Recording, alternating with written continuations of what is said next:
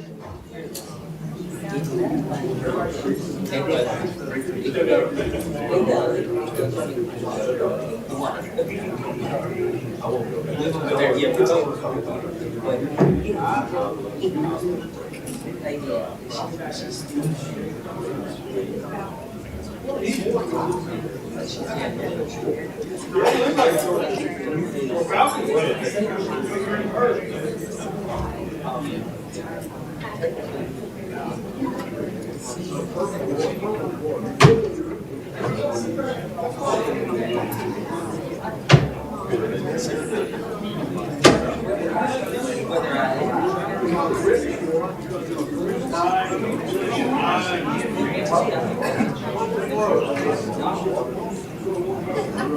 don't need any room?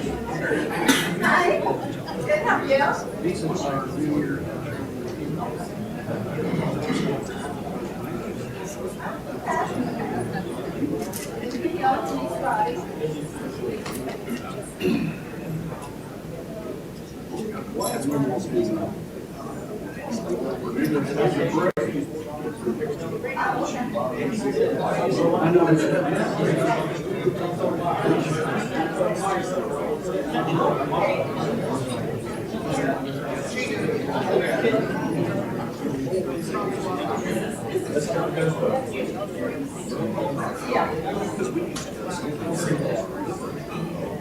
I believe they will, yeah.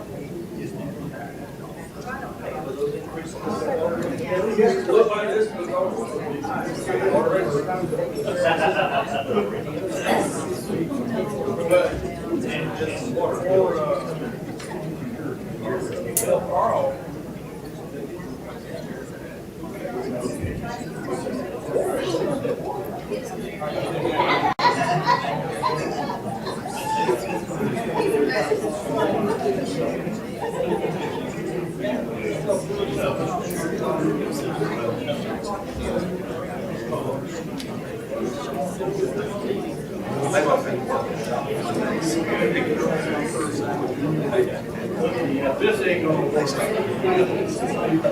Oh,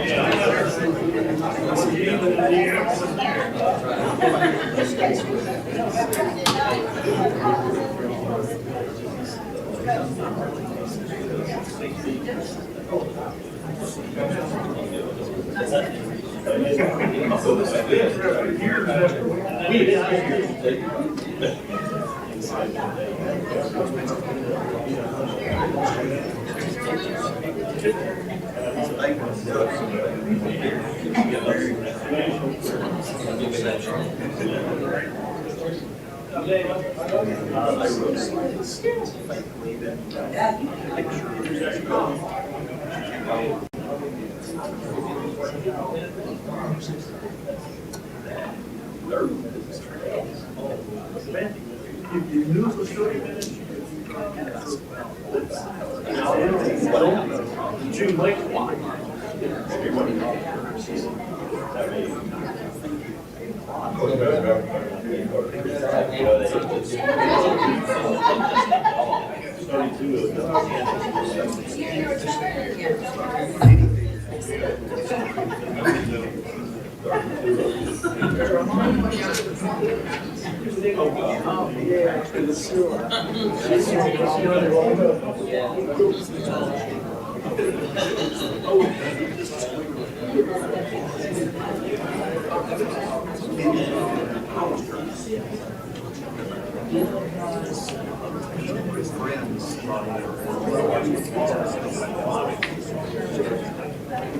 Well,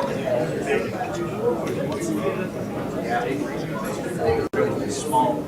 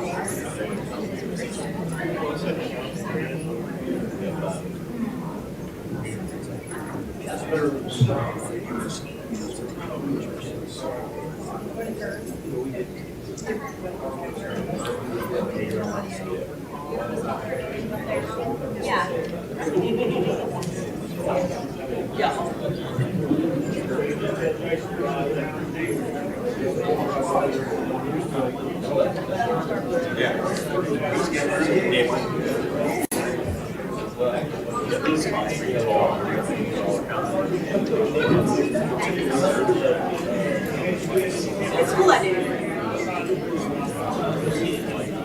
I'm glad you're here.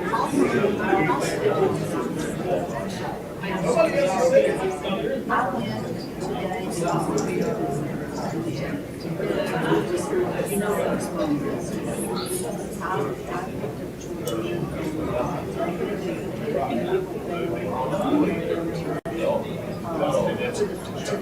Well, we went to visitation. I will stay. I will be back at contribution, some of us in the agency. And I told them what it is working with.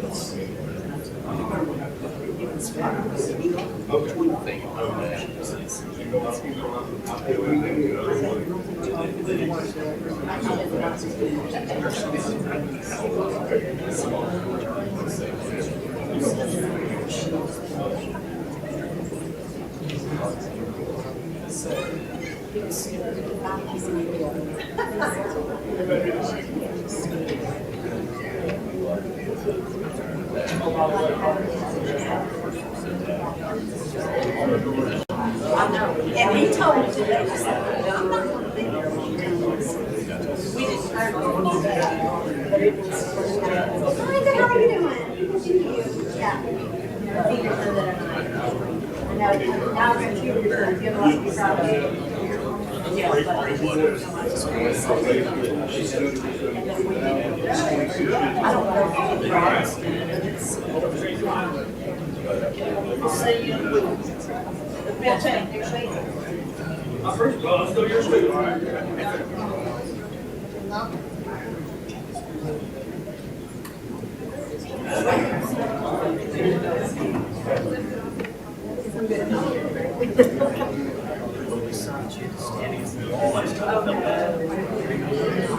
Hi, how are you doing? Good to see you.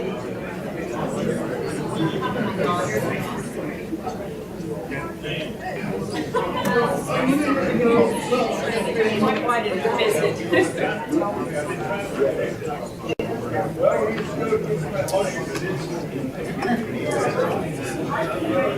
How are you?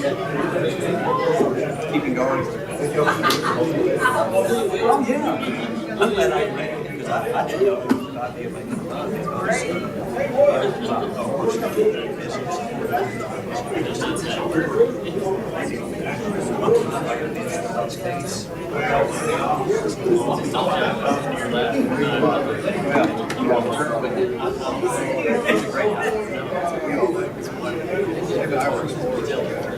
Oh, really?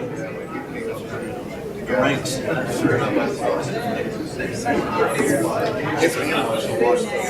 Yeah, well, I mean,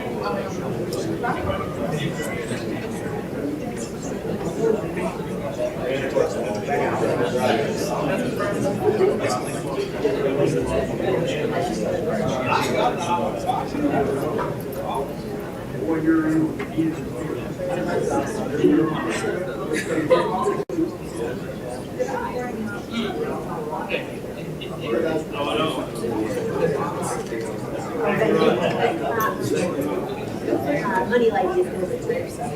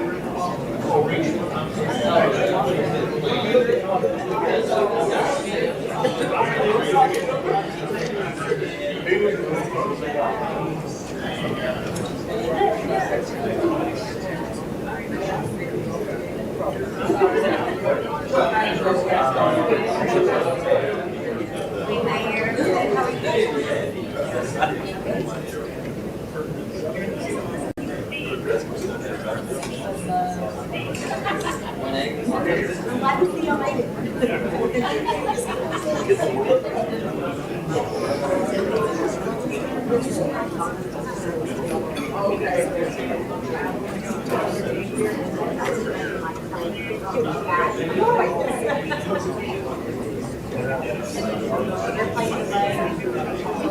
Hey, how are you, Frank? Good to see you again. Yes, well, you know, in the shower anyway.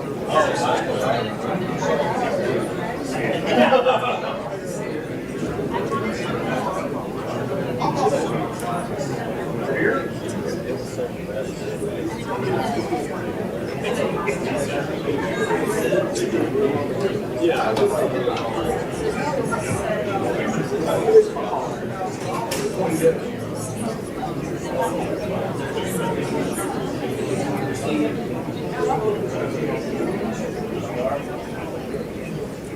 Eric, Eric. See, you sign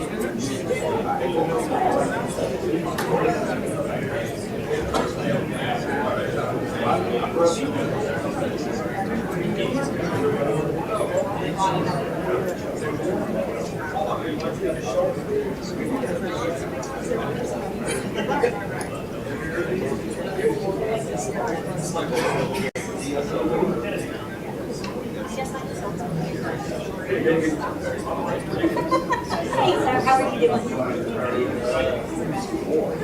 I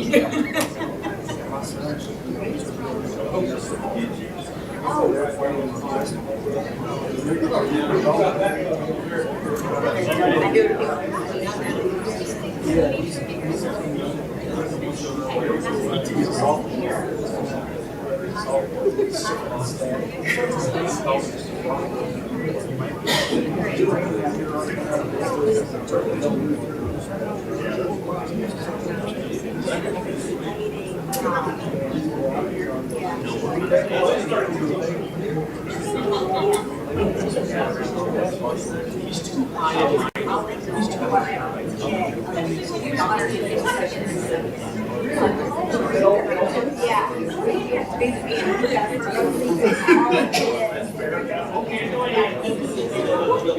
I've been keeping up with that news, keeping up with your about it.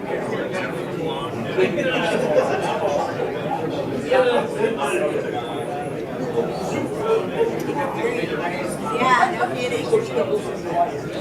Well, it's all yours. I don't know, I've never seen one of those. Tell me about it. Yeah. I don't mind, I'm amazing, yeah. Some good multitasking. Yeah.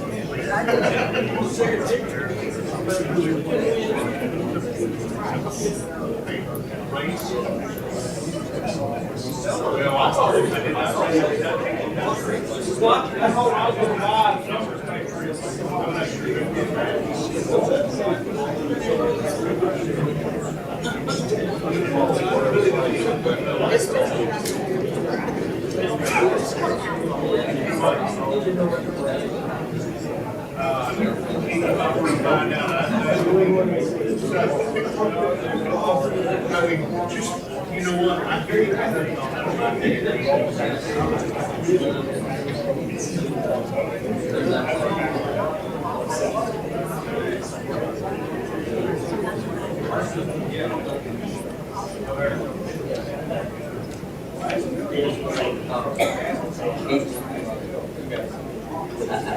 I think it's great. I think he has. That was the spit.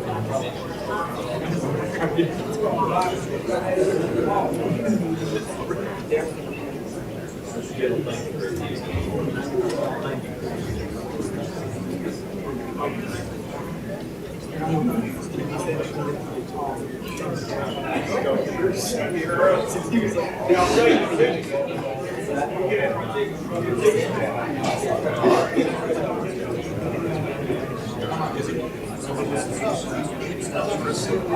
want this to be a silver mine.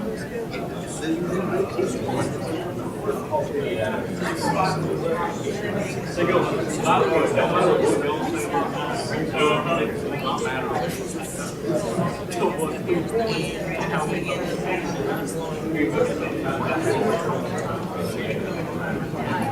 It's going. Let's go say hi to everybody.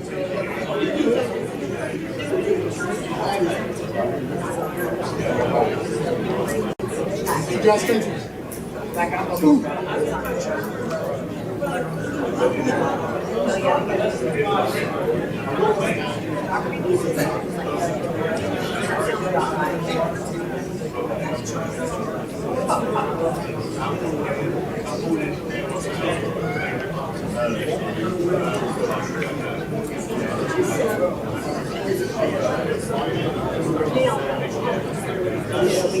I did double check on that, how far we started on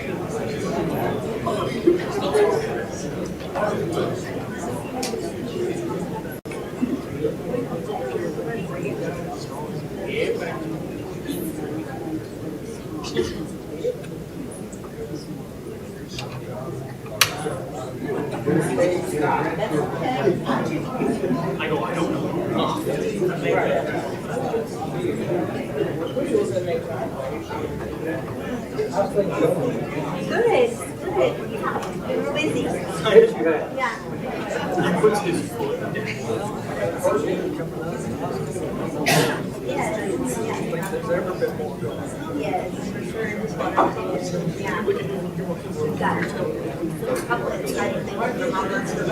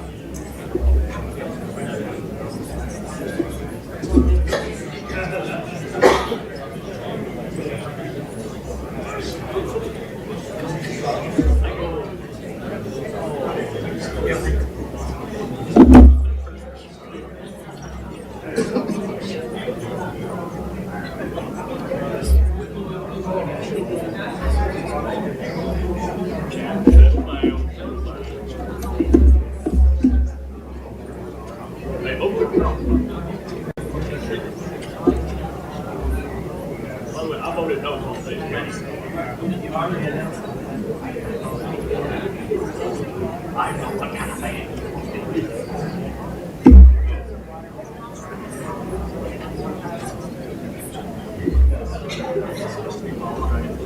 It's just like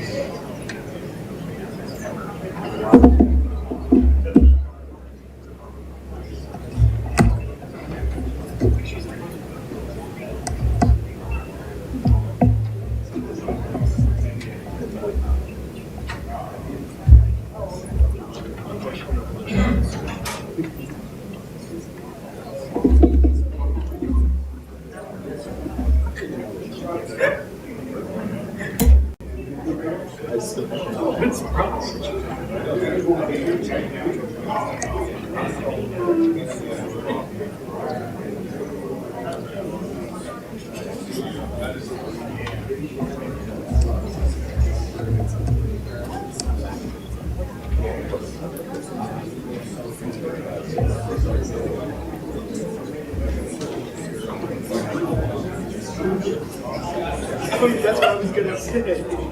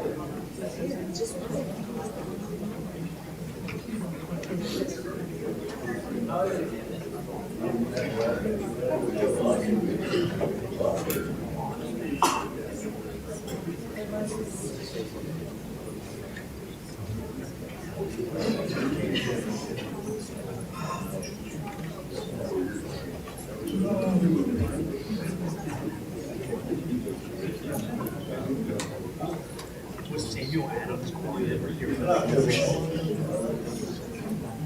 wasn't. He was in front of Clippers.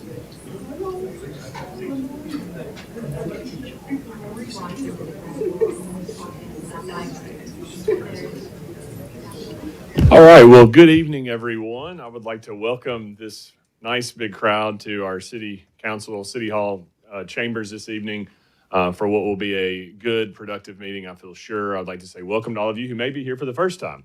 If it is your first time, we say welcome, and you're welcome back anytime. If it's not your first time, we're glad you're back, and we welcome you to any of our City Council meetings in the future as well. I'd like to ask Mr. Jablonski to please call the roll, please. Mr. McCullen? Mr. Huffman? Here. Ms. Sechrist? Here. Mr. Marshall? Here. Mr. McKelvey? Here. Vice Mayor McBroom? Here. Mayor Mulder? Here, let the record reflect those members of council who are present. Before we go into the invocation this evening, I would like to make mention of one thing. As many in this room may have heard by now, former Mayor Dean Dickey passed away early this morning, and all of us on this council and in this city government and in this community as a whole were saddened by that news. Mayor Dickey was many things to me personally. He was indeed an opponent of mine, but more than that, he was a friend, and he was a good man, and he was a statesman, and he was a fine mayor for this community. above all of those things, he was a husband and a father and a grandfather and even a great-grandfather. Many of us had an opportunity to serve with Mayor Dickey on various boards and capacities. Even on this council, I see former Vice Mayor Krista Martin, who I know served with Mayor Dickey for many years.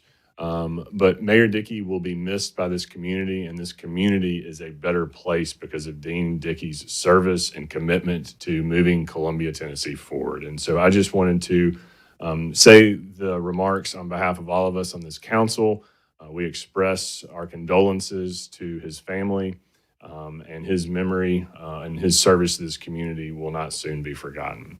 There are others on this council who have a special connection with Mayor Dickey, including the Vice Mayor. And Vice Mayor, I wanted to provide the floor to you for a few words.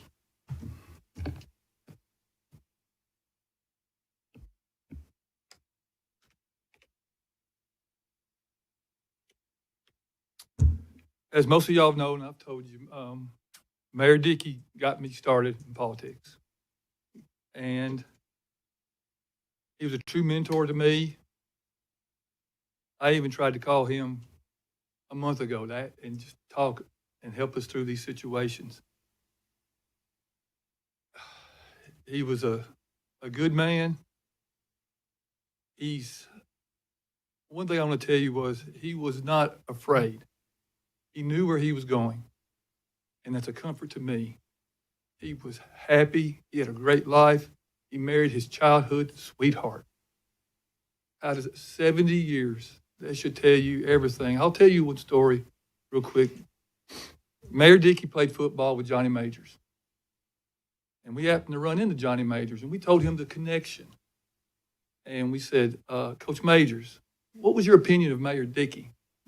And he said, all I remember was he was always chasing me. So let's not forget what Mayor Dickey represented, and he will truly be missed. Thank you, Vice Mayor.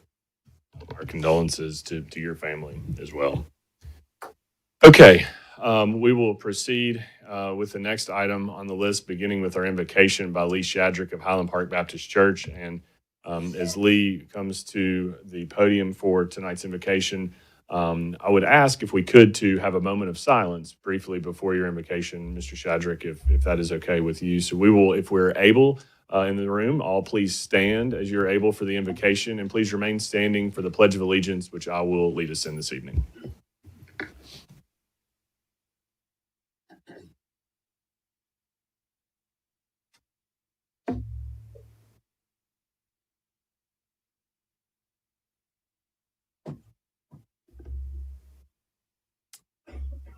Father, we thank you for giving us your son. God, we just got done celebrating the birth of your son given to us as a sacrifice that can enable us to have access with you for eternity. We thank you for that wonderful, good, generous, free gift that you give us.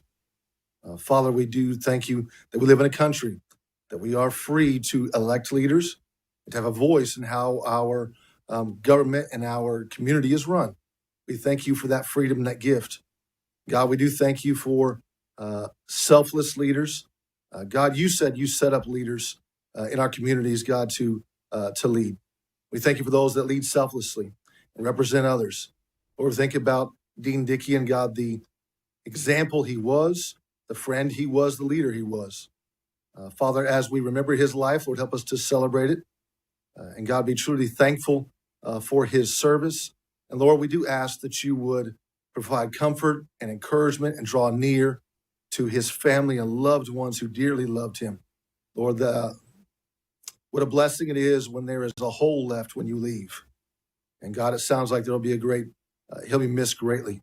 Lord, we do thank you for these leaders we have today.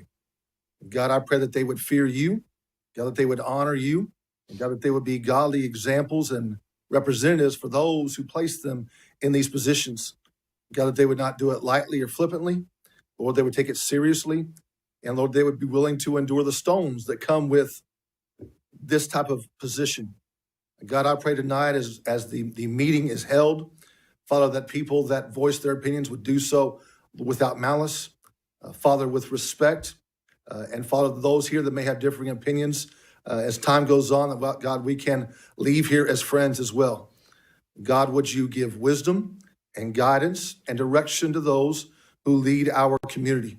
And God, Lord, I do thank you for the wonderful community that we have here in Columbia, Tennessee. May you be honored by what is done here this evening. In your name we pray. Amen. So please face the flag and recite the Pledge of Allegiance with me. I pledge allegiance To the flag of the United States of America and to the republic for which it stands, one nation, under God, indivisible, with liberty and justice for all. Thank you. Be seated, and thank you, Pastor Lee Shadrick, for your words. All right, we're on section 4, approval of the agenda. You have the agenda in front of you this evening. It's been moved and properly seconded. Any discussion on section 4? Hearing none, Mr. Jablonski. Mr. Huffman. Ms. Seacrest. Mr. Marshall. Mr. McKelvey.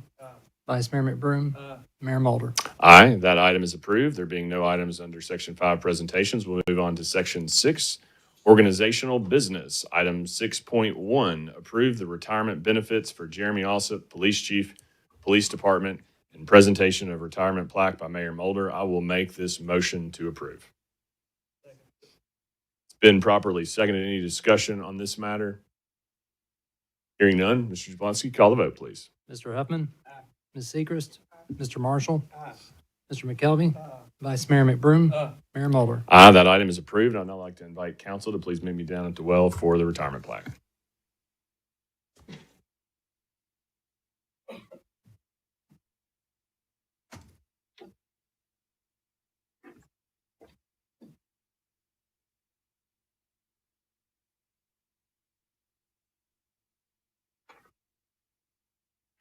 All right, Chief.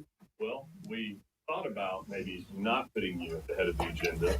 That might force you to stay, and I don't think we're going to be able to compel you to stay after this presentation, but we are pleased to be able to provide this recognition. As many of you may know, earlier today, the new police chief of the city of Columbia, Jeremy Haywood, was sworn in, and we took great pride and joy in that.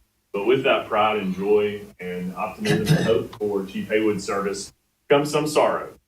Because we are losing a very fine man and a very good police chief for our department, for the City of Columbia Police Department. Jeremy Alsop has been someone that I've known a long time, going back to my adolescent days when I might not have wanted to known him in that capacity. And then going on to my time as an attorney, knowing that he was an officer that served with conviction, integrity, and character. And then having the opportunity to serve in the office of Mayor of Columbia and seeing him progress through the chain of command up to the assistant chief and ultimately to the chief of police. There will have been 3 police chiefs during my time in this office as mayor. Chief Alsop will have been the one that served the longest. And so therefore, the chief that I've gotten to know the best. Every time that I had an opportunity to speak with Chief Alsop over the telephone, and it may have been more times than he would care to remember, he would always say before he got off the phone, "Mayor, let me know if there's anything I can do." And it wasn't just lip service. He truly meant that. His core mission was to keep his community safe and in turn make it a better place. So, Chief, I would like to present this plaque to you. It's the retirement recognition presented to Jeremy Alsop, dated effective January 9, 2026, so maybe that means we can still keep it here. This award is presented in appreciation for 27 years of dedicated service. Your loyalty, friendship, and professionalism will be long remembered. On behalf of the City of Columbia, Mayor and City Council, let's give a round of applause.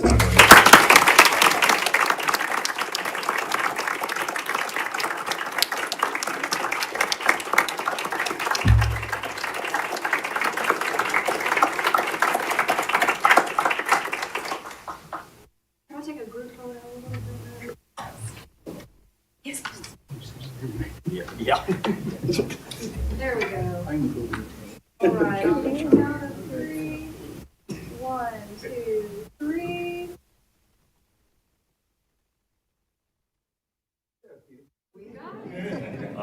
I will give former Chief Alsop an opportunity to speak, and perhaps Chief Haywood would like an opportunity as well. But before I do that, any member of council wish to be heard on this presentation? Vice Mayor. Hey, I want to thank the chief. You know, when I got him doing this, like the mayor said, he always said the last thing, call me if you need me. And that meant a lot for me as a new politician or whatever you want to call it now.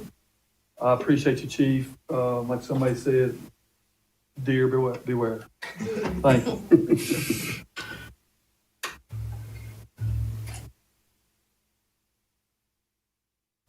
Well, I just want to thank you for everything. I mean, we started together pretty much, and spent some time on night shift as patrol officers together, in the detective division together. I had that opportunity to be your second in command. I've learned a lot. I appreciate everything that you've done for me, preparing me for where I'm at, and I wish you would call me if you need me.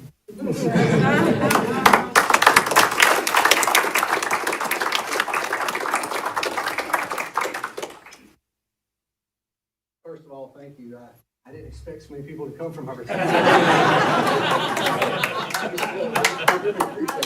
I know the room will clear when I leave. I'll take it. I know you got a long meeting tonight. And I want to say thank you to the City of Columbia for allowing me to participate in the greatest profession. So, thank you.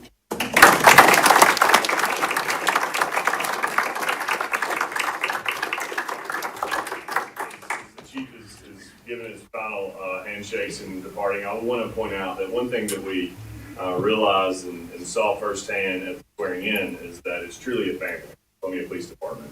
But in addition to the feeling like a family, there's also actual. You're here tonight, Chief, with your wife, and your family has also been a bedrock to you and your support. And in a lot of ways, the service is not just with the person that is serving, but also the people that are behind that person. We also want to say thank you.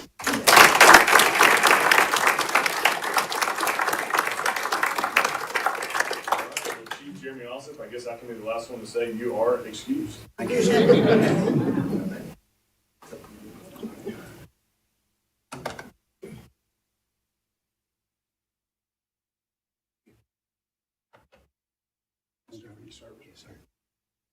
you.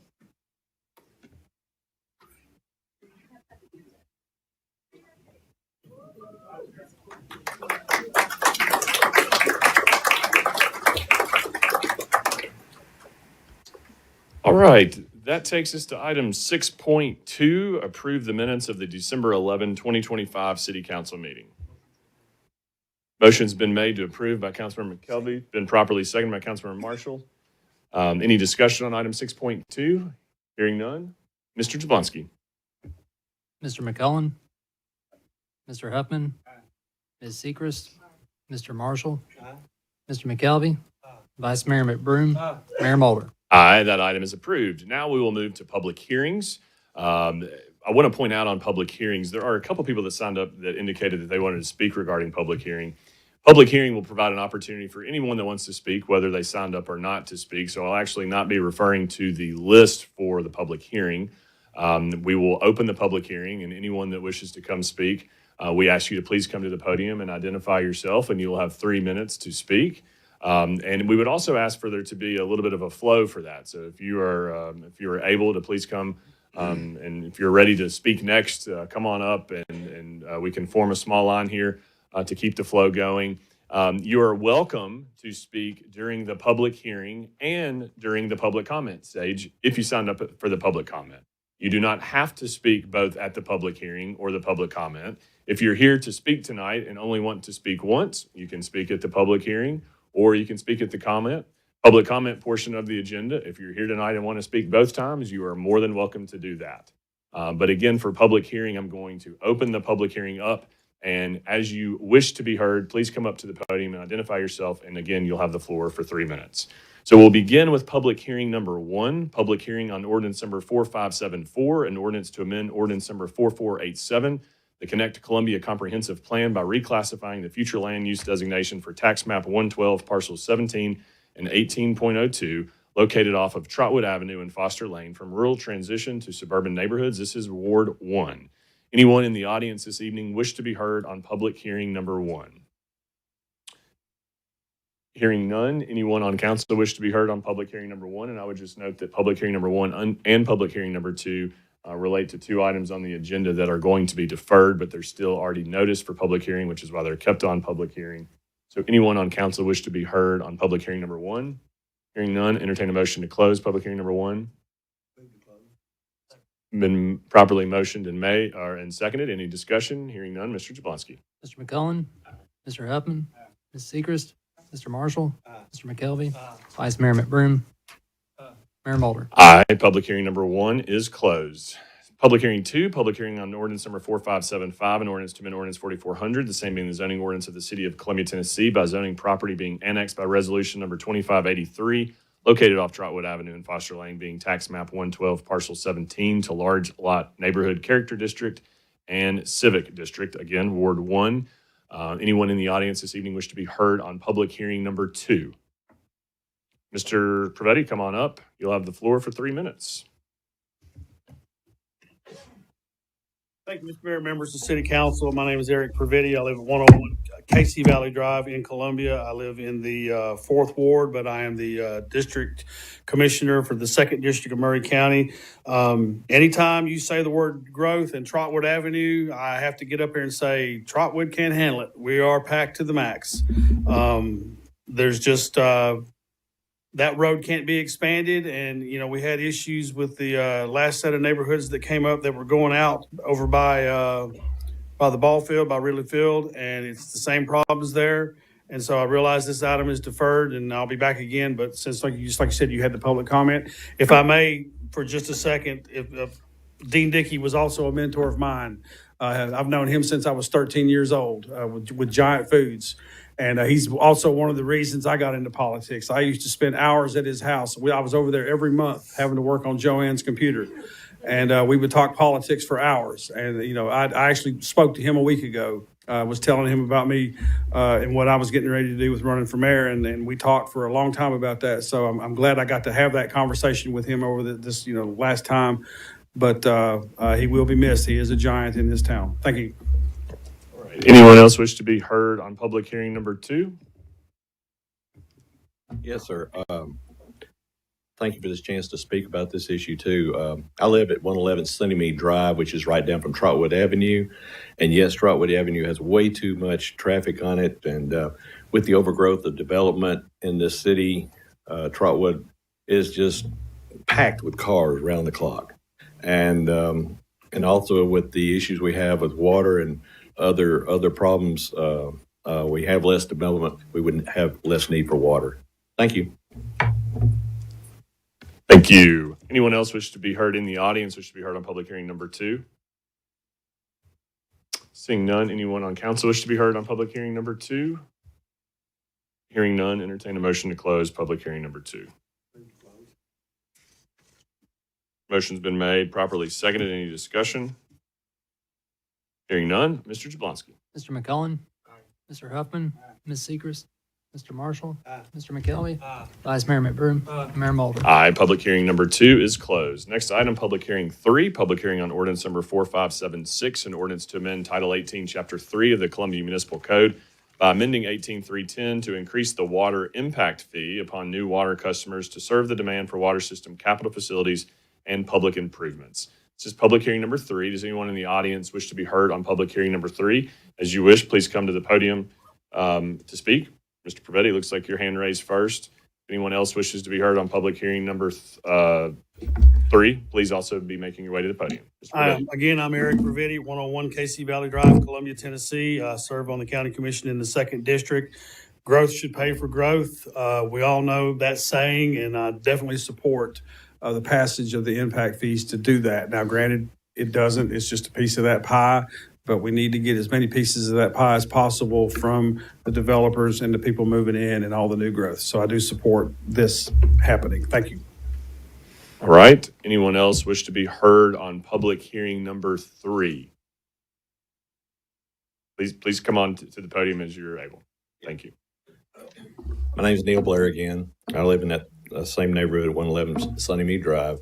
And we do need to get alternative sources for revenue for our water. And the developers and development that we've had throughout Murray County, Columbia, and Spring Hill, we need to keep it off of the ratepayers here in Columbia and have it on the developers and the people that bring all the growth and are building all the different housing and projects throughout the city and the county. And appreciate that. Thank you. Thank you, sir. Anyone else wish to be heard on public hearing number 3? All right. Anyone on council wish to be heard on public hearing number 3? Hearing none, entertain a motion to close public hearing number 3. Motion's been made, properly seconded. Any discussion? Hearing none, Mr. Jablonski. Mr. McCullen, Mr. Huffman, Ms. Seacrest, Mr. Marshall, Mr. McKelvey, Vice Mayor McBroom, Mayor Mulder. Aye. Public hearing number 3 is now closed. Next item, public hearing number 4. Public hearing on ordinance number 4577, an ordinance amending Title 18, Chapter 3, Section 18303 of the Municipal Code of the City of Columbia by replacing it in its entirety, present Schedules A and B, and adopting and approving the following Schedules A and B. This is public hearing number 4, and any member of the audience wish to be heard during this portion the opportunity to speak at public hearing. As you wish, please do come forward for public hearing number 4. Mr. Peedham, welcome. You'll have the floor for 3 minutes. Mayor, members of council, my name is Bruce Peedham. I live at 6604 St. John's Way, Columbia, Tennessee. I support the proposal that's put forth by Columbia Power and Water System for our long-term water supply for the following reasons. Columbia Power and Water is a not-for-profit arm of this city. There are no private owners, no shareholders, and contrary to the conventional wisdom out here on social media, there are no pockets to be lined with this proposal. I've been a Columbia Power and Water customer for 45 years. During that time, they have never once failed to provide an ample supply of clean, clear, odorless, and safe water for this city at a reasonable cost. They suck water out of the Duck River and they deliver it to my kitchen halfway to Mount Pleasant for less than a penny a gallon. We have a looming water supply problem. As for the best way to approach a solution to that problem, I'm going to listen to the people that have never let me down in 45 years. The county has never produced a single drop of water.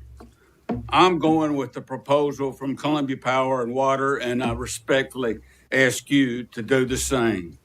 Sometimes being a leader or decision maker can be extremely difficult. This is one of those times for you. Nobody wants to pay more for anything.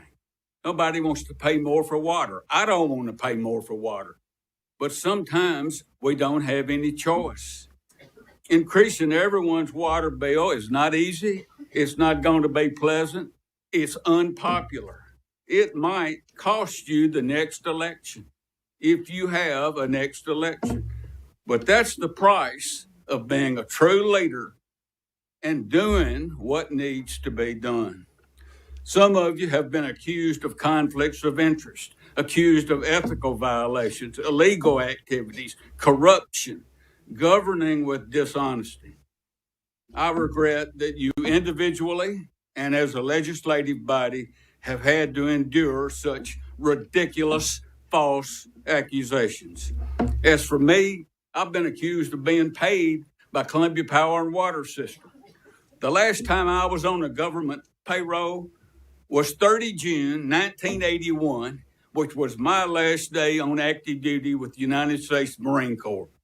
To those of you that vote for this, I wish you well. To those of you that vote against it, I also wish you well. Good luck, and my thanks to all of you for being willing to endure the slings and arrows of public criticism in your service for this city and its people. Thank you.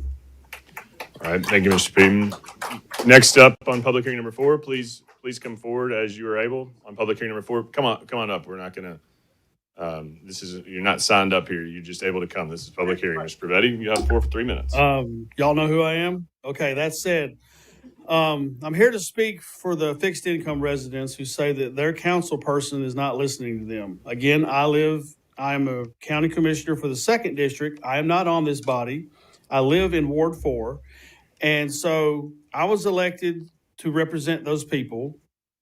And they're saying that their council person is not listening to them. And that, you know, it's been told to me that city council is mad at the county for interjecting themselves into a city matter.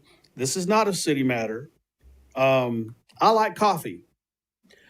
It takes water to make coffee.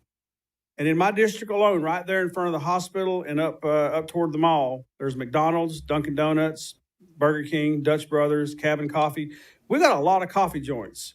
Too many, but that's another discussion. But you get to go drink your coffee where you want.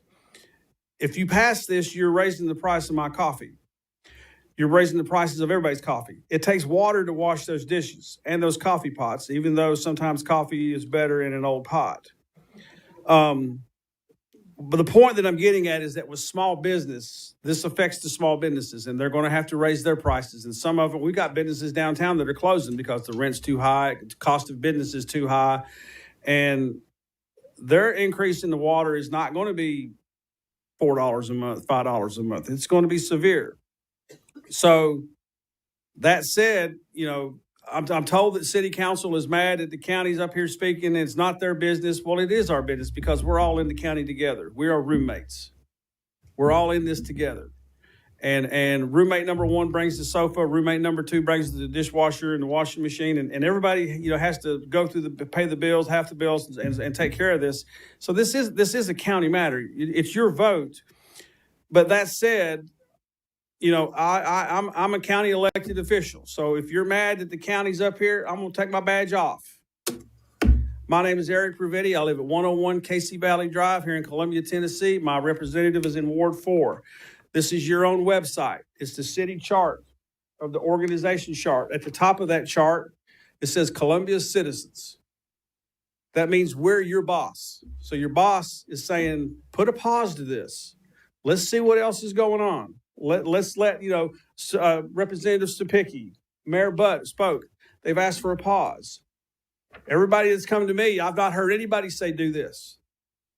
So according to this chart, the citizens are above city council. Right there, city council is under the citizens.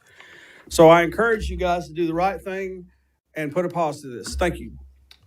Good.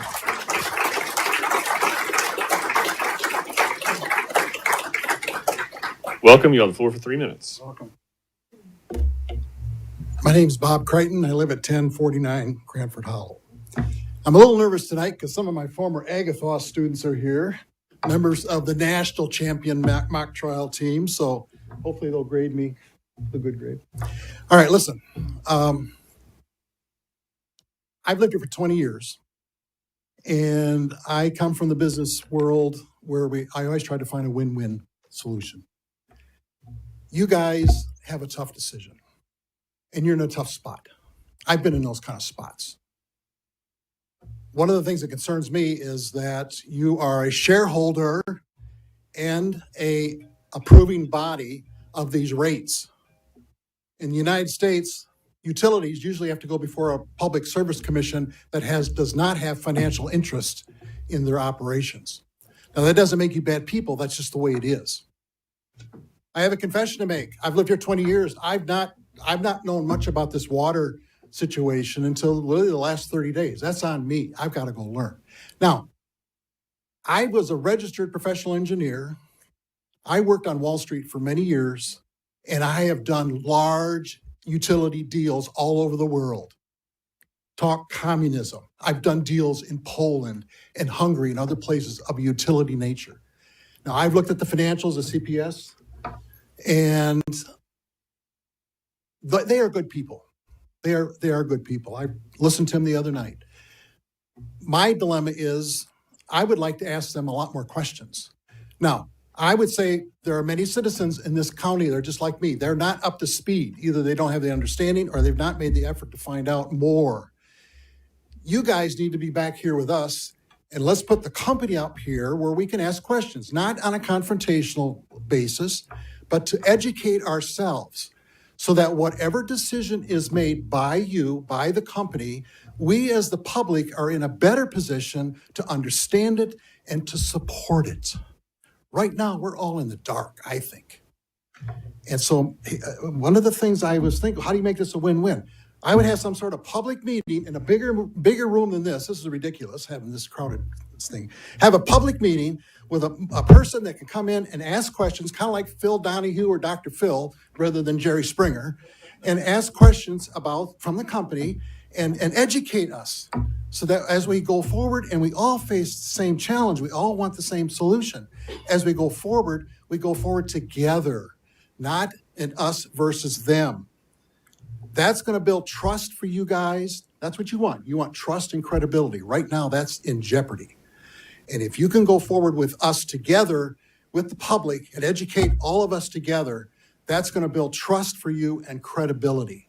I am all for that, and that's the win-win solution that I would put forth to you. Thank you. Thank you.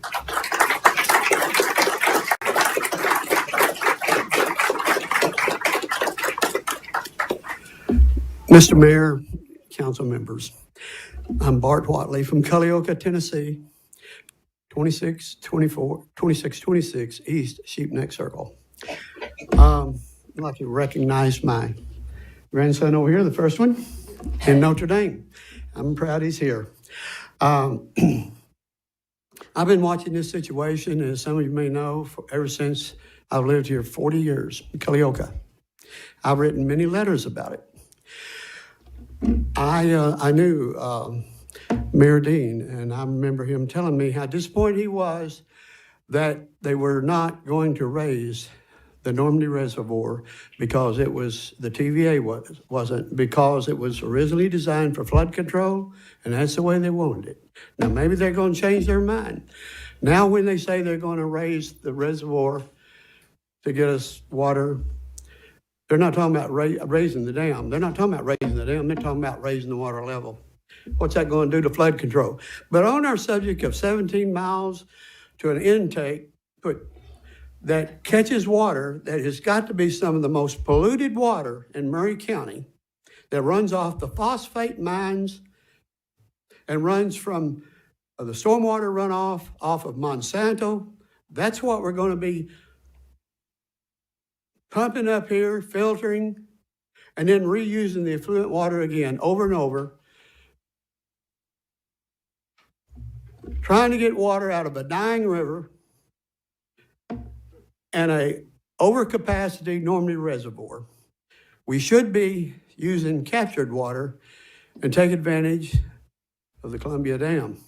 CPWS stopped supporting the Columbia Dam and latched on to the Duck River Agency's plan, which 85% of it was raising Normandy Reservoir, and 15% was this intake 17 miles down here that gives so little water, such a marginal solution when we need a 50 to 100 year solution.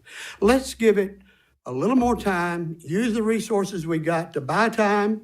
We can do that. Do a feasibility study on the dam. If it won't work, I'll shut up and do the best thing for the people of Murray County. Thank you very much.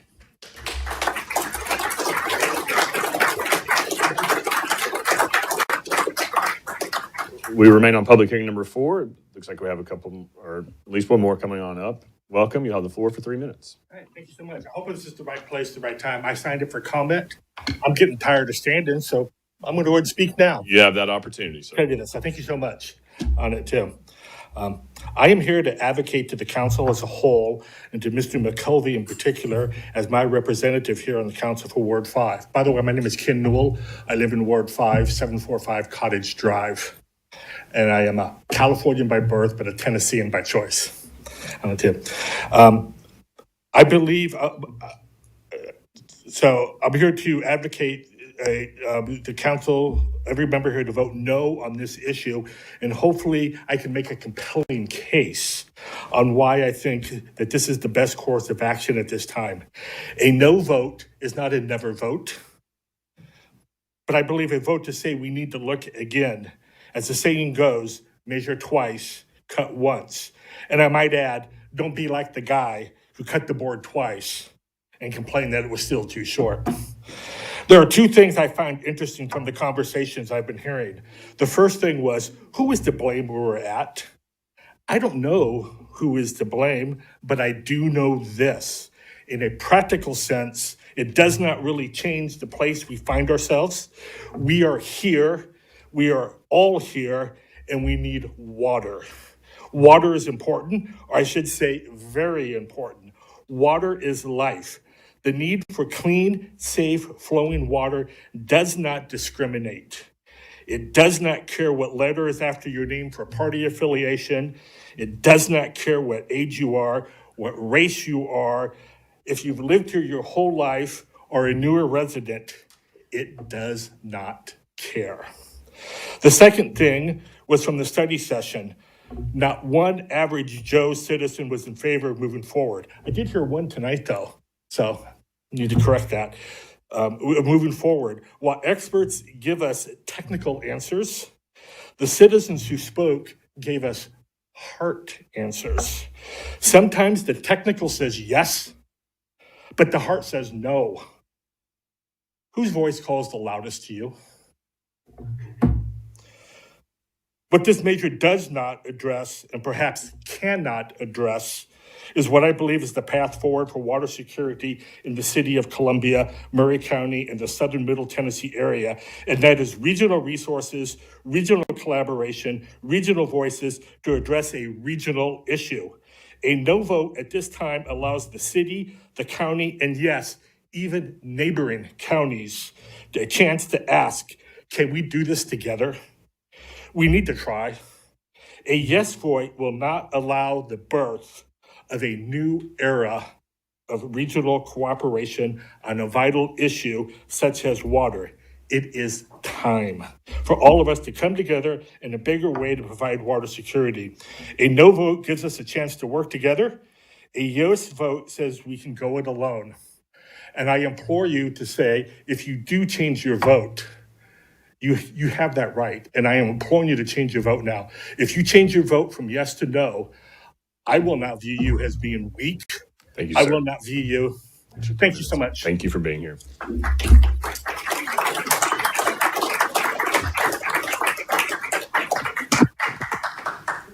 I keep following very eloquent speakers. The one thing that the one gentleman was talking about when he was talking about coffee and how he loves his coffee, I'm coming from where I have livestock and I take a lot of what I get to the food pantry. Well, if we're not getting rain and I have to carry water out, what about the farmers who have to get water for their cattle because it may be a dry year?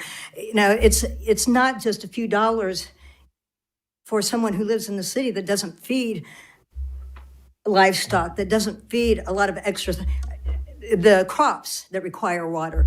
All of this, if the price of water goes up, will equate to higher beef prices, which are exceedingly high right now, higher poultry, higher, just everything.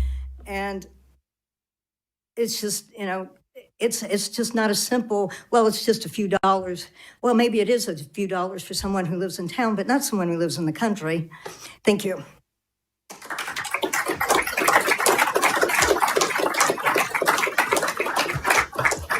Anyone else wish to be heard on public hearing number 4? You'll come to the podium, and again, if you'll please identify yourself, and you'll have the floor for 3 minutes. Thank you, Mayor Mulder and Vice Mayor Randy McBroom and the rest of the council. Thank you for letting the public speak on this issue. My name is Neil Blair. I live at 111 Sunny Mead Drive here in Columbia. I've lived here all my life for 62 years, and my granddaddy was at one point on the board of Power and Water Board at Columbia Power and Water System a long time ago, and God rest his soul. And also my dad was the first chairman of the Murray County Water System. He was put in that position by Taylor Rayburn when he was the county executive. What used to be the county executive is county mayor now, as Sheila Budd is. I want to go back to, back in the 80s when they started the dam. They built the dam for $90 million. They spent $10 million and tore it down. Frank Fly was the attorney for the environmentalists that got it shut down. We've all suffered. I remember my granddad taking me over there to it. He said, Neil Freeman, you're going to, you and your family and all your friends are all going to have fun with recreation and have fun on this lake. And unfortunately, that didn't happen because it was shut down. But going back, they bought the land from all these people in Murray County. The land was deeded over to people in Murray County. It went to the state through eminent domain, and then it was given to the state, and it's been called Yanali now. And all those people had no chance to be able to buy their properties back. And that land still had a chance of becoming a Fountain Creek Reservoir at one point. That's one option that was a possibility, along with the Columbia Dam now. There's also the possibility of getting water from the Harpeth Valley Utility District. There was also one plan possibly of getting water off of Timms Ford Lake, to possibly getting it off Normandy. Of course, there is the 5-foot raise of the Normandy Dam possibility. There's a lot of things to possibly give us a reason to make a pause on this situation.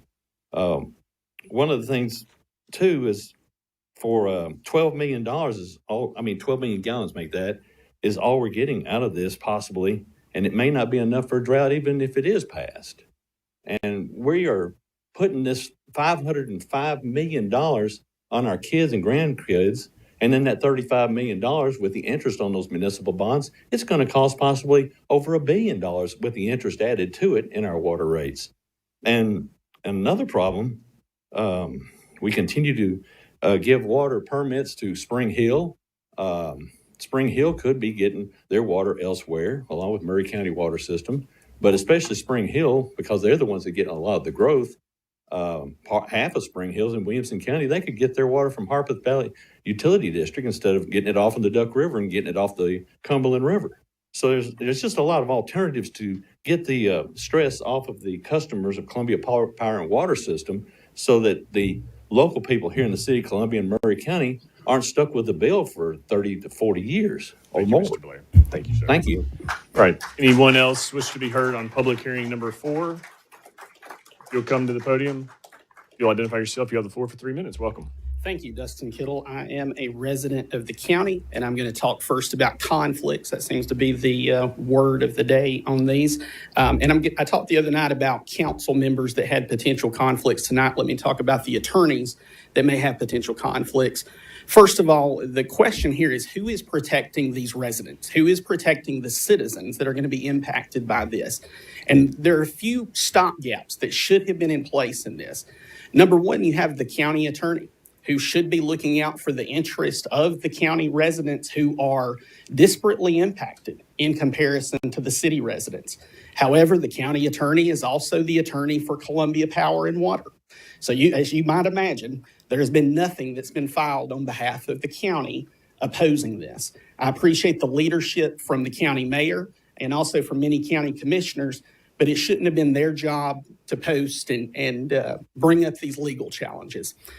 The second conflict that I will mention is that Columbia Power and Water has certain wholesale companies that they sell water to. One of those would be the county, as I mentioned, where the county attorney has a potential conflict. But another one is the city of Mount Pleasant. And the city of Mount Pleasant is actually represented by the mayor's law firm. And I would make the argument that that law firm cannot protect the interest of the residents there with the mayor serving on this city council. And that has not been disclosed. And of course, Mayor Mulder has not decided to abstain. The third conflict that I'll reference is perhaps the first person in the last 10 years that wasn't affiliated with Columbia Power and Water or this body who has actually stood up and said they were in favor of this. And that was Bruce Peden, who came before you earlier. Now, unfortunately, I think Mr. Peden left his stove on and had to leave, but and I was glad to get to talk with him for a few minutes earlier. But let's talk about Bruce Peden's conflicts and why he might have got up here and made those statements. If you look back about over 20 years ago, there was a law passed that was for the adequate facilities tax. And what that did is we recognized at that time that we needed to shift the burden That was when GM had come in. And we needed to shift the burden. We had this infrastructure. We had these companies coming in. They were requiring industrial volumes of water. And so we wanted to be sure that growth and development paid for growth. That adequate facilities tax allowed us to do that so that the burden was not placed on the residents. If you look up, there is a case, and it's actually reported. We pulled it up. The Home Builders Association sued over that. And they sued so that they could shift that burden back to the residents so that development did not pay for the cost of that infrastructure. The attorney representing the Home Builders Association was Bruce Peden. I will also add that while I have not checked the records, I know that we have at least one home builder who is on the city council, and I would question whether they are a member of the Home Builders Association. Thank you, Mr. Kittle. That Mr. Peden has represented. Thank you. Can I have 30 additional seconds? No, but you can Thank speak you. in I just public. wanted to get that on the record. Thank you. Anyone else wish to be heard on public hearing number 4?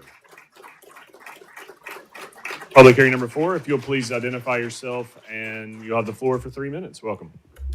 Thank you. My name is James Dallas. I live at 1608 Mary Court in City of Columbia, Ward 1. I have a work obligation. I signed up on the sheet, but this is kind of in lieu of that. As you may know, I serve as chair of the Murray County Democratic Party. Because several Republican officials have spoken their opinions, my initial concern that kept me from speaking, that me being here would make this partisan, I think at this point is moot. I happen to disagree with them, and because of that, I feel obligated to speak tonight as a citizen. I will say just this one paragraph on behalf of Democrats.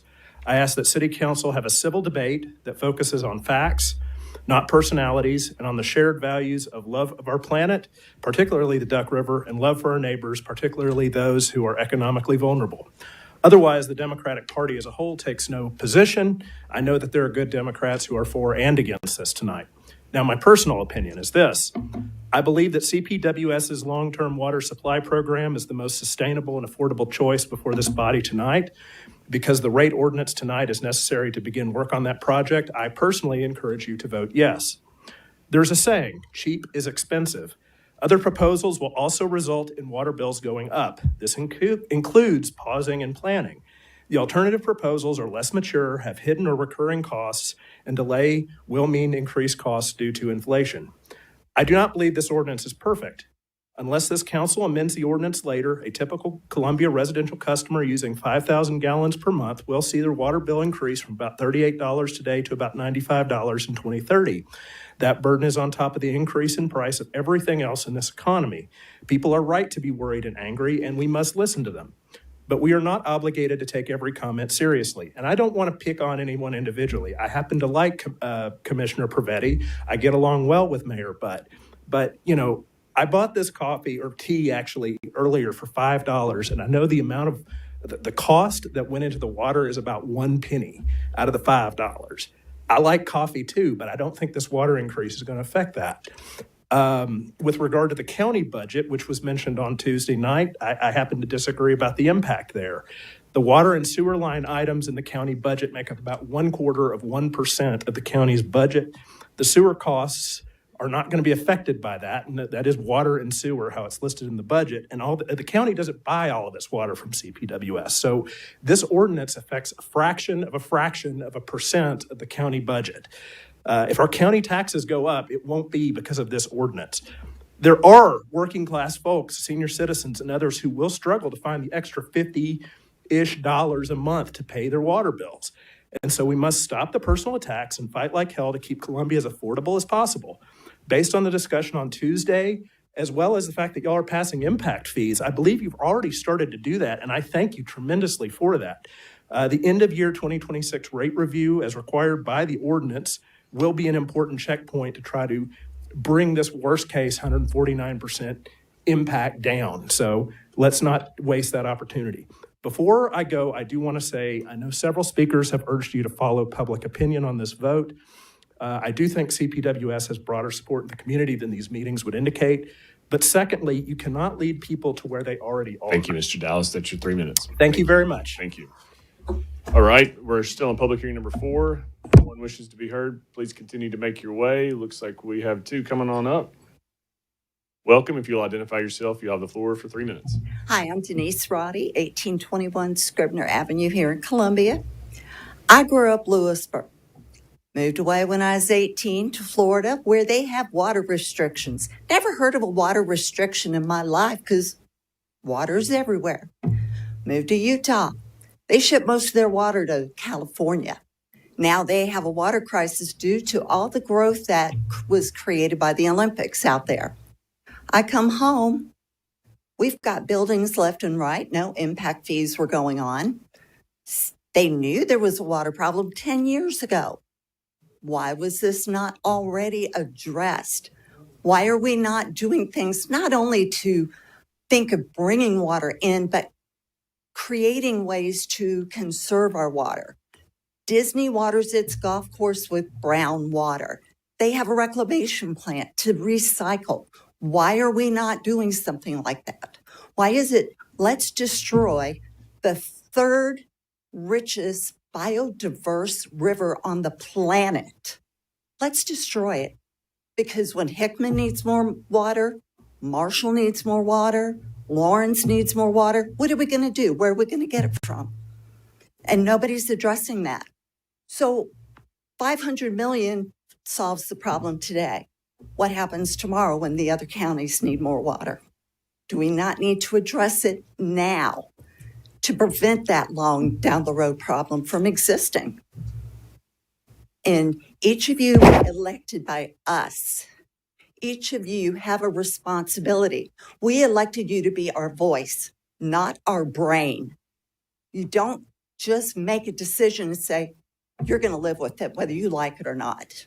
That's not what this country was built on. And if you do that to us, shame on you. And don't claim yourself to be an American. Thank you.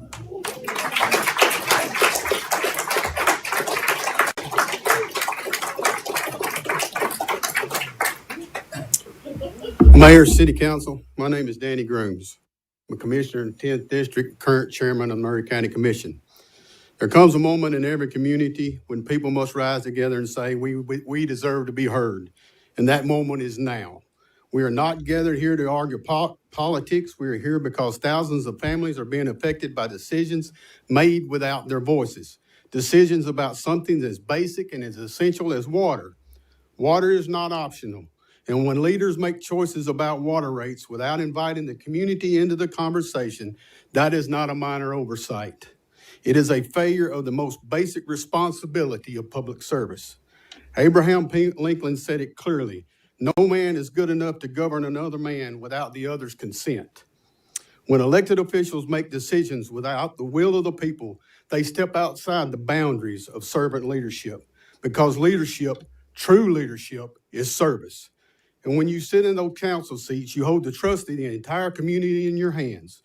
Your duty is not to speak over the people, but for them, not to close doors, but to open them, not to dismiss concerns, but to face them head on with transparency and respect. But when residents feel ignored, when their concerns are brushed aside, when decisions are made without honest and open dialogue, trust begins to evaporate. Confidence begins to collapse. People start asking themselves, why should I speak up? Why should I attend? Does my voice matter at all? This is a dangerous place for any community to be. When decisions appear to ignore the will of the people, the very purpose of government is shaken. The decisions has awakened something powerful in this community, not just anger, but a deep sense of injustice. People feel blindsided. They feel unheard. They feel as though their struggles are considered acceptable sacrifices, but they are not. There are seniors living on fixed incomes who might have to choose between medication and utilities. There are working parents stretching every dollar. There are young families trying to build a future. These are not abstract numbers on a report. These are human lives shaped by every vote cast in this chamber. Servant leadership means to remember that authority is not owned. It is borrowed. It means acknowledging that when the people feel unheard, the correct response is not defensiveness, it is humility and correction. It means recognizing that trust takes years to build and moments to destroy. The community is not demanding special treatment. They're asking for fairness, for transparency, for a seat at the table, for the simple dignity of having their voice heard. And it is never too late to listen. Good leaders defend the people. Great leaders listen to the people. But the best leaders do both consistently, courageously, and with humility. Tonight, we call on the city council to live up to that standard, not for politics, not for appearances, but for the community you and I swore to serve. Thank you. Thank you, Mr. Commissioner. Anyone else, please come forward. You'll identify yourself. You have the floor for 3 minutes. Thank you, Mayor, Vice Mayor, and Council. I'll be very brief because this is more of a side note for what I want to speak on later. A couple quick questions. This increase that we're needing, is this for? You could identify yourself, please. I'm sorry? You could identify yourself. I am so sorry. Mike Kuzawinski, 100 Stonewall Road. Thank you. My question would be, is this increase that we're looking for, the need for this water, is this water that we actually need for our citizens right now? Or is this for open permits that we've already extended out and promised to other people? Is this for future development? Or is this water that we're actually needing right now? I think you guys take a look and be honest and transparent with what is needed for this water. Do we need water? Yes, I'm sure we do. But are we being completely honest about why we're pushing for this 12 million gallons? Are we just trying to bring in more development? So that's all I have right now. I'll have a little bit more later, and I do appreciate it.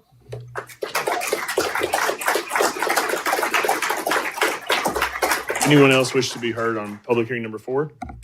You'll please come to the podium and identify yourself. You have the floor for 3 minutes. Name is Robert Lacey. I am a Murray County resident. I live in Mount Pleasant. Good evening, Mayor, council members. Unfortunately, I wasn't able to make the study session earlier this week. I got off work late, and the Army doesn't like us to show up for political things in uniform. I did, however, watch the first live stream of this meeting. I saw people from all walks of life, lawyers, nurses, farmers, everyday people. What they all had in common was that they were all against this project. I watched the CPWS claim this was the only option, as they stated it would only be a $50 increase at the end of 5 years, with no regard for the fact that only $50 makes a huge difference in the lives of families and individuals who struggle months to months to pay their bills. They held up their binders of reports and justified their plan. What's the rush that this has to be done? I've heard you've been studying this for 10, 15, 20 years. Which is it? I've heard them all. I'm not sure which, well, because I said I've heard them all. We need to pause and allow the Governor's Commission to study this and come up with other options. I also saw a comment from CPWS that this is to guard against the drought of 2029. Do they have a crystal ball? How is drawing 12.5 million gallons from the Duck River going to protect against a drought if you're sucking it dry? I also watched commissioners raise questions to Representative Sapicki, asking him why he hadn't found money for this. Did any of you ever call and ask him to look for money for this? Did any of you call Congressman Ogles and ask him to find federal money for it? I also watched some at the end of the council meeting after Mr. Kittle spoke. Council member talk to the audience as if they were children and shout, "That's enough, I'm sick of it." That's not the way for a leader to act. I have 20 plus years of service serving this country. So I know what service means. During that time, I served in the Navy. I sailed the Pacific and the Indian Oceans. I've also served in the Army and carried a rifle on the other side of this planet to defend people's rights. I've had good leaders and bad. What you need to ask yourselves is, which are you going to be? Bad leaders who do what they want regardless of the opposition, are good leaders who listen to the people who elected them. Thank you. Thank you. Thank you.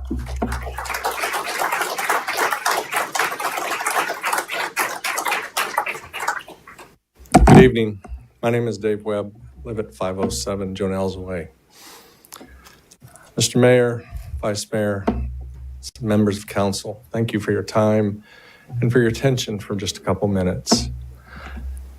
I would like to ask you respectfully to vote no on this particular issue now for two very specific reasons. One, a no is not permanent, but it seems like the proposal about adding the new inlet is the first and easiest thing that comes to mind. And yes, it has been studied for a while. I was in this room when you were told by CPWS that it would be about 300 million. And now we're talking 500 million plus interest. You and I both know that'll be between 800 million and $1 billion depending on interest rates. But it seems like other options exist that have not been fleshed out and studied and analyzed as well as this particular one has. So it seems like there's a favorite horse in the race and the others are being ignored. And this is a long-term decision. So I would ask you to consider respectfully to look at those other options in further detail. The second reason I would ask you to defer on this is because there's an issue we need to learn from, and that's causation. What has caused the need for this much new water?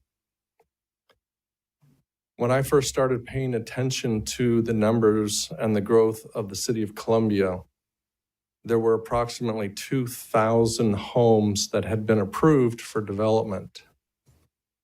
And over the last 6 years, I've seen that grown to over 15,000 new dwellings approved. It seems to me that the long-term residents of Columbia didn't sign up for that kind of breakneck speed. They didn't sign up for the crowded roads and shops, for the schools that are overcrowded. And yes, that's not your problem to fix, but the decisions you make have made it worse. There are agenda items on your agenda tonight to expand new neighborhoods and improve higher density. So I would ask you to look seriously at what the causation is. Mayor Mulder, you've sat in that chair and says if a city is not growing, it's dying. And there's a difference between 500 new units a year and 2,500 new units a year, compounded year after year after year. So I think we need to know what the real causation is and how to address the real causation. Thank you, sir. Thank you for your time. Thank you.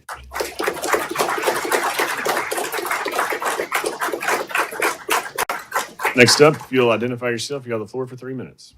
Wayne Romsberg, 214 Birchwood here in Columbia. I've been a friend with a lot of y'all for years. Carl, we've seen a lot of water go under the bridge. Share that. Charlie, Pam's going to tell you to keep talking to me. Kenny, you've done a bunch of work for me, and I still have a boat for you to weld. Cheryl, Mayor, Randy, Brian, y'all welcome to come to Chick-fil-A and have the conversation that me and Randy had last Saturday for 30 minutes. And you don't even have to buy me a cup of coffee because I get senior coffee there. But anyway, what I want to talk about tonight, a lot of mistakes have been made here.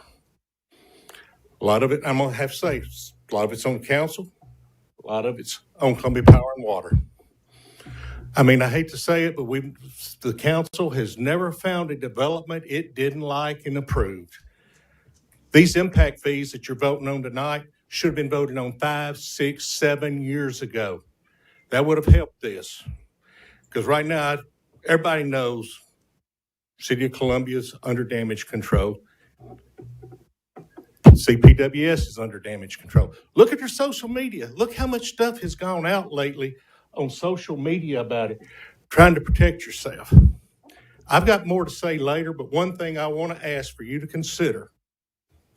I hope somebody's brave enough not to vote no tonight, but vote recommendation to table this for a couple months. Give Columbia Power and Water a chance to have some open meetings where they can come out and discuss and sell this to us. There's other options I'm going to talk about later, so I'm going to back down now, but I will be back for the other comments. Thank you.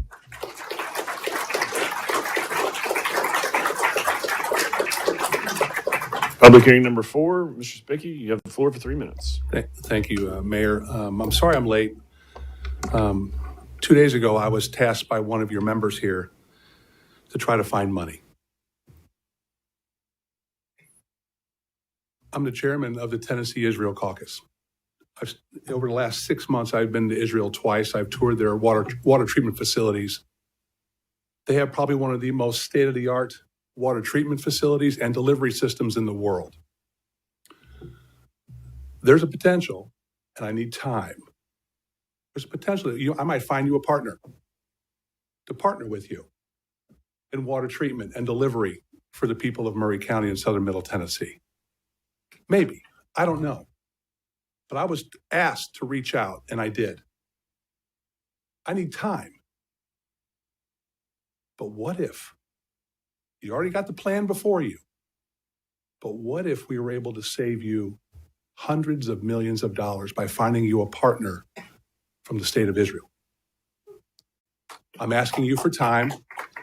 That's all I'm asking you to do is consider to give us time. And if it doesn't come to fruition, you're right where you were before this meeting started. Thank you, Mr. Mayor. All right. You'll be up next. My name is Anson Anderson. I'm not going to be before you long. One of the guys said something earlier about the development that was going on, and one of my friends sent me a text message and said, make sure you say this. His name is Luke. And it says, for which of you intending to build a tower sitteth not down first and continueth the cost and counteth the cost, whether he has sufficient to finish it, least happily after he hath laid the foundation and is not able to finish it, all that, behold, it began in to mock him, saying, this man began to build and was not able to finish. I'm done.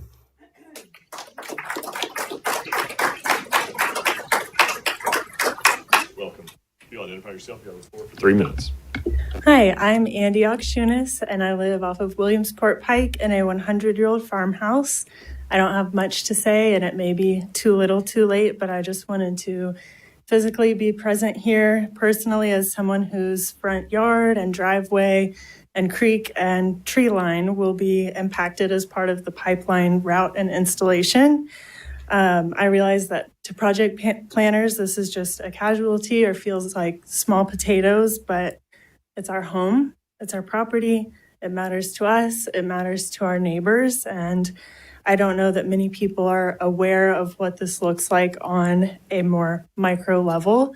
My husband and I have conversations about this regularly for almost the past 2 years because this is, like I said, our home, our space, and we just really want to, I'm grateful that I have an opportunity to speak outside of the four walls of our home about it. So thank you for hearing us out, and we just urge you to consider an alternative solution. Thank you for your time.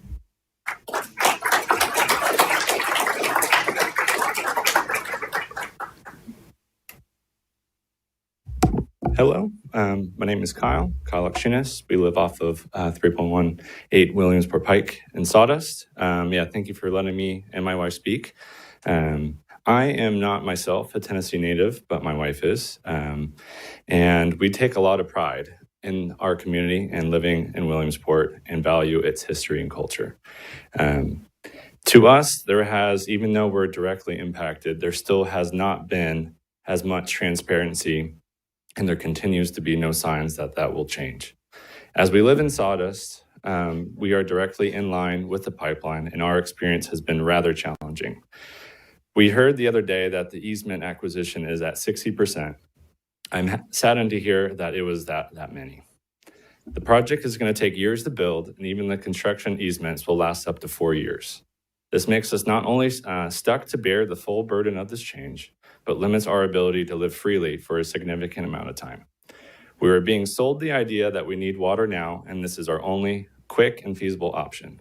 For those of you who are not aware, the pipeline easement is spaced not only just for one, but for 2 3-foot pipelines.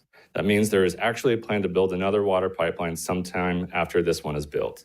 This also means that there will be double the amount of millions of gallons of water pulled from the Duck River at a day than they are actually proposing. Why isn't there a detailed map of the proposed pipeline for the public to see? Has there been a study done for how pulling this much water out of the river will affect those of us on wells? Who are the contractors being used?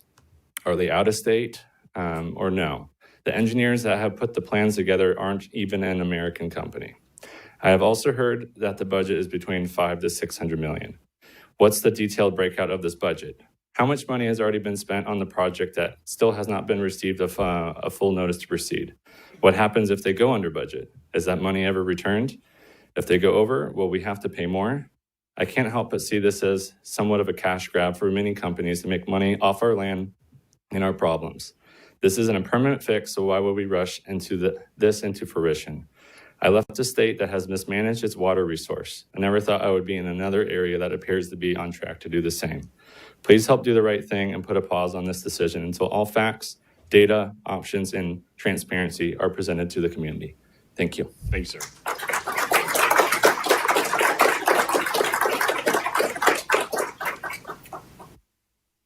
Welcome. You'll have the floor for 3 minutes if you identify yourself, please. Thank you. Thank you all. Keith Pearson, 1917 Linwood. I appreciate the opportunity to be able to come together and edify. It's simply that senior citizens shouldn't have not only an increase, but a decrease. And I won't move forward with anything else right now. That's all. Thank you.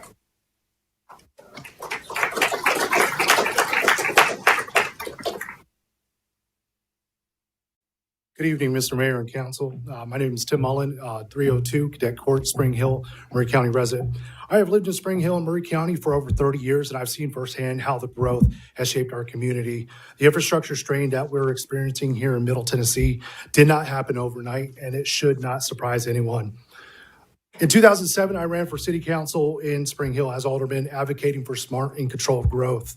I supported capital improvement planning, impact fees, and even development moratoriums to ensure infrastructure kept pace and developers shared responsibility.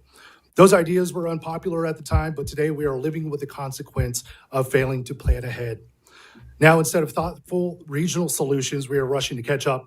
In doing so, the City of Columbia, through CPWS, is advancing a $520 million water project that has already doubled in cost. With limited transparency, no meaningful input from surrounding communities, and no clear exploration of alternative solutions. Investing $520 million into a single project without broad regional buy-in is reckless. Public officials have a fiduciary responsibility to explore all viable options and invest responsibly. At minimum, this process should involve a joint commission of affected municipalities and coordination with state and federal partners. As a Spring Hill and Murray County resident, I am deeply concerned by the proposed water rate increase of nearly 149%. No family should have to choose between paying for water or keeping the lights on. I will continue to urge our local leaders in Spring Hill to protect residents from unforeseeable cost for an essential resource. Murray County is not a metropolitan government. While Columbia is the county seat, it should not unilaterally dictate the household budgets of Spring Hill residents or Murray County residents or our neighboring communities. This decision demands collaboration, transparency, and regional accountability. Thank you. Yield back my time. We're on public hearing number 4. Welcome. If you'll identify yourself, you have the floor for 3 minutes. My name is Gail Courtney Moore. I'm standing here today to support the Columbia Power downstream intake because for me, this comes down to 2 things: water quality, economic common sense, and saving our Duck River. About 4 years ago, a I got a call from a friend who said, you better find out what's going on at Monsanto. At that point, there was someone who was going to build a huge landfill with tire shredders and it was 1,000 feet from the Duck River. This a huge dump. So at that point, 4 years ago, we started looking into it, like what is going on? And really, I started studying the Duck River I've been studying it for 4 years. And at that point, we got a group together with TDEC, Scott Sapicki, Senator Hensley, the Sierra Club, all the major players. And at that point, 4 years ago, this wasn't a secret meeting. This was open to the public. We were begging people to come. That meeting, Columbia Power, the Sierra Club, the whole group said, well, we have this plan.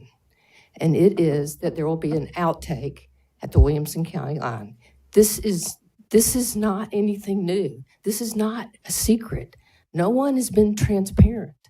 I don't know why suddenly it's like someone's been trying to hide something from us or that there's a conspiracy, because there's not. Columbia Power has to provide water for us. That's their job. They're doing what they can. So I just want to be clear on the fact that this does not need to divide our community. This is the best solution for short term. If we don't do this, when this comes back around, you're going to say, well, why didn't you tell us about it? Or why are we doing this now? They've been working on this for 10 years, people. It's nothing new. The city, Columbia Power, they're trying to get us water. This will get us a little ways down the road. Then we have to come up with another solution. And that's in the works, a pipeline probably to the Tennessee River. So, as I say, I've been working on this. I've been in millions of meetings with all the different groups. And I just want to say, if we don't do this, we're going to be sad in about 2 or 3 years, because all the other things that we need to do, you have to go through so many processes that Columbia Power has already done in the past 10 years. Thank you so much. Thank you, Gilmore. All right. Anyone else wish to be heard on public hearing number 4? Again, we will conclude public hearings and have an opportunity to be heard at public comment. But if you would like to be heard at public hearing number 4, and I believe the folks that were in the overflow room have now made their way down that have been wanting to speak on the public hearing portion of the agenda. So anyone else in the audience this evening wish to be heard on public hearing number 4? Okay. Okay. All right. Come on up. If you identify yourself, you have the floor for 3 minutes. Yeah, my name's Matthew Watley. I'm very pleased to be gone before by my grandfather and my former science teacher. I live at 319 West 8th Street in Rally Hill. All I would like to say is that the young people are also watching, and we do have a vote. So, yeah, thank you very much. All right. If you'll come forward, you have the floor for 3 minutes. My name is Annie Kelly. I live off of Pulaski Highway here in Columbia. Thanks, Matthew. I have a similar thing, is that as I'm watching you all and everyone who's speaking, I just wanted to say something from the younger generation. Ms. Moore pointed out, it's a short-term solution. What's going to happen in 10 years? Are we going to be back here in 10 years having the same arguments? We're going to be back here in 20 years, who all of us are going to be impacted in 20 years, 30 years, 40 years? Are we going to have to stand here in 40 years and say, well, we were here before they made this plan, and now we have to deal with the fallout, and now we have to deal with X, Y, and Z? So, from the younger generation, I ask that you take us into consideration. Are we going to have to deal with the debt? Are we going to have to deal with the fallout? Thank you. All right. We're still on public hearing number 4. If you'll come forward, identify yourself. You have the floor for 3 minutes. Yes, my name's Jason Gillum. I live at 2704 B. Kerr Road in Columbia. Listen, I just wanted to make note of something that was just said. These pipelines that these people are talking about, the Mallory Valley Utility District study that was just completed last year, the 30-mile pipeline from the Cumberland River was $2 billion. $1.7 billion is what it was. Iron ductile pipe, 54-inch iron ductile pipe that would carry that water is $1,150 a foot. So you talk about a pipeline to the Tennessee River. It wasn't feasible to do the $1.7 billion pipeline. It was shelved because it's too expensive. We can't afford it. It's farther to the Tennessee River than it is to the Cumberland River. That cost is going to exceed $3 billion. I know it as sure as I'm sitting here. So we can forget about these legs to the Tennessee River and these legs to the Cumberland River. They're not going to work because we can't afford it. So I just wanted to make that clear. Thank you. All right. Anyone else wish to be heard on public hearing number 4? If you'll come forward, and you'll have the floor for 3 minutes if you'll identify yourself, and welcome. Hi, I'm Paula Wood, 2509 Claridge Court in Columbia. First, I want to thank you all and thank anybody that has served because it's sometimes and often, very often, a thankless job.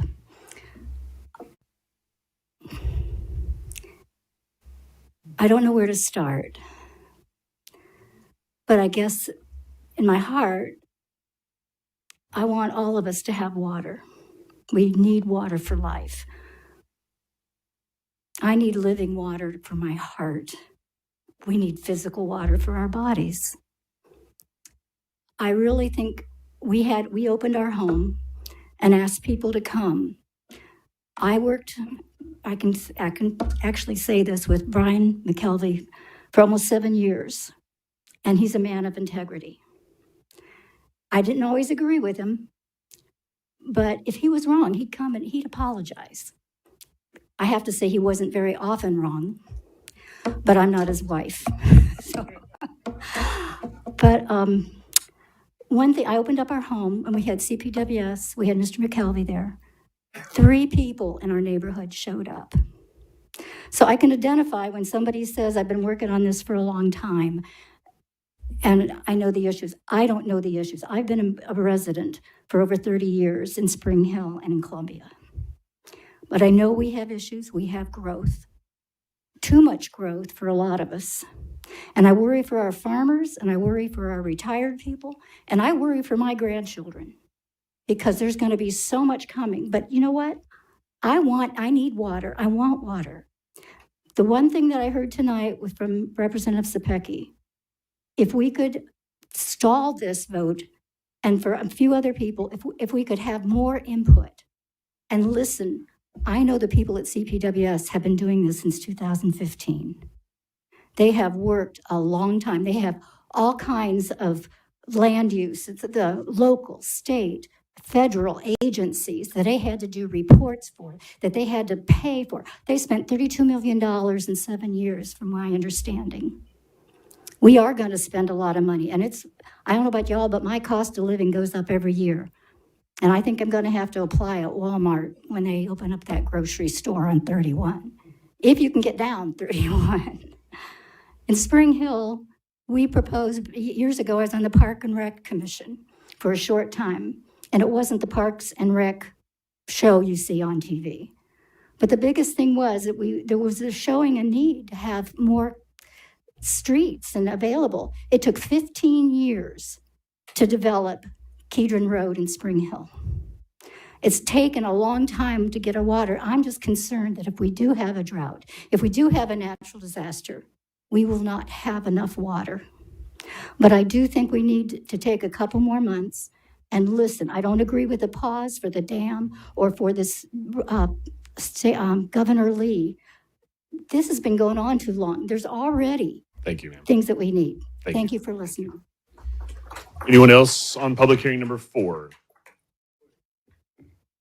Welcome, and you'll have the floor for 3 minutes. If you'll identify yourself, please. Hello, my name is Teresa Briggs.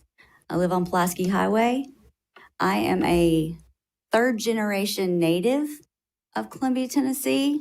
Not the smartest in the room, definitely not the most well-spoken, and I did not come prepared to speak tonight, but have heard enough things I would like to speak just from my heart. I do know that having grown up here in Maury County, having watched Myself being able to canoe on the Duck. My kids have played in the Duck. They have canoed on the Duck. I have 2 stepsons and a daughter who have enjoyed the Duck.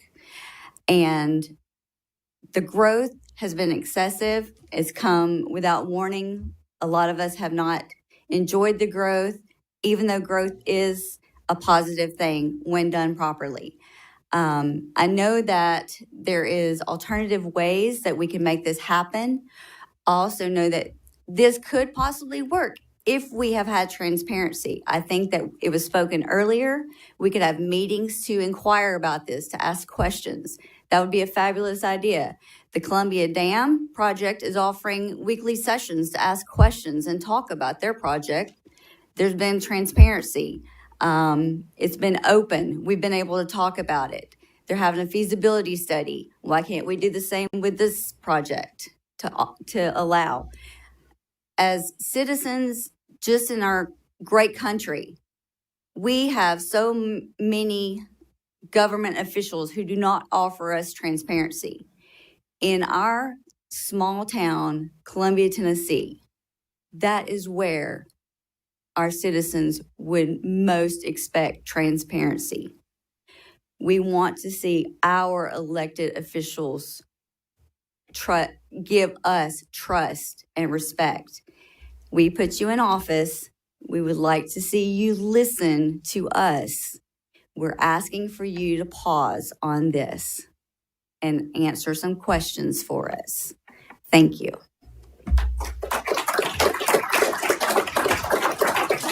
Mr. Summers, you didn't have to sign up for this one. Welcome back. You have Well, the I floor did for sign 3 up, minutes. so, Well, you get to speak then as well. Welcome. You have the floor. I'll try not to take up too much of your time, either time. But Scott Sumners, Spring Hill, Murray County Commissioner, District 5.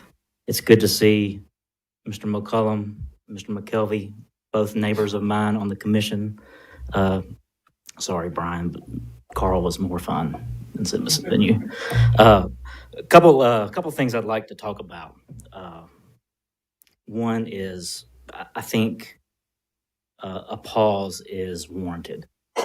And I think the pause is warranted because I think the Duck River Partnership should finish what they've started. And to me, I don't know why we're trying to rush this, or you guys are not trying to rush this through. I know it's been worked on for 15, 20 years. I know it's been talked about for longer than that. A lot of red tape to go through. I understand that. Red tape, COVID, more red tape, right? But I think the problem is a lot of it is control. I think everybody, not just the City of Columbia, CPWS, but everybody, every entity, public entity, needs to take a step back, work together, and try to figure out what the best long-term solution is. I mean, short-term, you're talking about a short-term solution. That's what somebody was just stating. That gets me to my next point. $520 million for a short-term solution. As the chairman of the budget committee for the Murray County Commission, I'd have a hard time voting for $520 million. That's the biggest borrowing in the county's history. And you're talking potentially, I just ran the numbers on a 35-year loan with a 3.4% interest rate. You're talking about $26 million a year for 35 years. I won't even be here then. Half this room won't even be here then. Maybe those folks right over there they'll be picking up the tab later then. But $26 million a year for 35 years. That's if you pay for it every year. I know there's other types of options you can use. I haven't seen an amortization schedule or anything, but that's a lot of money. It's a lot of debt. And I know these things are going to cost a lot of money, but if you wait for the governor's partnership, Duck River Partnership, to finish their work and try to iron out a lot of these issues, I think the public would be a little bit more understanding here. You know, because you've dotted all the I's and crossed all the T's. So I just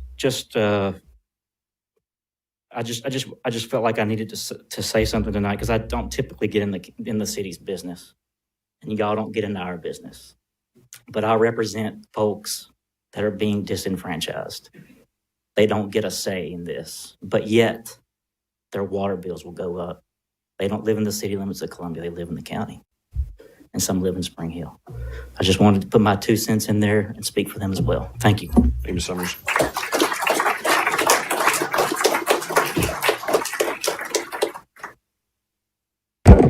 My name is Kevin Markham. I live at 2890 Pulaski Highway, Columbia, Tennessee.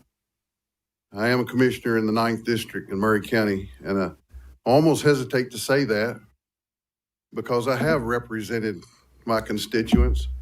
I've reached out to each and every one of you except Ms. Sechrist, and I did not have a phone number for her. And we've had conversations. My request to you was that we take a pause. And I wasn't planning to say anything tonight because I've already said what I want to say until I heard a few things. This entire city council voted to support looking at a Columbia Dam. If we build a reservoir where the previous dam was, your pipeline would be 1 mile from there to the current intake. 1 mile. Less than 2 miles probably to the filter plant. 1 mile. The Columbia Dam's not ready to be put down yet because we haven't had that feasibility study. Representative Sapicki tonight, if for none other reason than this, he asked for time to find a partner that could pay for half of it, 2/3 of it, we don't know. But what's 90 days going to do, folks? Interest rates are falling. Thank you very much.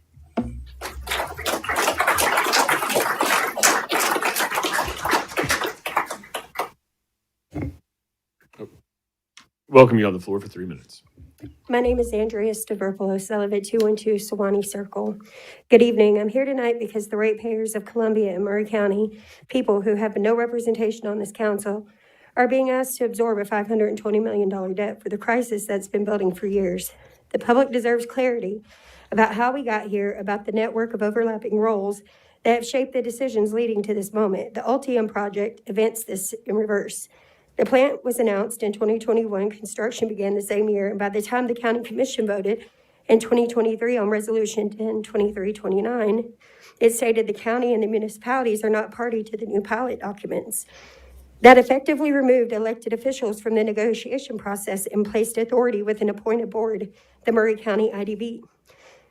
And in Murray County, the Murray Alliance is a group that brings projects to IDB, recommends the incentives, packages, presents the wage and job data, and frames justification for pilot agreements. The IDB does not independently recruit companies or design incentives. It relies on the Murray Alliance recommendations, and historically, the IDB has approved the projects presented to it. The structure is not illegal, but it does mean the Murray Alliance effectively shapes decisions the IDB votes on. And when you look at the overlapping roles between Murray Alliance, the IDB, CPWS, First Farmers and Merchants Bank, and multiple elected officials, you can see why the public is concerned about structural conflicts of interest. Let me explain why. The mayor of Columbia serves on the Murray Alliance board and executive committee. His law firm holds the Mount Pleasant city attorney contract, and he personally filled in as city attorney in 2024.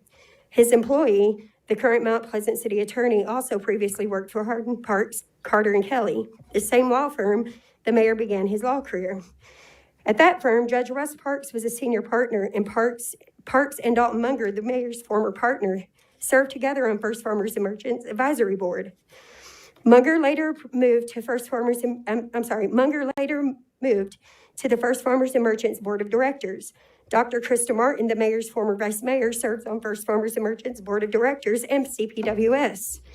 Mount Pleasant Mayor Bill White, who sits on the Murray County IDB, is a former senior banking executive of First Farmers and Merchants and also serves the Murray Alliance.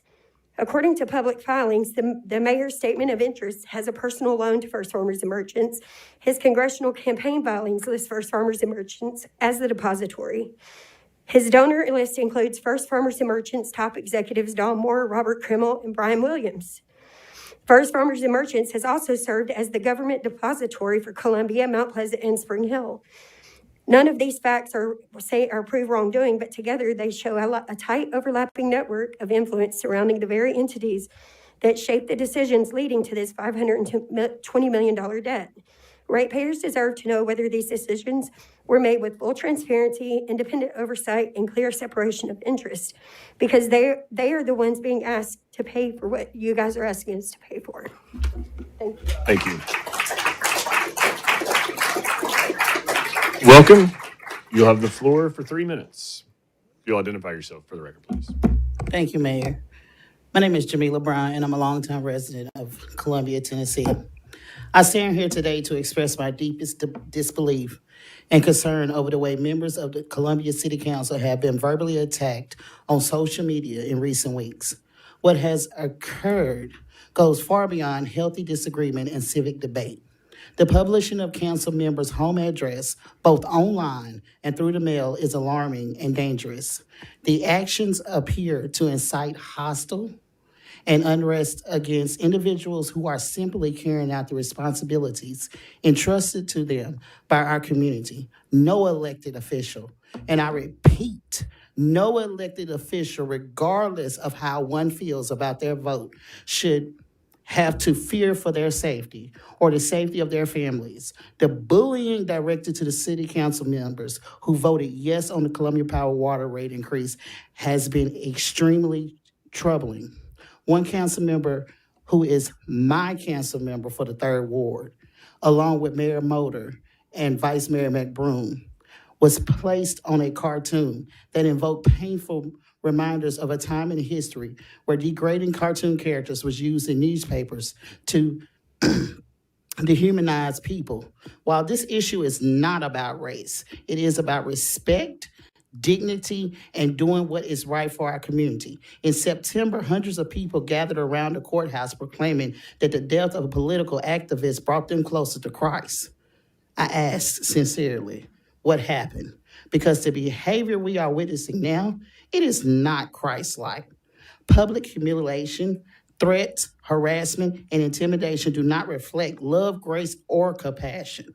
Will the water rate increase affect everyone? Yes, it will. But so have rising costs of groceries, gas, housing, and basic necessities. These are difficult decisions, and they are never made lightly. Council members are tasked with making choices they believe are in the best long-term interest for our city, even when those choices are unpopular. I pray for peace and protection over our city council members and their family. I also pray for peace for those who have publicly humiliated them. Their hearts may be softened and understanding restored. Our city deserves better than division and hostility. May we move forward with civility, empathy, and respect for one another. God bless each of y'all. All right. Anyone else on public hearing number 4? Come on up. You'll have the floor for 3 minutes. If you'll identify yourself for the record, please. Welcome. Thank you. My name is Kenny Morrow. I'm a county commissioner for District 7, which is where this intake is supposed to be. I've recently been studying some documents on the duckriveragency.org website, and there's some pretty interesting stuff on there. There's studies going back to, information going back to 1972, studies going back as far as 1980. I think they took that study, that original 1980 study, and copied and pasted up through 2017. I understand there's been a new document uploaded. In that study, there outlines either 4 or 5 alternates. Alternate A is to do nothing. Unfortunately, that appears to be what has taken place. I know there's been discussions. I know that there have been, study sessions and that sort of thing. I know that there have been studies carried on by professional people. But ultimately, what you're proposing now is the first real hard action that's been taken. That's 45 years. We've been 45 years into this. I believe we could stand to wait a few months before taking any actual action. I don't think it would kill us to hold off a little bit. There are some other issues with some of the there's options on intakes. There are 9 viable options on intakes according to those reports. One of those is very short distance outside of Columbia. The furthest, option 9, is the one that has been selected for this. Now, I understand a little bit of that, but you're talking about building 2 3-foot water lines clear out to Williamsport. Option 1 is 41,000 feet shorter. You could build your intake there, have a much shorter pipeline, and if you need that other 3-foot pipeline at a later date to tie into an additional line that's sourced from somewhere else, you could then build it at that time. That would save quite a bit of cost and quite a bit of time on the construction, since this is a short-term solution, not a long-term. Long-term, all we can get out of the Duck River is 32,000 gallons per day, no matter what you do. According to those studies, the projected outlay by 2040 is over 40 million gallons. So we're at the short end, at the short window on the short-term solution as we are. So I would think it would be wise to cut as much cost as we can on a short-term solution, focus on long-term. In addition, we have aging infrastructure issues to deal with, which is the aging Columbia Dam. If you don't maintain a 100 cubic foot per second flow over that dam, you cannot disperse sewage water in there, or treated sewage water. That's a hard number on those studies. In every study in there, that is a hard ceiling number. You cannot go below that.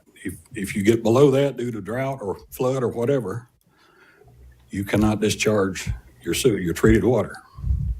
So these are things to be thinking about, because we've got to do something about our aging infrastructure as well as what we're talking about building. Okay, but anyway, these are things to think about, and I would encourage everybody to visit those websites and check out the information. Thank you. Thank you.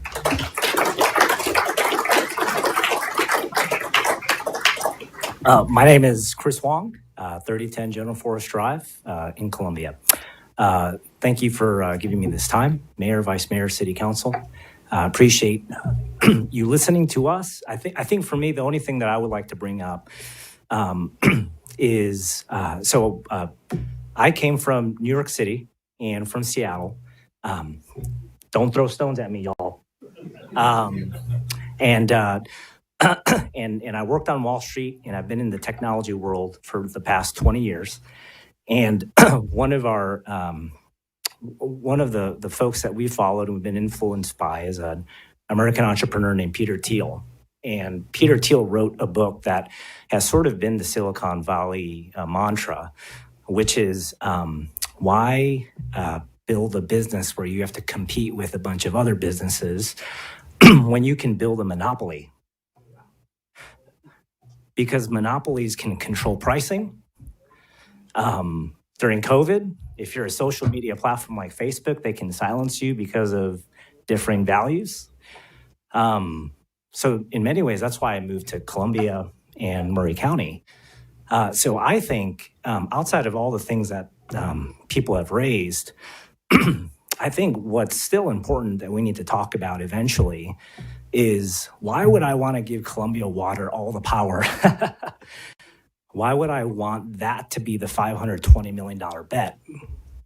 I think there are things that are of common sense, and I think just general wisdom that I implore you for us to talk about. And that's why I suggest strongly that we table this conversation so that we can deal with a variety of inputs that go into making a decision like this, including an infrastructure in which one single entity will run the show. Thank you for your time.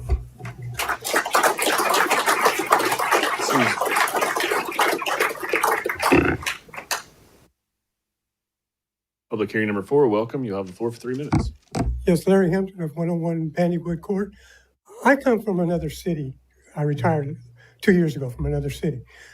Why are we putting this to you guys to pass a bond issue when it should be on the general election in November to have the whole, everybody, if there's a registered voter, vote on it?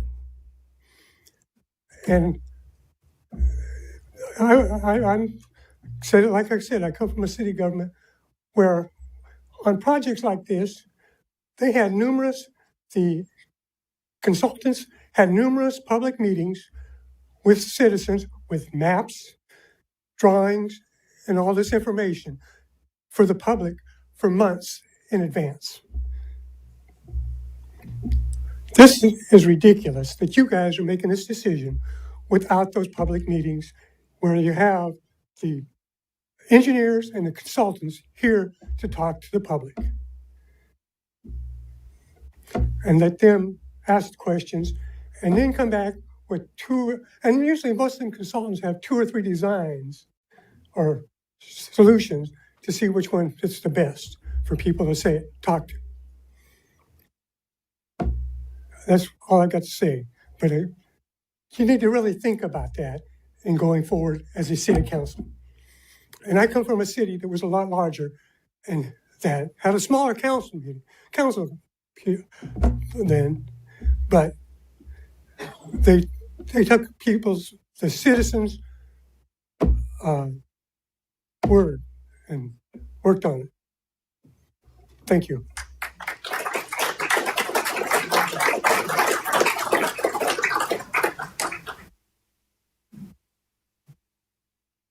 Hi, my name is Bethany Chirino. I live at 700 Baker Road.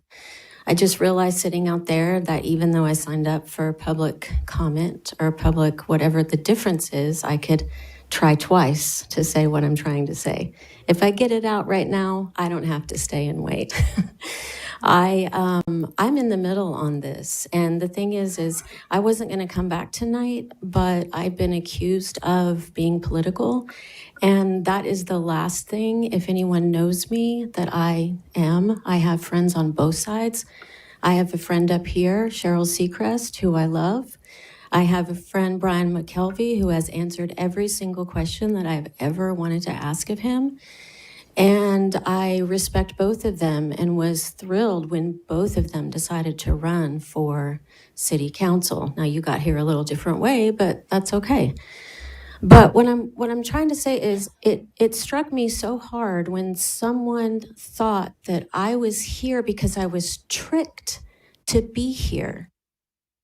Like I can't think for myself. And that made me think that every person that I've been listening to, I'm thinking, you know what? What if we're already sitting up here and we've made up our mind and we're going, oh, they heard that person. Oh, they're with the county. Oh, they're this and that. That's not what this is. And I'm here because I have my own opinion and my own voice, and I have worked in this city. Am I at 3 minutes yet? Because I can come back. I have worked in this city in homelessness, and I have been stonewalled by this city. That's why I'm here, because I believe in coordination, and I haven't gotten it. That's why I'm here. So I believe that the coordination problem is a pattern, and your own mayor doesn't like this plan. Your own city mayor is not convinced. I think that we should think about that. Why? That's all I have to say. Thank you, Ms. Trina. All right, we're still on public hearing number 4. If you'll come up to the podium, identify yourself. You have the floor for 3 minutes. Welcome. Hello, Mayor, Vice Mayor, members of council. My name is Eric Turner. Longtime resident, lived here all my life. My ancestry goes back to before Murray County was even Murray County, because they're laying in Rose Hill Cemetery. I stand on my family name, and I think it's a disgrace, because I've seen my family spent 2 centuries here. I'm here today representing myself, my grandmother, my mother, my fellow neighbors, brothers, sisters, elderly, sick, shut in, and the ones that not able to make it here today. When we went and elected every person on this board to your rightful positions, we casted our vote for you to sit in front of us and take care of these detriment issues, such as what we're here for today. We deserve to have faith in the ones that we have elected to serve this great county. We have had to sacrifice our valuable time to be here today to make sure our vote matters. So please make the right decision and pause for further investigation or other viable options. Thank you.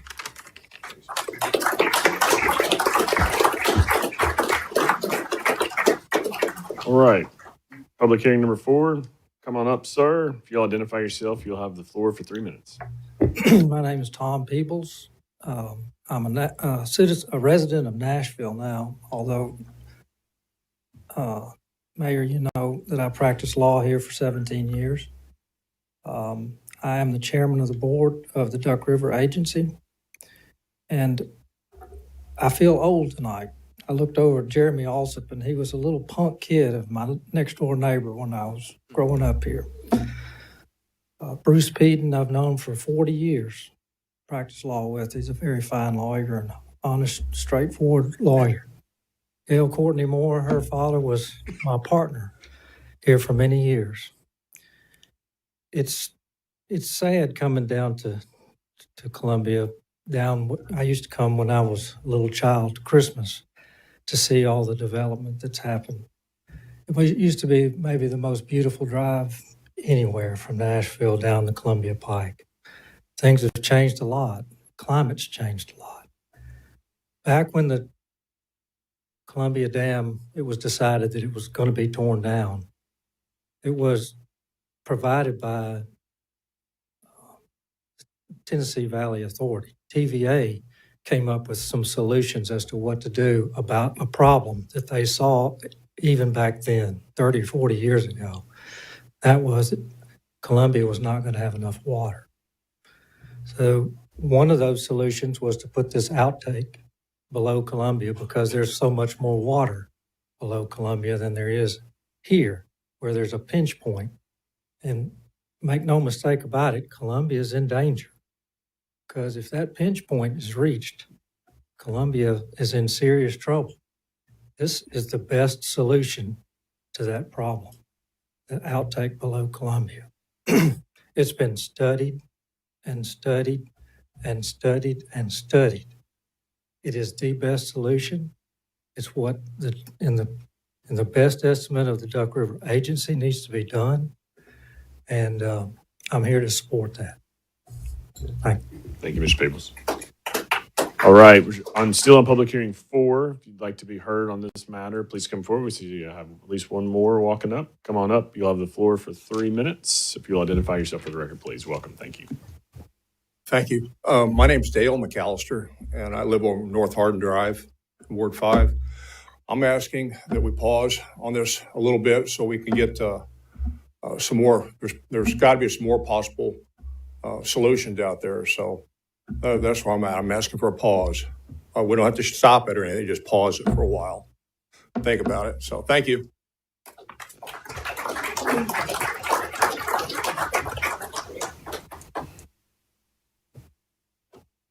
Welcome. You'll identify yourself. You have the floor for 3 minutes. Hi, thank you. My name's Connie Goins. I live in Williamsport. I would like to speak later, but I did want to, while it's still fresh on our minds, refer back to what a recent speaker spoke about, the gentleman from Culleoka. He mentioned that the intake proposed area was one of our lower quality water areas. Also that the water there is very shallow. That alarms me. I think that we really need to look into the water quality. Maybe it needs to be somewhere else. But the pause again, let us do some studies and let's really look at that. That's a very serious issue. Let's say we go ahead and then we find out that that water is so darn polluted, it's going to cost us how much more to fix it. I don't want polluted water. I want clean water. So again, for the pause, and we'll talk later. Thank you. All right. Public hearing 4. Anyone else wish to be heard on this matter? Public hearing number 4. All right. Welcome. I'm Joey Davenport, 1142 Lofton Road. And I think as we all realize, and we're paying for the past sins of government officials, of government entities, and other type of government agencies that failed us 40 years ago. I mean, they started this, they had visionaries in the 60s that was going to, went through this process of doing the dam, started the project, got finished with the project, and then we all know the end result. And the only way you're ever going to get more water is you have to add more water to Murray County to have some kind of basin to be able to have more water. That is the most feasible way. I mean, it's just, for me, it's common sense.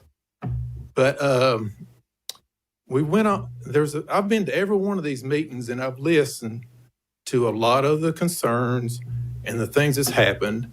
And like I said, the sins from the past, council members, we've gone on for years and years knowing this is a water problem, and we've continued to let too many people come into Murray County. I mean, that is the obvious fact. I mean, you cannot even drive to Spring Hill or even get back into Columbia in the afternoon. It's ridiculous. I heard several of the council members say, I've been coming to these meetings, that people should be able to do what they want with their land. Well, you would think that would be. I mean, you would think this made common sense. That's nice for anybody to do what they want to their land, sell it off, put it in little 1/8-acre tracts when they have a 200-acre farm, but that is not realistic. We've always had rules and regulations, zoning to take care of that. Well, we've been failed by all that. I mean, failed badly.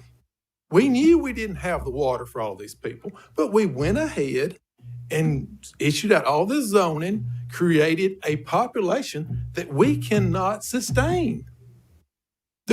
If you don't have the resources, you can't have the people here. I do not understand it.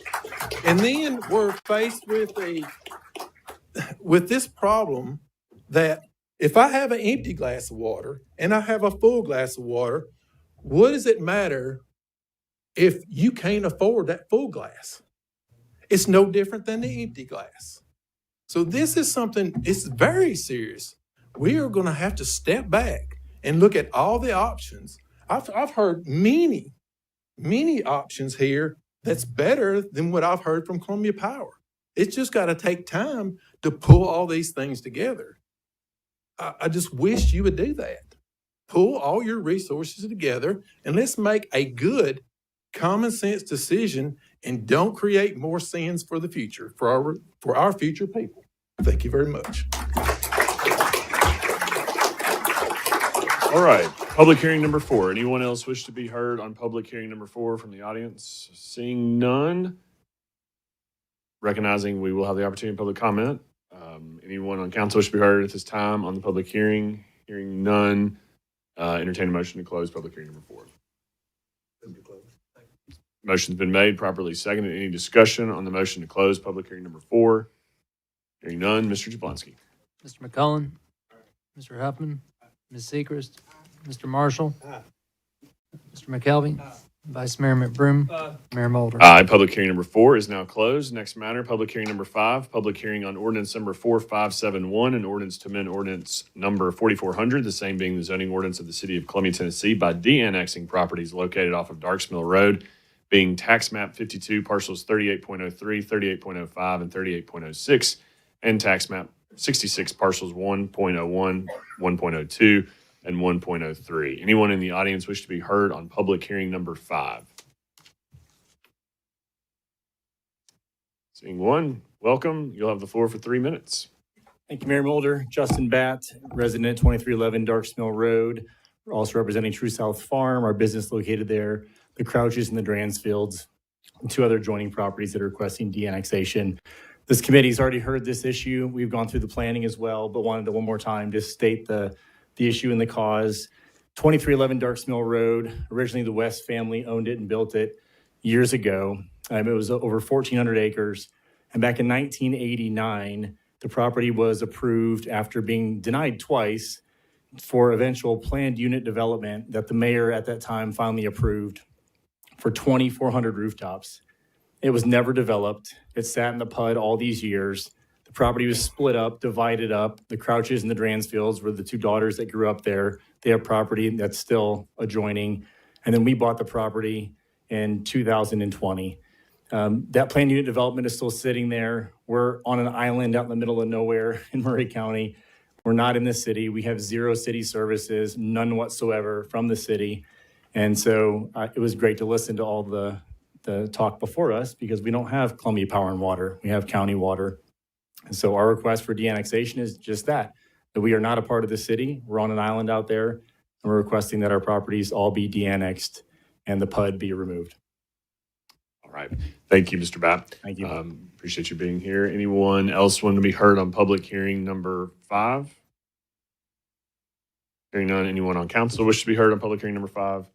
Seeing none, entertain a motion to close public hearing number 5. Motion's been made by Mr. McKelvey, seconded by Mr. McCullen. Any discussion on the motion to close public hearing number 5? Hearing none, Mr. Jablonski. Mr. McCullen, Mr. Huffman, Ms. Seacrest, Mr. Marshall, Mr. McKelvey, Vice Mayor McBroom, Mayor Mulder. Aye. That public hearing is now closed. We'll now move to the consent agenda. These items are deemed non-controversial, requiring no debate or further discussion. I'll read them through them collectively. We'll vote on them collectively unless a member of council wishes to remove any of the items from the consent agenda to have separate debate and discussion.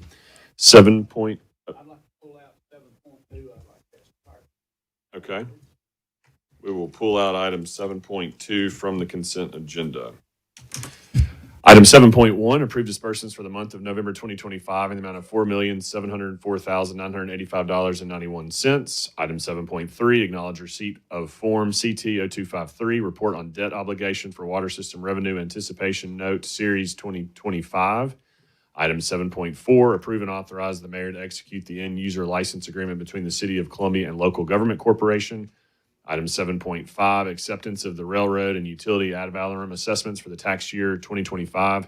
Item 7.6, approve and authorize the mayor to execute a 5-year lease agreement between Providential Broadcasting LLC and the City of Columbia, allowing the installation and operation of equipment to receive and transmit signals on the tower located at 501 Reservoir Hill Road. Item 7.7, approve purchase from Wilson County Motors in the amount of $85,775.44 for a 2026 Chevrolet Silverado 3500 crew cab diesel pickup truck using statewide contract. Item 7.8, approve reimbursement in the amount of $427,500 to SDH Nashville LLC for partial surety release for Armstrong Meadows Section 4.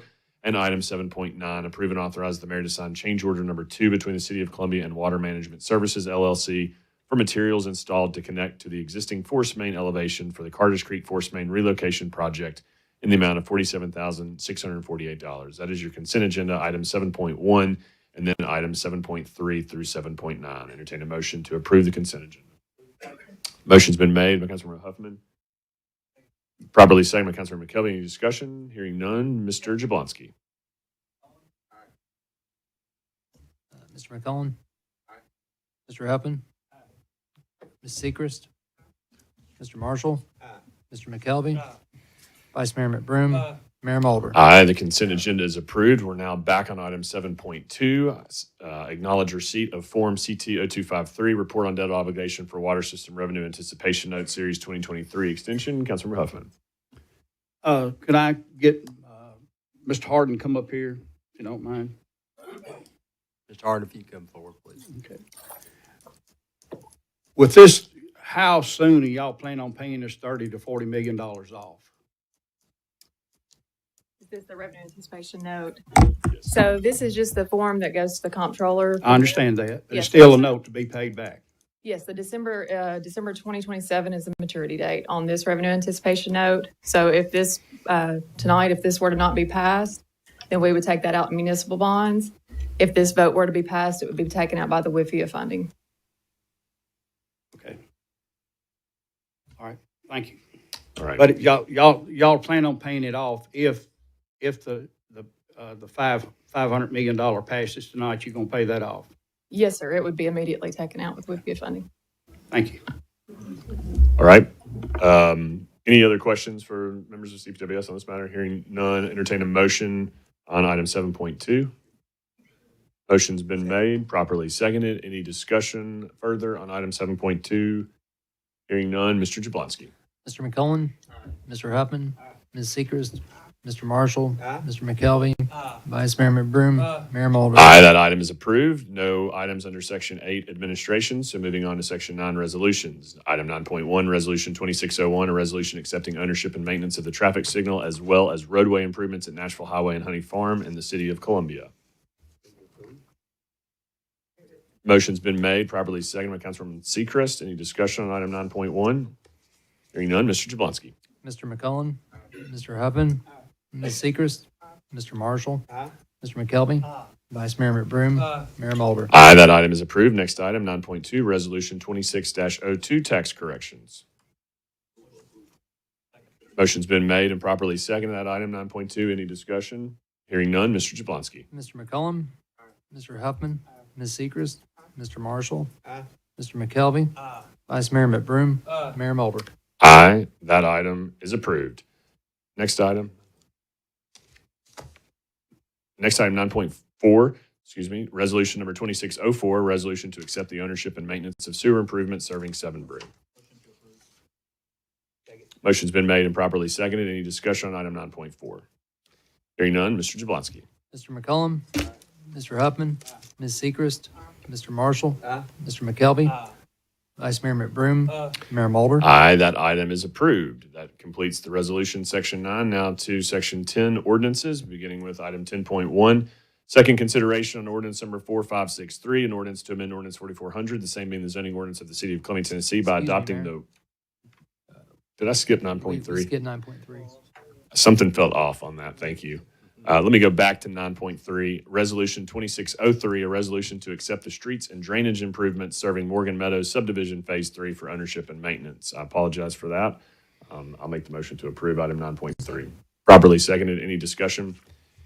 Hearing none, Mr. Jablonski. Mr. McCollum, Mr. Huffman, Ms. Seacrest, Mr. Marshall, Mr. McKelvey, Vice Mayor McBroom, Mayor Mulder. Aye, that item is approved. Again, I apologize. Back on item 10.1, I'll start over. Second consideration on ordinance number 4563, an ordinance to amend ordinance 4400, the zoning ordinance of the city of Columbia, Tennessee, by adopting the Water's Edge at Taylor Landing preliminary PUD master plan for tax map 90, parcel 712, located off of River Road in Taylor Bend. This is Ward 3. Looks like we have 3 individuals that have signed up to speak on item 10.1, beginning with Sean Henry. Mayor, I'd like to know I'll abstain on this one. All right, the record reflects Vice Mayor has abstained on this matter. Sean Henry may be upstairs, and if that's the case, we'll let Sean Henry speak when they get down. Next up on the list is Joshua Moore.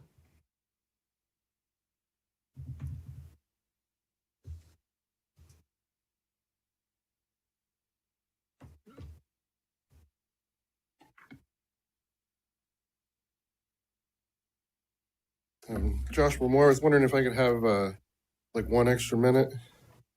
I'm sorry, we keep to the 3-minute rule. Okay, thank you. Just gonna have that on the record. Joshua Moore, 360 Coleman Court. I'm presenting our petition opposing Water's Edge, 201 signatures representing 107 Taylor Landing homes. I spoke 3 times at the September Planning Commission meeting where Water's Edge was approved. That meeting's video is missing. And at that meeting, I raised concerns about expired water availability letters and an outdated 148-page traffic study, and how development services and planning staff deleted and substituted documents 2 days before that meeting and after public review. There was another missing Planning Commission video from June where the adequacy of a fire flow letter was raised. Why are the only 2 Planning Commission meetings with missing videos ones where concerns were raised that directly affect fire safety? And as my attorney has raised, the water availability problem for Water's Edge has returned. The latest letter, the one relied on by this council at 3 prior meetings and votes and approved by the Planning Commission, expired on January 3rd, 5 days ago.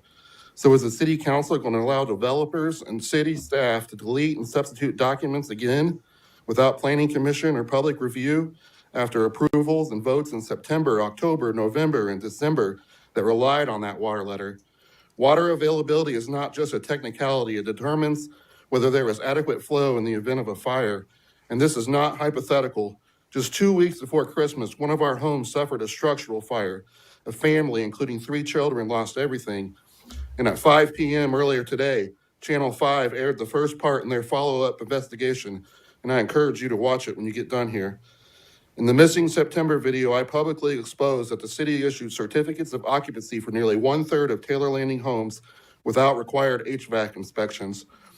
I began raising concerns about fire hazards at Taylor Landing nearly a year ago, and I was dismissed by city leadership, including the mayor and vice mayor, and told it wasn't the city's problem. At one point, the vice mayor blamed our HOA, but HOAs do not verify completed state electrical or HVAC inspections. HOAs do not issue certificates of occupancy. That is the city's responsibility. And now we've had an actual structural fire that could have been prevented if the mayor and vice mayor listened and acted instead of covering for their developer friends. Since May, the state fire marshal's office has re-inspected close to 1/3 of Taylor Landing homes, and 70% have failed for serious fire hazards years after occupancy. So my final questions are these. Why has the city not taken responsibility and helped ensure all these homes are re-inspected and repaired? And how can residents be assured Water's Edge will not face the same failures, especially with an expired water availability letter, if the city has not corrected the process that allowed this to happen? Thank you. Thank you, Ms. Moore.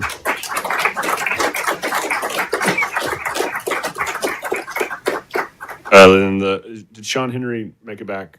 Okay. I assume Sean Henry no longer wishes to speak on that. And then the final person signed up to speak on this matter, Dustin Kittle. Mr. Kittle, welcome back. You have the floor for 3 minutes. Dustin Kittle, I'm a county resident, and all that Mr. Moore said sounded pretty serious. And I know that he's spoken on the Water's Edge matter repeatedly at meetings, and as he mentioned, one of the meetings that he provided much of the information related to the fire hazards and other issues was in September in the Planning Commission meeting, and I couldn't help but notice that that Planning Commission meeting from September is not in the video archive for the City of Columbia. In fact, in looking back, if you look over the last 3 years, it's only one of 2 videos that I couldn't find. And so I would like to put on the record that that video should be provided to the public. I consider it a violation that the video for the Planning Commission was not provided to the public prior to the vote that will be taken tonight. I would refer this body to your own charter, which defines how you pass an ordinance. This will be the 3rd time you will have taken a vote. If you read what the requirements specifically state, it states that an ordinance shall be considered twice. It has to receive an affirmative vote in both of those meetings. So in October, the Water's Edge matter failed. And as I have pointed out, both in social media and also before this body, what happened between October and the meeting in November is a letter, or I should say an email, that was sent by the city manager, Tony Massey, to all of the city council members. And it indicated the procedure by which they could take a new vote.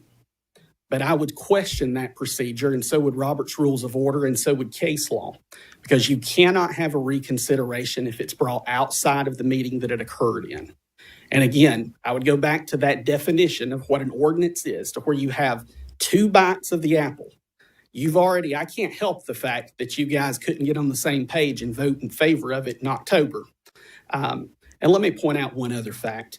Mr. McBroom abstained because he has property in the area. I talked about that in relation to the water pipeline issue the other day, how he's not abstaining on that issue. But I couldn't help but notice that in October, and I believe in November as well, when it was brought back, while Mr. McBroom abstained, he chaired the meeting. And if you look in November when it was brought back, he actually made reference to the fact that they've had reconsideration in other matters. So we have a city council member who is abstaining because they've acknowledged they have a conflict of interest and they're influencing the city process. I'll be back to speak more in the public comment period. Thank you. All right. That completes the public comment period for item 10.1. Unless Sean Henry, last call for Sean Henry. Seeing no Sean Henry, All right, we're back on item 10.1.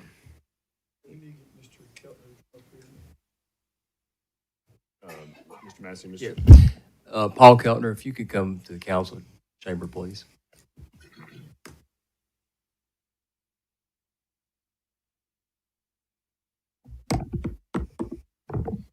Good evening, mayors and city council.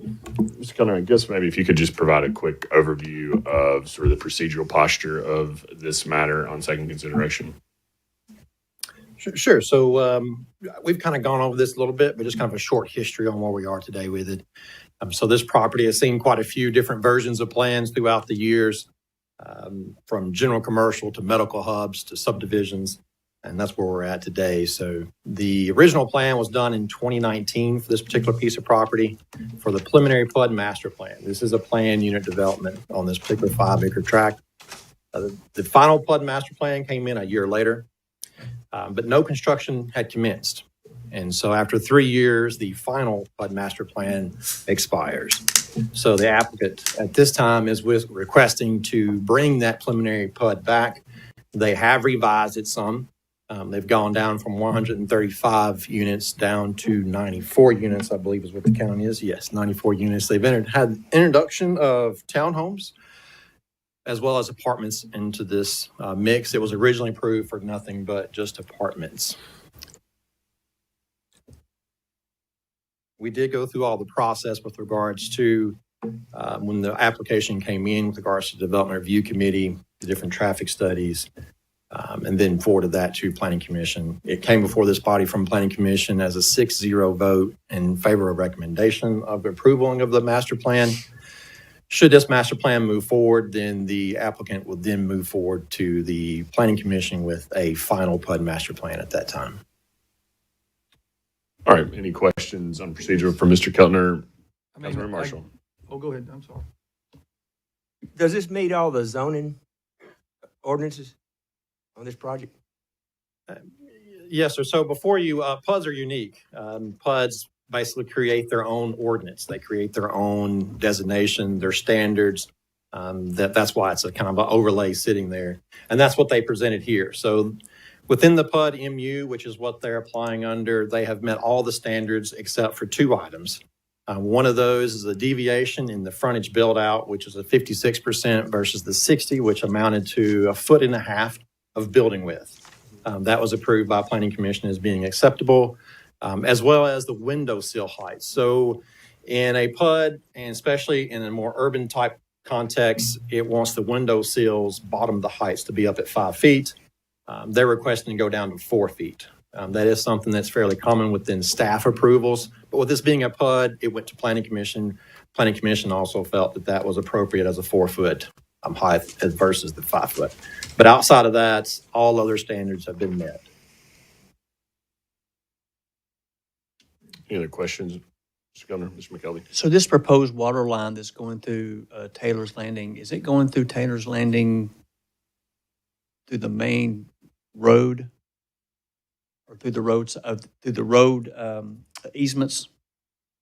Yes, sir. From what I understand, it's going through the road. That would probably be a better question for Columbia Power and Water. Okay. I'm not as familiar with the actual exact layout of going down the road, which side of the road, but looking at the documents I saw, it looks like it's going down the actual right-of-way. Mr. Harden, could you address that question? Or Mr. Wheeler, either one of you. Councilman McKelvey. Thank you, Council. The proposed raw water transmission main for the long-term water supply project down River Road is fully within right-of-way. We have no easements from private property along that part of the alignment. And it's raw water, not treated water. That's correct. Okay, thank you.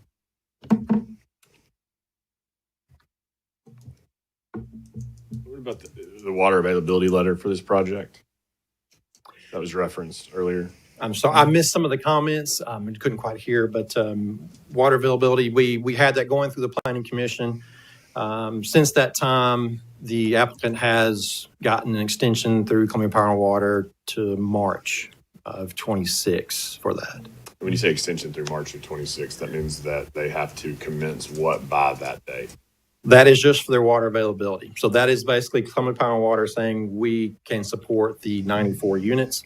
up until that date. At that point, they would need to apply again for them to issue another water availability letter or purchase the taps, if I am correct, for that in order to secure the water. Is there a cost to that? Yes, Cost sir. to Yes, sir. reapply? Both ways. Yes, sir. Thank you. All right. Any other questions for Mr. Keltner? Hearing none, entertain a motion on item 10.1. Motion to approve has been made, properly seconded. Any discussion on that item? Just making sure that I didn't have anybody else signed up to speak on this item. I don't see that we did. Motion's been made, properly seconded. Any further discussion? Hearing none. Mr. Jablonski. Mr. McCullen? Mr. Huffman? No. Ms. Seacrest? Mr. Marshall? Mr. McKelvey? Mr. McBroom? Abstain. Mayor Mulder? Aye, that item is approved on second consideration. Next item, 10.2, second consideration of ordinance number 4567, an ordinance to amend Title III of the Columbia Municipal Code regarding municipal courts. Motion's been made and properly seconded. Any discussion on item 10.2? Hearing none. Mr. Jablonski. Mr. McCullen? Mr. Huffman? Ms. Seacrest? Mr. Marshall? Mr. McKelvey? Vice Mayor McBroom? Aye. Mayor Mulder? Aye, that item is approved. Next item, 10.3, second consideration of ordinance number 4576, an ordinance to amend Title 18, Chapter 3 of the Columbia Municipal Code by amending 18.310 to increase the water impact fee upon new water customers to serve the demand for water system capital facilities and public improvements. I know this is one of two water-related items. Most folks that signed up did not list the agenda item. They simply listed water. So what I'm going to do is I'm going to call your name. If you would prefer not to speak because you already spoke, if you would please let me know. If you would prefer to wait until item 10.4, please let me know. Otherwise, come forward for 10.3. So Andreas Eastep. Okay, 10.4, or Mr. Eastep. Shauna Pounders, 10.4. Trevor Pennington. John Farmer. Mike Kuzawinski. Scott Sumners. Jamila Brown. Trent Ogilvie. Anson Anderson. Paula Wood. Bart Wiley. Bethany Torino. Bob Gage. Connie Goins. Marsha Howard. Jax Howard. Gabe Howard. Robert Crichton. Mr. Crichton, you actually did put 10.4. Thank you. Eric Prevetti. All right, come on up. Eric Prevetti, 101 Casey Valley Drive, Columbia, Tennessee. I live in the 4th Ward. I'm a county commissioner for the 2nd District. As I said in the public hearing earlier, I support this motion because we need to get all the impact fees. I don't know if you can answer questions or not, but is this the maximum that you can charge?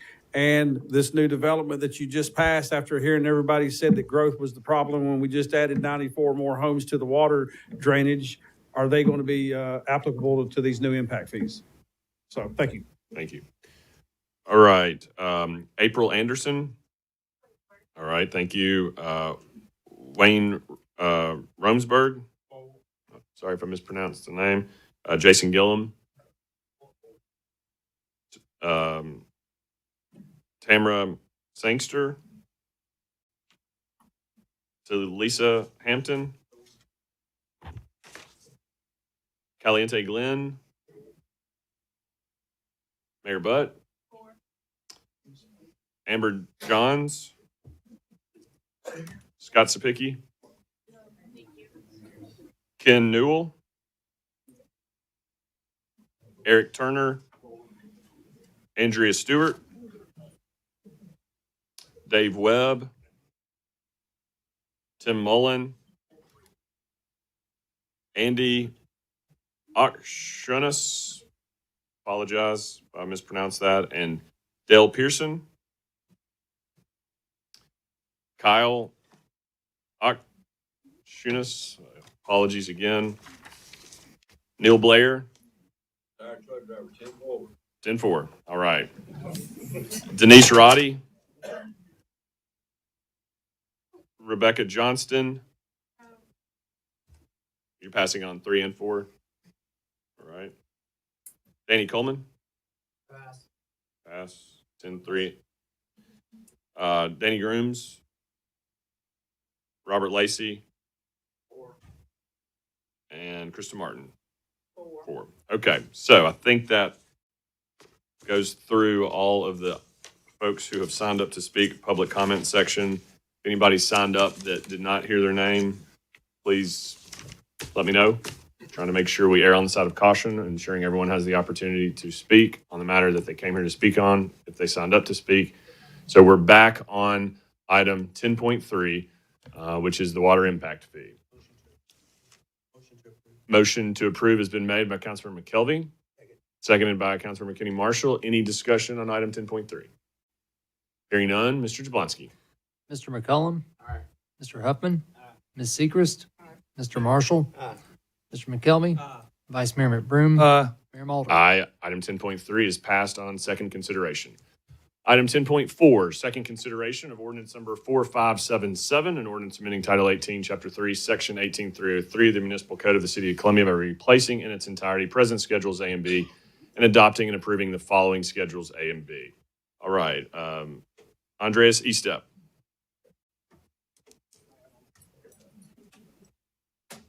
Welcome. If you'll identify yourself, and you'll have the floor for 3 minutes. Good evening, Mayor Mulder, Vice Mayor McBroom, and council members. My name is Andreas Estep. I live at 4980 Ollie Chun Road, Spring Hill, Tennessee, District 8. I am the current president of the Columbia Breakfast Rotary.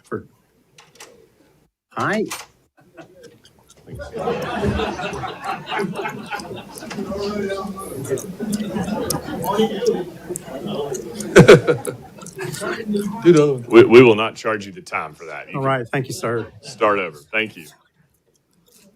For transparency, I work in the engineering department for the power company. I am here as a Murray County citizen. I attended Murray County schools from kindergarten through 12th grade and graduated in 1987. I remember when the dam was being built and 5 cents for every 1,000 gallons was and still is being collected from every CPWS water customer. This money has been collected for over 45 years and goes to the Duck River Agency. TVA conducted 3 feasibility studies in 1933, 1951, and 1966 that recommended that the building against building the dam. However, the 1966 study was revised and presented in a more favorable case pressuring TVA to build the dam. 60 years later, we see this as a pork barrel politics at its worst. This dam did not work then, and in my opinion, will not work now. I am a Murray County water systems customer. Currently, we pay 262% higher water rate than CPWS. Murray County Water System does not even treat this water. It's pre-treated by Columbia Power and Water. Why would we as Murray Countyans want a regional water authority if everyone would have to pay these expensive prices when CPWS already supplies potable water at a cheaper price? Columbia's current impoundment is 75 years old, and the Riverside Dam is 100 years old. It is when will it fail? Or let me rephrase that. It is not if it will fail, but when will it fail? We could be one natural disaster away from a catastrophic failure. Our city needs a redundancy in case of an imminent downfall. If this occurs, all of Murray County will suffer. Without a good, reliable water source, we are at the whim of Mother Nature. CPWS currently has the best plan to rectify this redundant source of water that will last for the next 50 plus or more years. CPWS currently is at 93% of capacity, and the City of Columbia does not have time to pause. At an additional cost of nearly $2 million per month. Please support CPWS's new raw water intake in Williamsport and treatment plant in Columbia by voting yes. Thank you, Mayor, Vice Mayor, and Council. Shawna Pounders, if you'd like to speak on this matter, come on up. Welcome. You have the floor for 3 minutes. Thank you, Mayor Mulder, Vice Mayor McBroom, council members. My name is Shawna Pounders. I'm a resident of Columbia in Councilman McCullen's Ward 1. Thank you also to everyone in this room. Y'all are my friends and my neighbors, and I appreciate being allowed to speak tonight. I speak tonight wearing 2 hats. First, as a long-term resident, I am a proud Columbia Central High School Lion, but it was hard when I came back to Columbia after college in the early 2000s. I remember plywood on the windows of our businesses in the downtown square. When I had my girls, I worried they're going to move away from Columbia. They'll have no choice. Columbia was hurting. But today, Columbia is beautiful and it is bustling. And it did not get that way by accident. It happened because of hard work of everyone in this room, our community, our council, and Columbia Power and Water Systems. And so that brings me to my second hat. I am honored to be one of your appointees to the Board of Public Utilities. Thank you for your trust in me, and thank you for the work you've done on this project. When I joined the board in 2019, planning was already well underway, expanding capacity for a thriving community and adding redundancy to seriously aging infrastructure. You asked us to find the best solution. We evaluated many options. And we have presented to you the one that we firmly believe is best. That solution before you today is not a concept or an idea. It has been fully studied and vetted. It is ready to begin. From where I stand as a member of the Board of Public Utilities, there are no other concepts that can provide safe and reliable drinking water in a way that is less expensive or more timely. I ask you to support this solution. Your choices are not between this solution and a pause that is free. Your choices are between this solution and a pause that would cost our ratepayers an estimated $1.8 million more per month every month we wait. That doesn't feel like a pause. It feels like a gamble with our water supply. With unknown future rate escalations, while our current infrastructure continues to age and costs of concrete, manpower, and pipe only continue to increase. I thank you again for your faith in me and in my fellow board members, and I thank you for the work that you have done so diligently. I ask you to support this long-term water supply solution, and I ask it as your appointee on the Board of Public Utilities, as a ratepayer, and as a mom who desires safe and reliable drinking water for the sake of her friends, her family, and her neighbor. Thank you. Thank you, Ms. Pounders. All right, next up is Trevor Pennington, who just took a seat. We'll allow for him back up, and on deck will be John Farmer, and after that, Mike Kuzawinski. Mr. Pennington, welcome back. 3 minutes. Good evening. All of y'all know what I do for a living. All of y'all have heard my position on this. I come to y'all again tonight to know or to hope that y'all understand that the farmers in this county have an economic impact on this county. And this rate increase is going to have a greater economic impact against those farmers. So a couple of numbers that I have for y'all tonight. There are about 37,000 head of cattle currently in Murray County. And that number can fluctuate, obviously. That number of cattle that come out of here, so that makes about $17 million. And what that brings back to the community is about $20 million.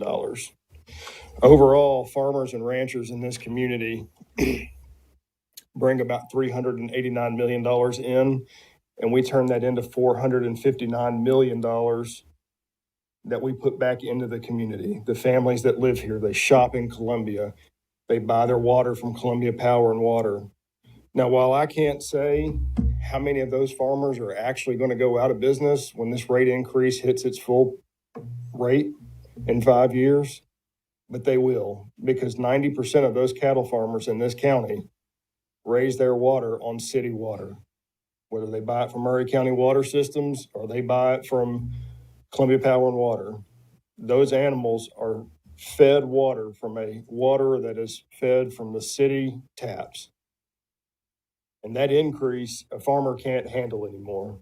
Farmers and ranchers are already taxed through the nose through their inputs.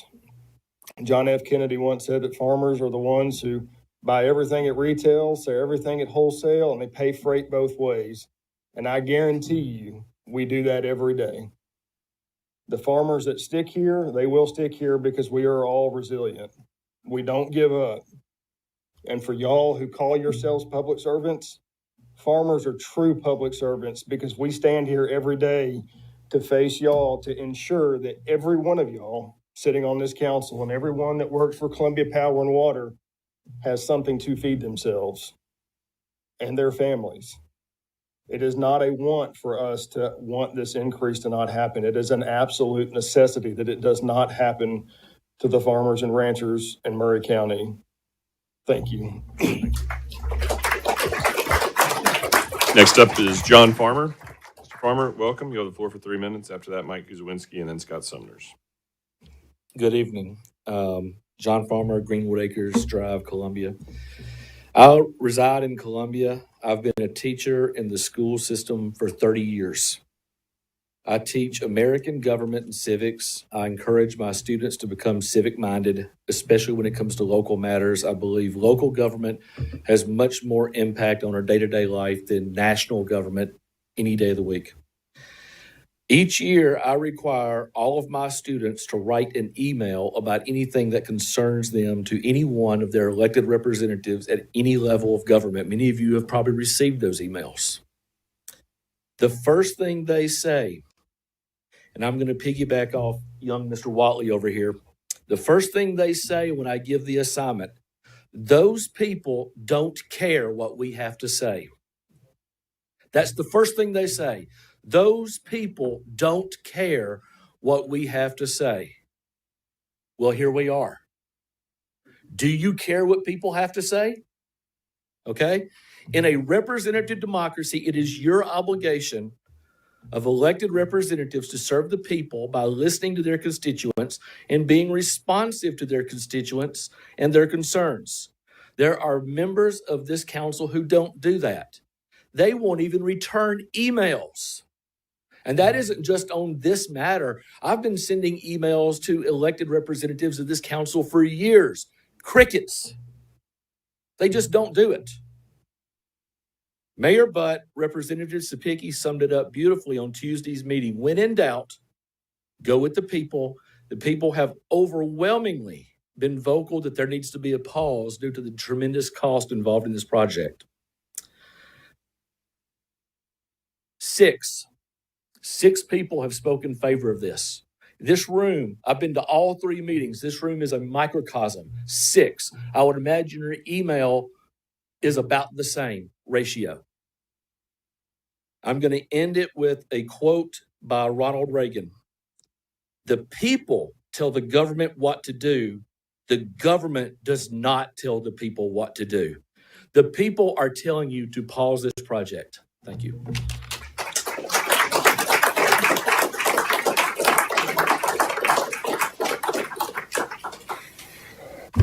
Good evening again, Mayor and City Council. Mike Kuzawinski, Stonewall Road, Columbia. Trust is priceless. When you have someone's trust, you have the ability to influence as well. If you break that trust, you not only lose your influence, but you lose credibility as well. Over the last couple of months, the community's trust has been broken multiple times due to lack of transparency, miscommunication, misinformation, disrespect for constituents, and manipulation of facts. When asked how much debt CPWS has, Mr. Hardin's first response was 0, no debt.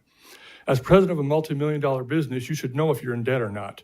I'm fine if you didn't know the exact number, but 0 is unacceptable.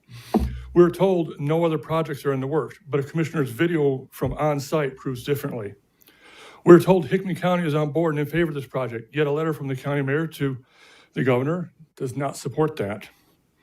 Until recently, the misleading narrative that it's required for a city council member to be on the CPWS board has been spread without noting that the city manager, who doesn't carry a vote, could be the one appointed. We've been told over and over again, this project is fully permitted, yet we've learned that fully permitted only means mostly, partially, but not completely permitted. We've learned that not all the land has been acquired. You cannot be shovel-ready and fully permitted while lacking permits. That's a contradiction of your own statements. Using buzzwords and terms to manipulate the public breaks trust. Lastly, the disrespect and tone from the council toward the constituents. After a meeting in December, many took to social media concerning the rebuttal from the council and how the tone and delivery came across very condescending, like we were being scolded and put in our place. In the last meeting, as our state representative spoke, you could hear huffing and scoffing from a council member to the point that those watching online couldn't hear the representative. A council member telling the crowd that's enough, like their school children, is unacceptable, unprofessional, unbecoming of an elected official. All these instances deteriorate the trust of the people. And now you want us to believe believe and trust that you have our best interests in mind with a $500 million project. The citizens have asked, they've spoken, they've urged, they've encouraged, they've negotiated, but we will not beg. What we will do is we will remember and we will vote. Tonight's vote is very pivotal. It will either define you as a true representative of the voice of the people, or it will confirm that you choose to purposely ignore the will of the people and break the trust to uphold your oath to represent and serve your constituents. Thank you.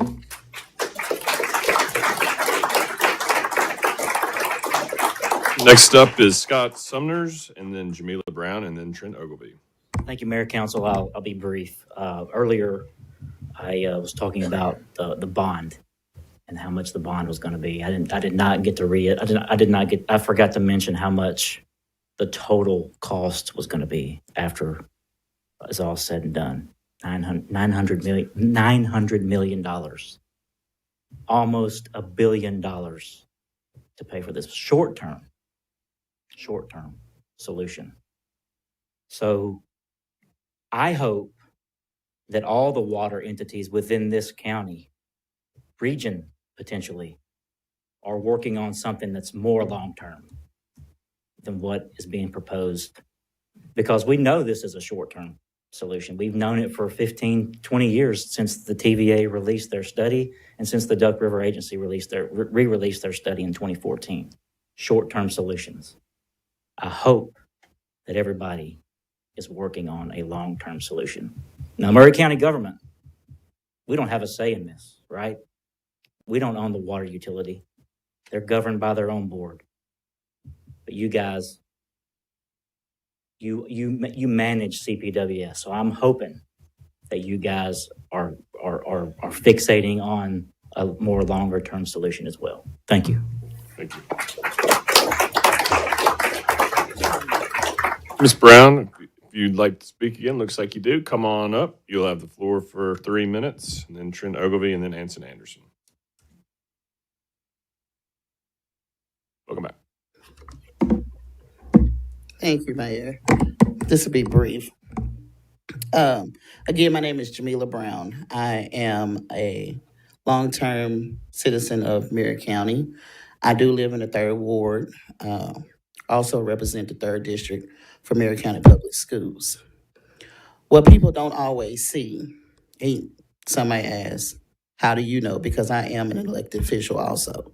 Many politicians care deeply when they disagree. Local officials especially are often underpaid, are unpaid or underpaid volunteers. The loudest voices don't always represent the majority. Courage sometimes look like voting yes, knowing it will cost you politically. In short, being a politician means serving the public while being judged by the public.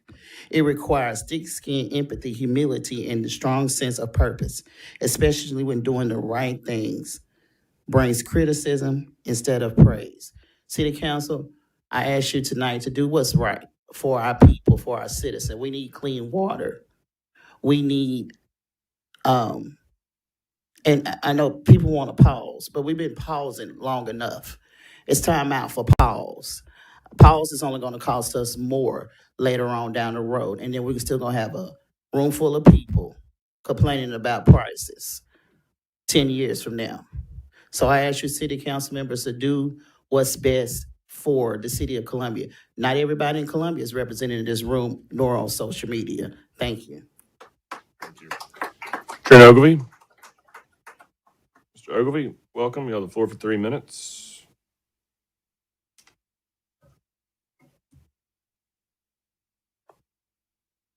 Good evening, Mayor, Vice Mayor, and members of council. Wanted to start tonight, and it's really touching for me because I had wrote and prepared some statements that I wanted to give, and the first person I thought about was Mayor Dean Dickey, who called me on February 6, 2018. He said, "Hey, friend, I need you at City Hall. I want you to be here at 1 o'clock. He didn't ask what I had to do. He didn't ask if I was busy, if it was at a meeting. He said, be here." I came to City Hall. City manager was there. When I walked in, he said, "You don't know why you're here, do you?" I said, "No, Mayor, I don't." And he said, "I have an appointment on the Columbia Power and Water System Board." He referred to it as the Power Board. "And I'm appointing you to the Power Board." He had Betty Modrell, our city recorder, to print off the original bylaws and documents for CPWS from 1939. He put it in my hand and he said, "This is an important board, and we need to make sure that we take care of our city and our citizens." And tonight, I'm standing as a board member who was reappointed by this council a few months ago, and I appreciate your trust in me. This is difficult. When I went to that first meeting, listen to me, in February of 2018, I sat down on the agenda and saw what I thought was a misprint. We're talking about long-term water supply, 2018, $225 million. I said, wow, it's a lot. And here we are, 8 years later, and the cost is projected at $505 million. But yet we say, let's continue to wait. We've had rampant inflation. We've gone through the process of getting the permits by the state's requirements, by the federal requirements. We've gone through the bureaucracy process as board members, set to 2 meetings a month, a study session and a voting meeting that allows for public comments and transparency. Our agenda has been published, and we ask for information, opportunities, grants, anything that we can help this situation, because we know it is a significant amount of money. But CPWS, in the same time, the 10 years, has facilitated, by investing in electric and water infrastructure, $5.5 billion that has come into this county during that time. And tonight, as a council, you have to protect that investment, because it is important that we have reliable water. The 20% increase over the next 5 years per month, it might seem like a lot, but I went this morning and asked Jonathan Harden and our staff, we need to print a letter to every ratepayer, and we need to have in that letter what it's going to mean to their bill, the 20%. Every month, because there's a lot of confusing information that has been presented. People don't know which rate, some people in the county, some people outside the county, and we do need transparency, but people need to know how it's going to affect their household. There are ratepayers. We require them to pay bills to us every month, and we need to be transparent to let them know exactly how much it's going to affect them. So tonight I ask you to vote on this matter. Don't put it off. Vote your conscience. Do what's right for the city. As Mayor Dickey told me years ago, sometimes things might feel like it's political, but you are leaders to do what's best for the people and for our future. Vote yes or no, but vote tonight. Thank you, Mr. Ogilvy. Thank you. Sir. All right. Next up is Anson Anderson. Anson Anderson, and then Paula Wood, and then Bart Watley. Mr. Anderson, welcome back. You have the floor for 3 minutes. Thank you. My name is Anson Anderson. I'm going to be before you long. Just real quick. Good evening, council members and fellow citizens. I appreciate you all, friends, families, and sometimes some enemies. There was, I want to say it was Prince. He said, sometimes they make deals and they stick us with the bill. Stevie Wonder went on to say, it's not too cool to be ridiculed, but sometimes you bring it upon yourself. And then the Bible said something I quoted earlier, building without counting the cost. Now, some of y'all didn't have to have anything to do with building, but some of you did. Oh, yeah. And then thank the CPWS and Dr. Fauci of water, everyone is here. Council, tonight you face a reckoning approval for this 520 million CPS extravagance, sitting the Duck River intake, expanding the plant, and condemn families, seniors, and business of cruising 20% annual rate hikes, totaling nearly 150%, might as well be 150,000, by 2031. This rushed developer favoring scheme ignores the valuable alternatives like regional partnerships or raising Normandy Dam and many other alternatives that's been brought up tonight. Commissioner Howard calls it ram through. He's right. Conflicts erode trust, ties to developers, and undisclosed interests. Some may be underpaid, which is true. Some may have financial incentives in more ways than one. This burden falls heavily on Tennessee's 5th Congressional District, encompassing all of the Maury counties and parts of Davidson County. Wilson, Lewis, Marshall. Skyrocketing bills would drive residents out, stifle growth, hurt businesses, and fuel voter rage or outrage across districts. Vote yes and own the fallout, ruin reputations, recalls, electoral annihilation here in 2026. Citizens of the 5th District and Columbia, Tennessee, and countywide, awaken, flood the meetings, demand transparency, leave comments everywhere you can, vote out these enablers, reject the greed-driven grab, and stop the dead tonight. Thank you.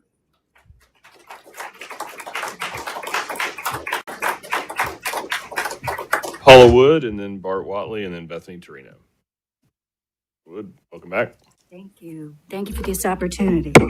Just want to say CPWS is a public utility. It is not a monopoly. And I don't call working and doing something for 10 years a rash and rush decision. Rates are regulated by the TVA. Water quality is regulated by TDEC. CPWS is not the bad guys here. They've worked for us. And it's on, if there's an onus, it's on me for not being aware what has been going on with our water. It's my understanding that the 490% 5-year increase that's been put out there over and over again on social media is only if there is no growth in Columbia. And I don't know if that's true, but that's what my understanding is. But there is growth. We've already talked about that, not being able to get up 31. The CPWS sells water to the county, but it's also my understanding that the county charges 2.5 times more than what the city pays, me being part of the city. I am intrigued by Sapeki's comments about being in Israel and seeing what has been done, but why hasn't he said something earlier? Why has earlier he and other officials at the state level rejected impact fees, and only till recently now we're able to have impact fees?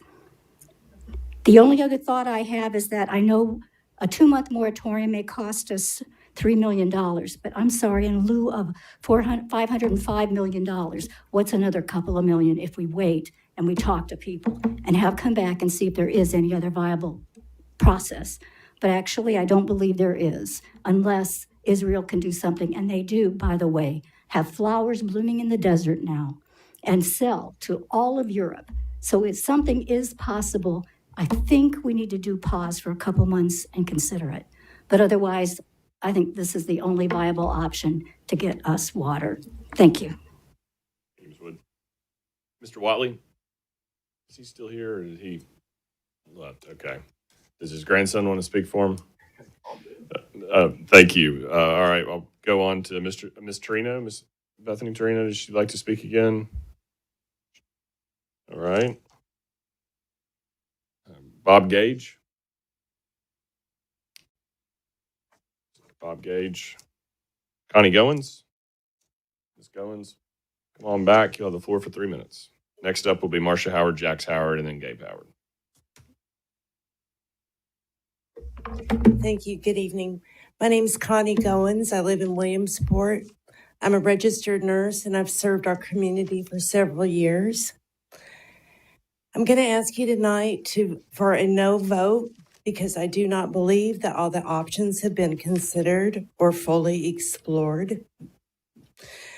The proposal by CPWS is the most mature plan to date, but is it the ultimate long-term solution for all of us? Being from a scientific background, I would like to offer some observations. Last summer, there were several days where I could literally walk across the Duck River. I wondered to myself at that time, how can a fish even live in there? Secondly, have all the studies been completed so that we can make educated decisions? And third, is it taking the first option, which is supposedly shovel-ready, the smartest move? I would like to share my experience as a registered nurse working in the hospital during COVID. We were really afraid and our patients were dying. It was terrifying. And we were told that we had to take COVID vaccines because it was our only chance at survival. We all lined up for the vaccine because it was the only option that we were given, and it was mandated in order for us to keep our jobs. This is not that. You know that other alternatives are possible. There is more than one way to get things done. I would ask you to please expand your minds, explore all solutions, consider environmental impacts, and make decisions that are sustainable yet affordable. Think outside of the box and give us a no vote so that we can explore all the possibilities. Thank you for your time. Thank you, Ms. Goins. Marcia Howard. Ms. Howard, welcome back. My name is Marcia Howard, and I live at 1092 Cranford Hollow Road, Columbia, Tennessee. Thank you, Mayor, Vice Mayor, and City Council. I serve as a board member on the Maury County Senior Center, and I'm speaking for myself as a senior, not for the board. My concern is the financial burden that will be put on us who are on fixed incomes by borrowing $500 million. Is there not another option? Are there other communities to assist in this cost? I believe the last council meeting and also in December and Tuesday, you heard from us, including state and county representatives. You said that you were listening, but were you? I asked for a no vote in this proposal. Please look at all options to protect and serve the people you have been elected to serve when you make your decision. And thank you very much.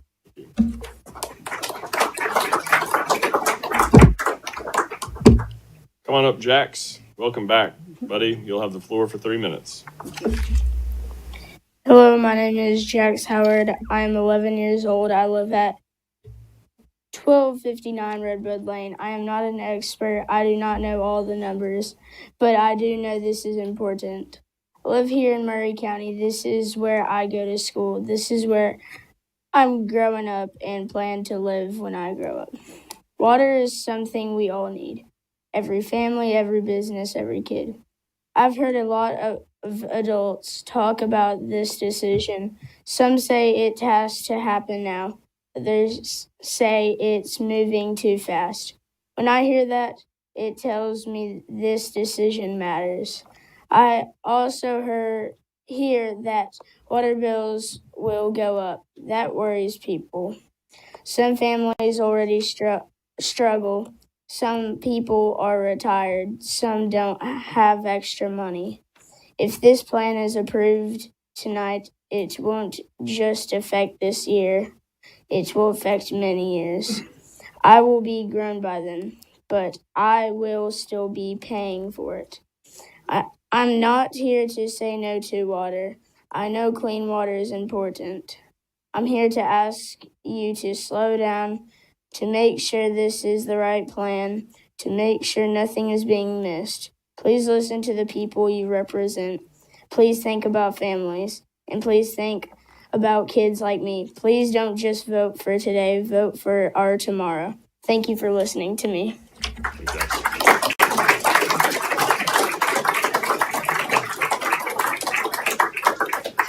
Gabe Howard, and then Robert Crichton, and then Eric Pravetti. That is that's two hard speakers to follow. Thank you, Mayor, Vice Mayor, City Council. My name is Gabe Howard. I reside at 1259 Redbud Lane in Columbia.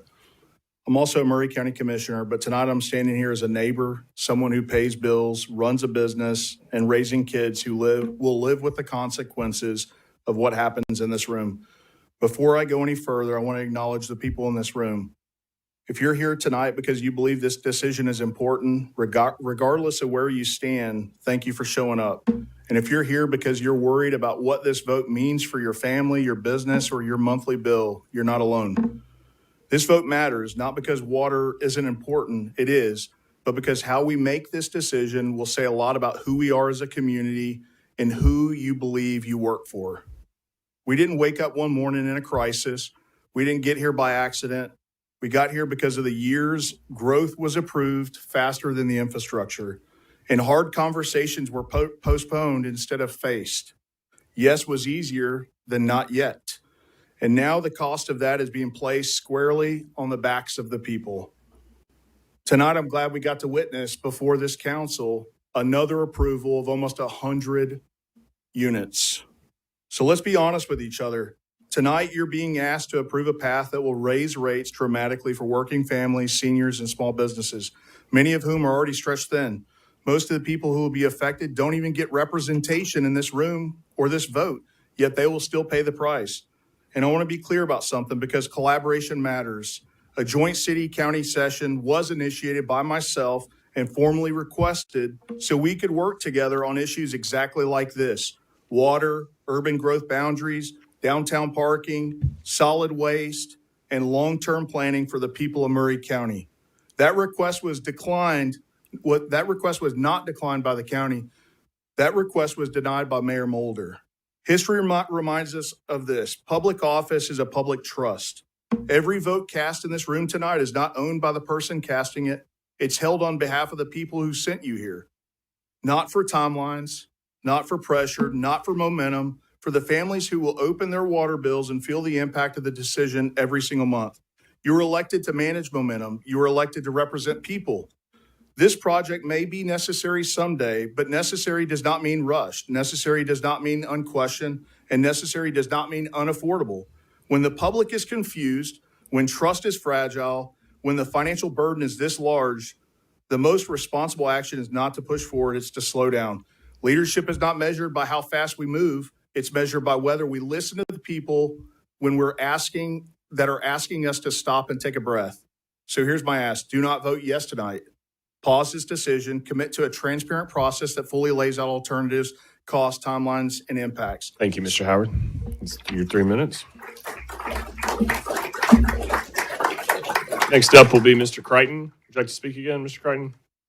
All right, Mr. Crichton, then Eric Pravetti, and then James Dallas, if he's still here. If not, then April Anderson will be up after that. Mr. Crichton, welcome back. You have the floor for 3 minutes. You do a good job coordinating everything, Mayor. I appreciate that. So, Bob Crichton, 1049 Cranford Hollow Road. Since I was up here last time, I'm sure you've heard the word pause many times. You've heard not pause a few times. You've heard the words trust and credibility. Those are the things that are in jeopardy for you guys. That's not a threat. That's just reality. The other thing I've heard is a lot of confusion about what the facts are. Now, the company representatives are down, and I really appreciate that. These are the good guys. These are not the bad guys. And I'm a business person. I have an action step to propose. Step number 1, vote pause. That's step number 1. Step number 2 is tomorrow, set up a process. Mr. Howard made reference to this is a transparent process. Well, what is that process? We can talk about these esoteric things, but until we do put solid steps in place, they're never going to happen. Let's set up a meeting, a public meeting in a bigger room than this. Get somebody to moderate this that's not a politician. You guys come back and sit with us. You're part of us. Let's bring the company forward. The good guys come up here and give them an opportunity to lay out everything they have done. They have studied this thing for years. I heard that. I know that. It's my fault for not looking up that. But I'd like to come up to speed.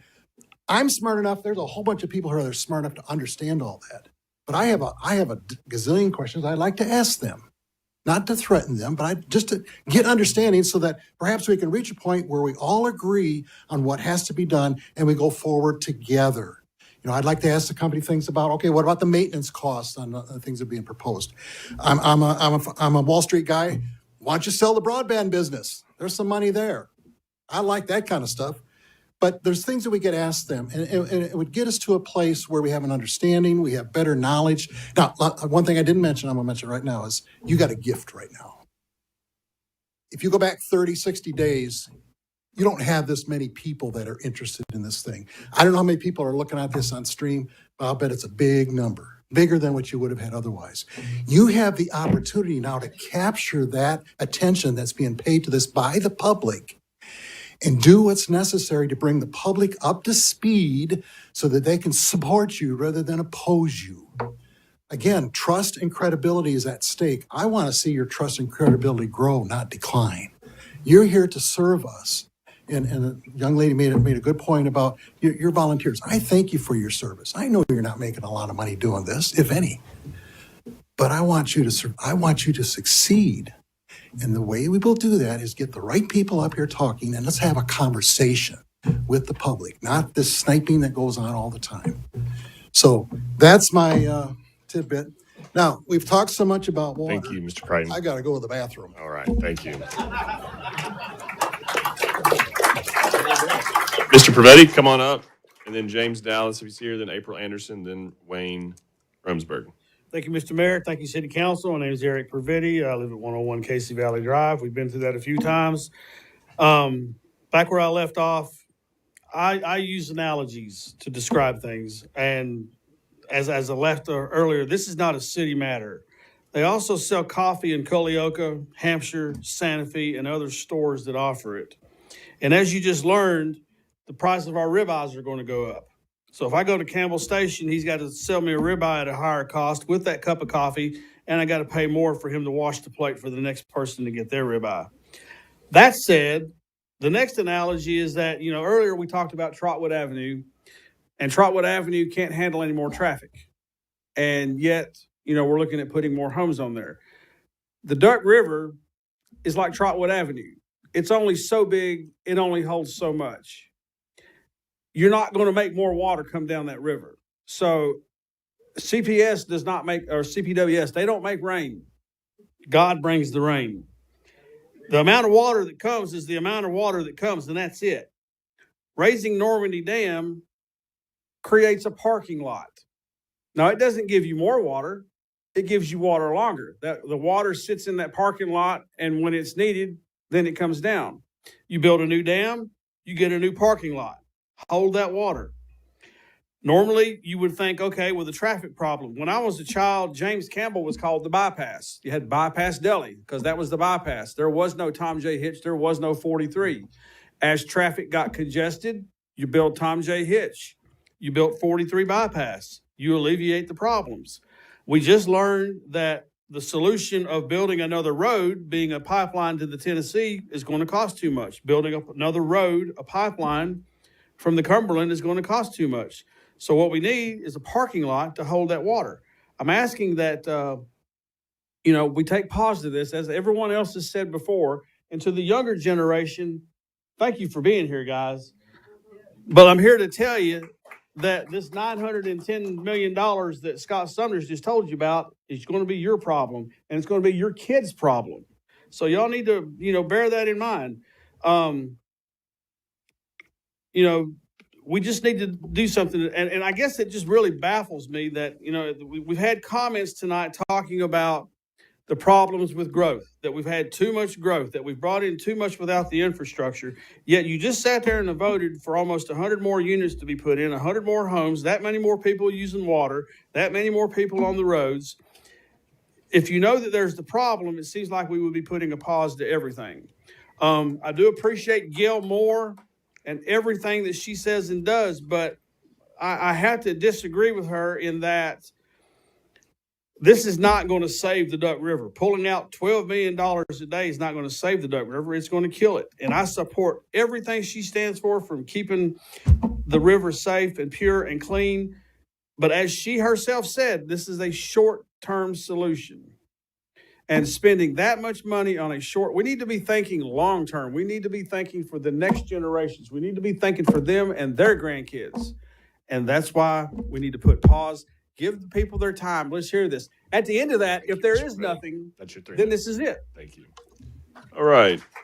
James Dallas. Is Mr. Dallas still here? I know he had indicated that he was having to leave. So James Dallas, if he's still here. April Anderson. Anderson, welcome. You have the floor for 3 minutes.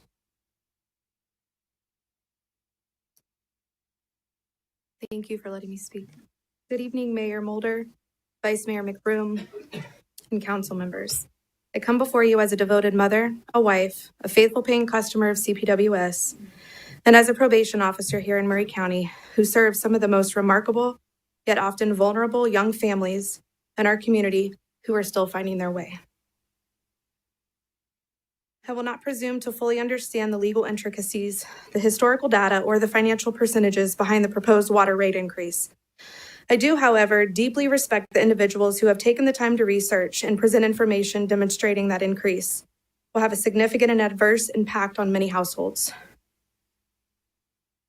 The families I serve, and most importantly the youth, are already stretching limited resources to meet their basic needs. Many are quite literally robbing Peter to pay Paul, simply to keep up with the rising cost of utilities month after month. For these families, there is no financial cushion left to absorb yet another increase. While the option of a payment plan has been mentioned, it appears to have been addressed only in passing. From my professional perspective, this may be because CPWS anticipates payment plans as a universal option for those struggling financially. However, these families are already utilizing such plans. Probably 99.9% of my families are already using them. This is not a new resource for them. It is an exhausted one. When basic necessities such as water are at risk, families will find a way to survive. That reality may take a legal form, or it often may not. When survival is at stake, choices are made out of desperation rather than intention.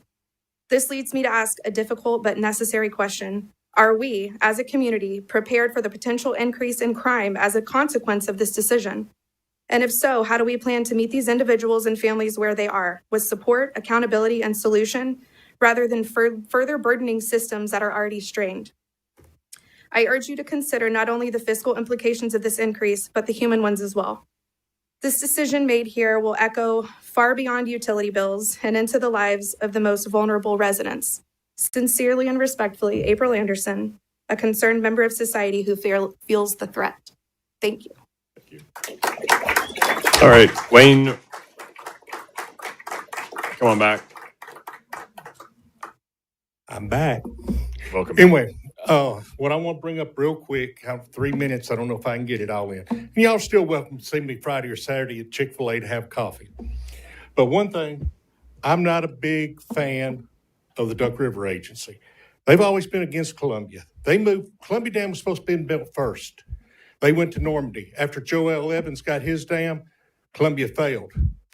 A lot of people don't know they hired an environmentalist that was working here who helped find ways to kill Columbia. Also, we still pay a nickel 1,000 gallons. Right now, there's over $12 million in that account. Normandy's been paid for.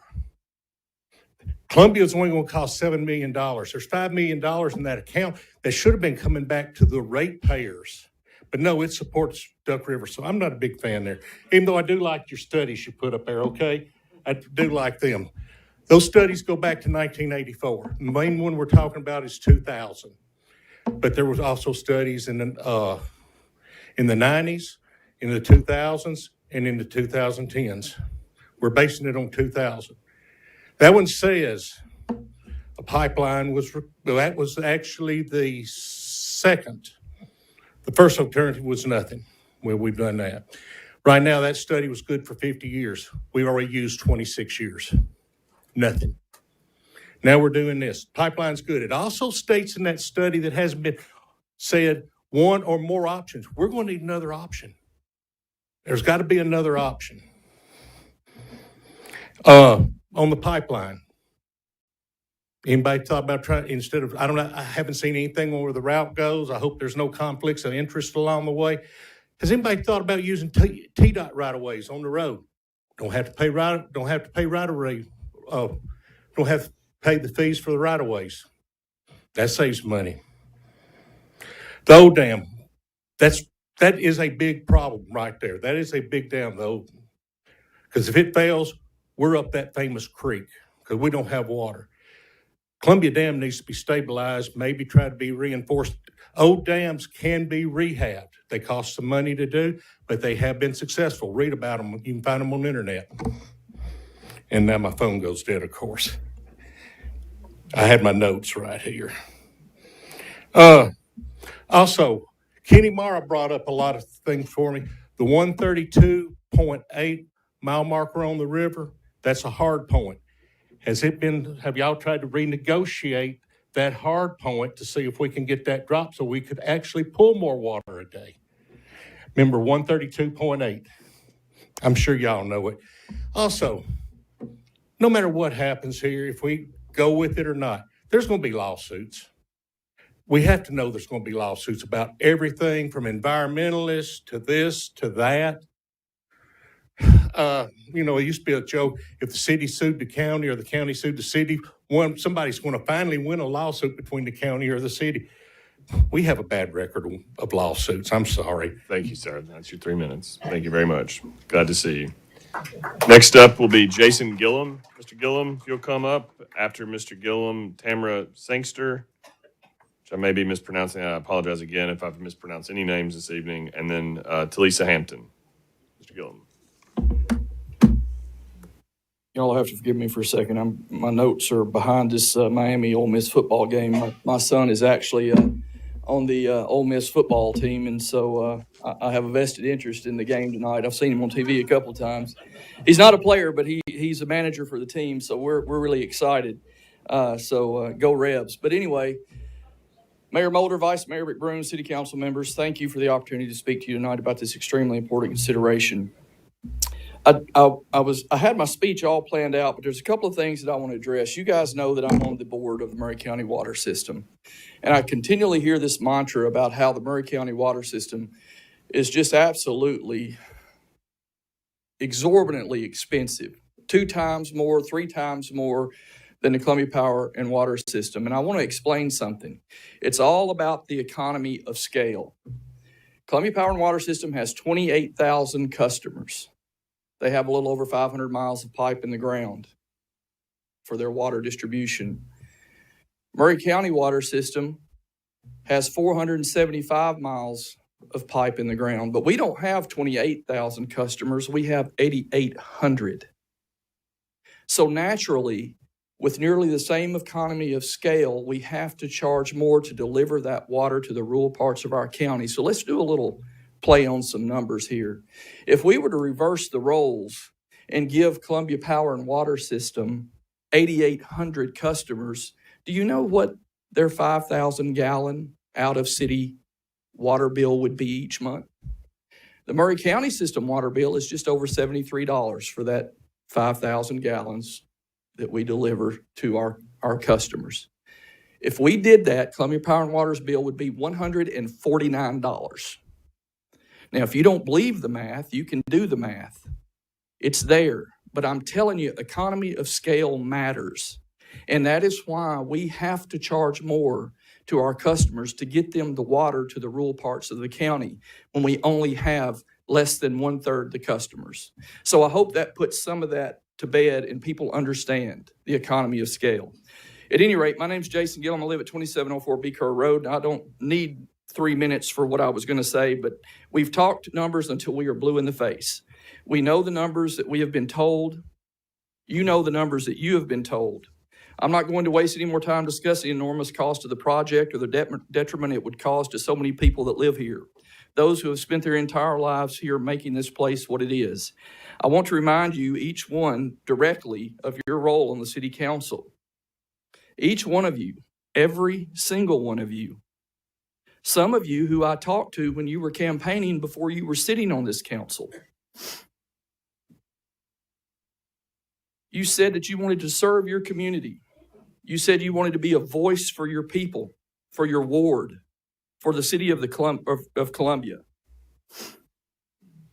Mr. Gillum, that's your time. I gave you some extra time for the intro regarding your son. Okay. But thank you.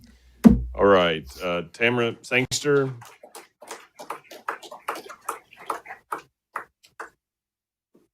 Okay. No. Talisa Hampton. Caliente Glenn. She's still here. There she is. All right, Miss Glenn. You'll have the floor for 3 minutes. After that would be Sheila Butt and then Amber Johns. And then Scott Sapicki and then Ken Newell.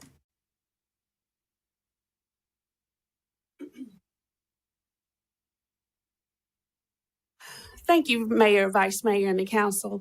I didn't expect to say anything at first, but that's what I get for writing my name down without really thinking about what I wanted to do. I tried to make sure that in this season of 2026 that I learned how to keep my mouth shut sometimes and actually sit at the table and listen to people who are making the decisions. So while I did that, and in reading what this plan consists of and reading the pros and cons of it, I realized that you have a very hard decision in front of you.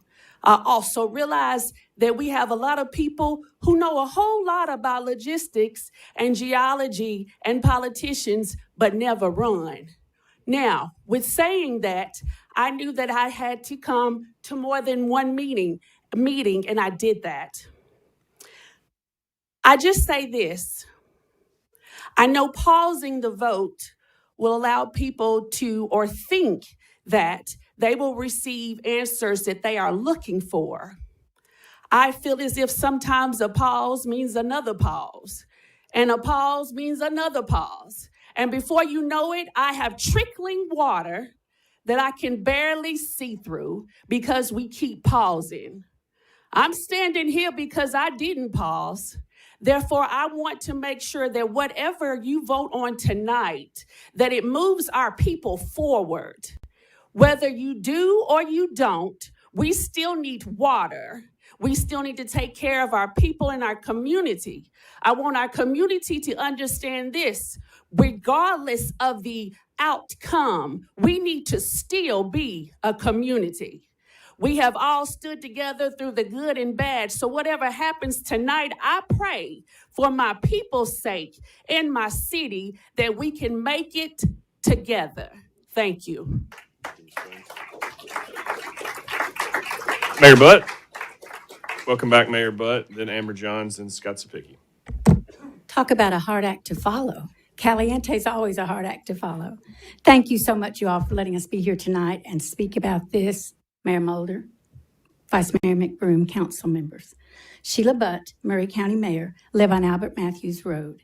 Thank you for these nights allowing the people of Murray County to speak on this very important topic that affects every one of our lives and our children's lives. I sincerely hope you are listening. In all transparency, I have been an advocate of this project, of the possibility of going to this project for the past 2 years while I've been on the Duck River Agency. This short-term solution has never been my option for a regional solution when only one entity has a voice and control. However, the big surprise to me, people will say, Sheila, you were on the Duck River Agency, you were on the Duck River Planning Partnership. Why is this a surprise to you? The surprise to me is that CPWS decided to place the huge cost of this project solely on the people of Murray County for 20, 30, or 40 years, many of whom are disenfranchised by this vote with no representation. They should have a voice. My argument is not nearly as much about the project as it is about the fact that we're bringing the cost to the people of Murray County for the next 30 or 40 years. I was also surprised as anyone that this rate hike was brought before this council, before any of the recommendations of the Duck River Water Planning Partnership were given to the governor, and we gave them to them immediately. They brought this rate hike, and none of those feasibility studies have been allowed to be done. During all of this time on the Duck River Agency and on the Planning Partnership, my goal has been to find a regional solution. I honestly thought that was all of our goal. I appreciate that CPWS has worked so hard keeping Murray County in clean water for a very long time. Murray County has done that as well at a very high cost because they've had to buy all of their water from Columbia Power and Water. However, listen to me. Times are changing, and one local utility will not be able to afford to keep control of a state-shared entity such as water. Our issues with shared resources and infrastructure from now on will not stop at the county line. We're all involved in the region in this. At a recent regional summit, Wilson County Mayor Roger Hutto pointed out the following: no single community can address growth challenges alone. We must collaborate. We must communicate. We must help one another and share resources. This short-term solution, yes, it's been talked about for 20 years. It's an old solution. Let's have the vision to give real regionalization a chance and an opportunity for a hearing. This process has reminded me of a verse that keeps coming through my mind in the past few days. Mayor, I'll let you finish that thought on the verse, please. Thank you. They have ears, but they cannot hear. You represent many, many people and many, many voices. Listen to them and have the vision to look at another way on economies of scale for us to be able to pay for something like this. Thank you, Mayor Mulder. Thank you. All right. Amber Johns. Is Amber Johns still here? Ms. Johns, seeing no Amber Johns. Scott Sapicki, and after Representative Sapicki, Ken Newell, then Eric Turner, then Andrea Stewart. Thank you, Mr. Mayor. Thank you, members here. First of all, I'm going to get into this pretty quickly. You'll be raising my water bill. You'll be raising every business's water bill that they're going to pass on to me when I go out to eat and spend money in Columbia or in Murray County. Do you know how much it's going to cost our assisted living? I do. I went and saw them the other day. If you can't answer that question as council members, how can you vote on this? Those are our most vulnerable people in our area, and you're going to put this burden on those assisted living, and they're going to pass it on to those people that are going through end of life there. How can you do that to them without being able to answer that simple question? How much is it going to cost to your assisted living? How much is it going to cost Murray Regional? Because they're going to pass that on to us too. How much is it going to cost Sheriff Rowland? Because he's going to pass it on to the county commission. And it's going to pass it on to you too, that you're going to pass on to the people sitting here. It's not just my water bill. It's everybody else's water bill that I'm going to have to pay because of this decision.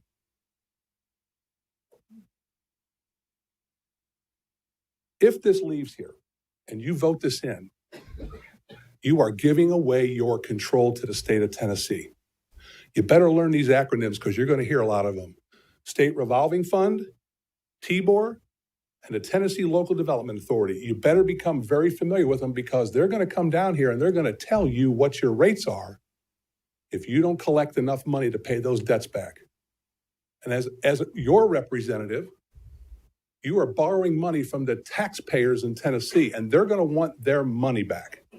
And the federal government's going to want their money back, and the bond market's going to want their money back.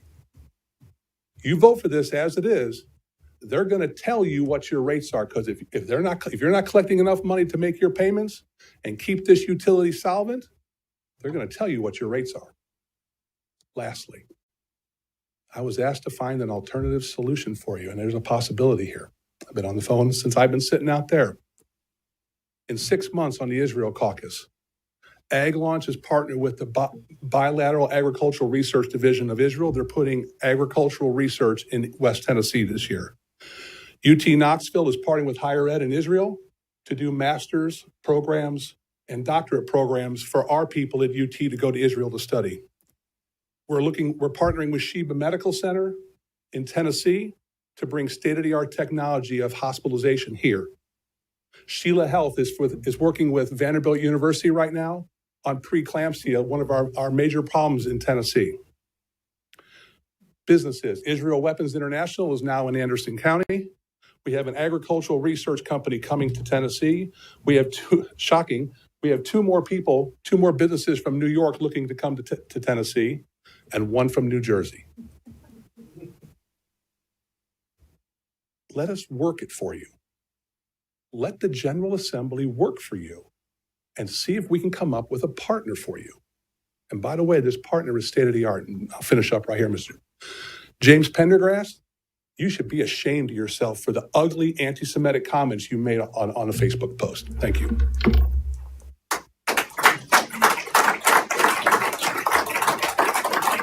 All right. Ken Newell, Eric Turner.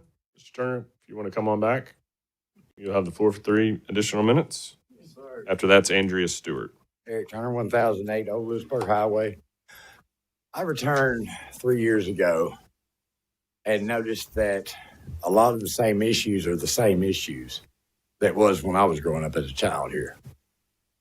That's what's inspired me to be even standing here right now, other than watching people do more for their community than I am.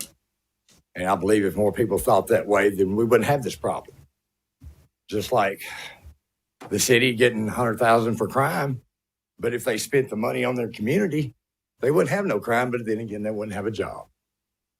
You know, the Lord tells us to take each other as our own, treat each other as you treat yourself. Now, I know we're in 2026. That's kind of a dream, fairy tale, because it just don't work that way anymore. A lot of people's morals have went out the window, and I pray that everybody on this board still has some, because everybody in this county is going to suffer if we don't come to a better solution. I know I've been a project manager for a good long time now. I know there's plenty of engineers in Huntsville, and they're begging to do something for somebody, because I just left there.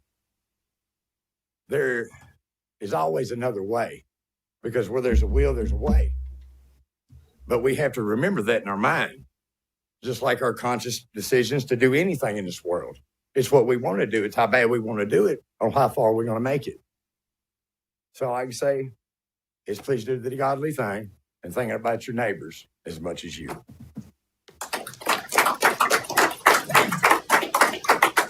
Andrea Stewart. Andrea Stewart. All right. Next up, Dave Webb. Mr. Webb, is he still here? Would he like to speak again?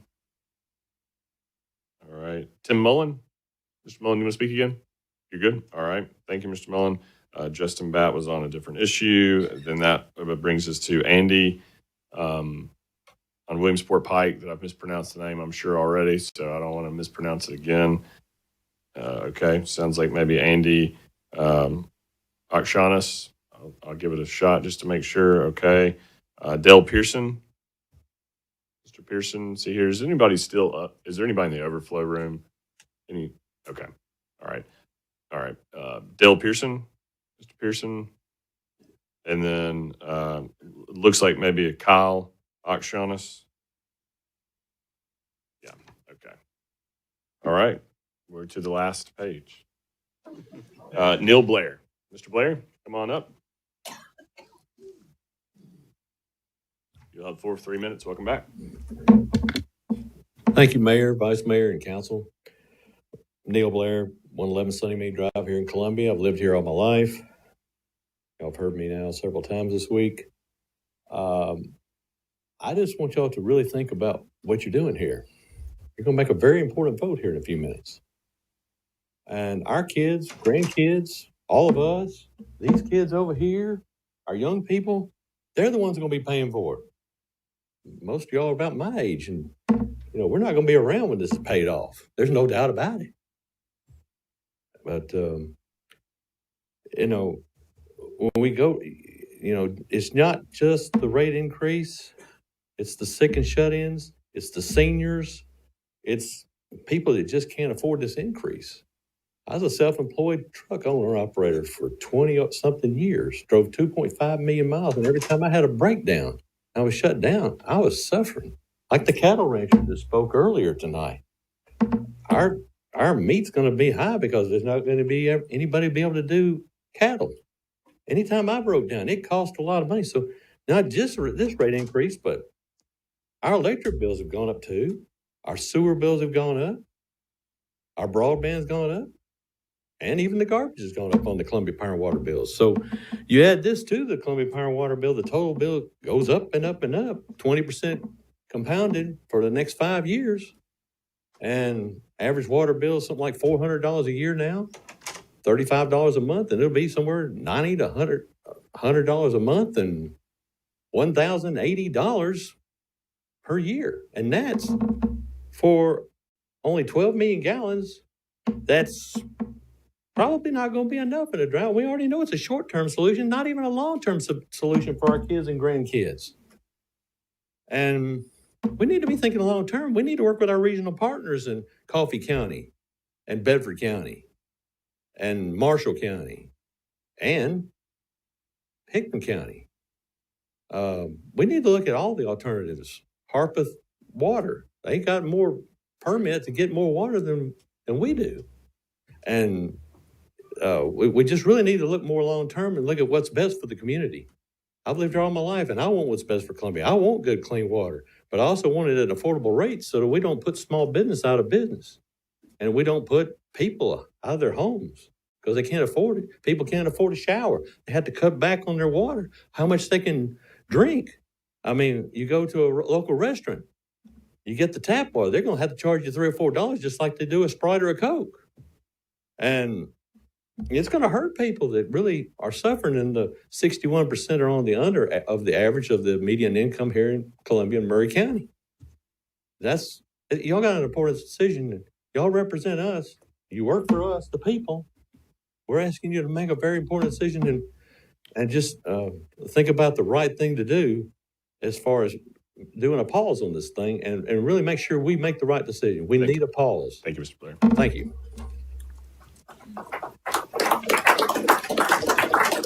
Dustin Kittle.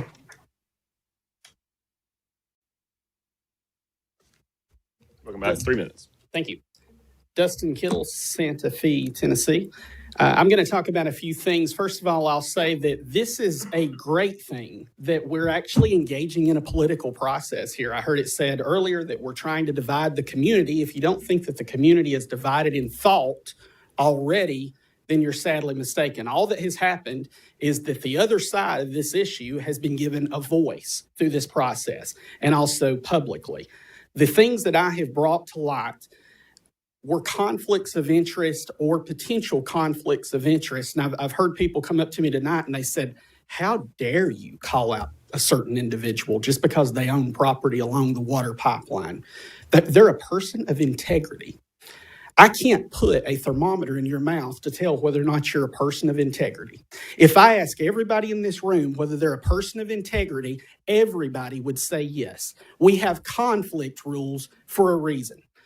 And part of that reason is to advise the public when there's a conflict so that they can bring a challenge. But that has not been done. It's been completely ignored during this process. And I'll close by saying this. My point the other night that I didn't get to that I want to bring up tonight is a point that I don't think anybody has brought up today. And I didn't bring it up until now because I thought it might make people too angry. But I'm going to go ahead and say it because I know exactly how you're going to vote tonight. And I know we'll ultimately end up in court on this. There was a country mouse and a city mouse. That's the example of it.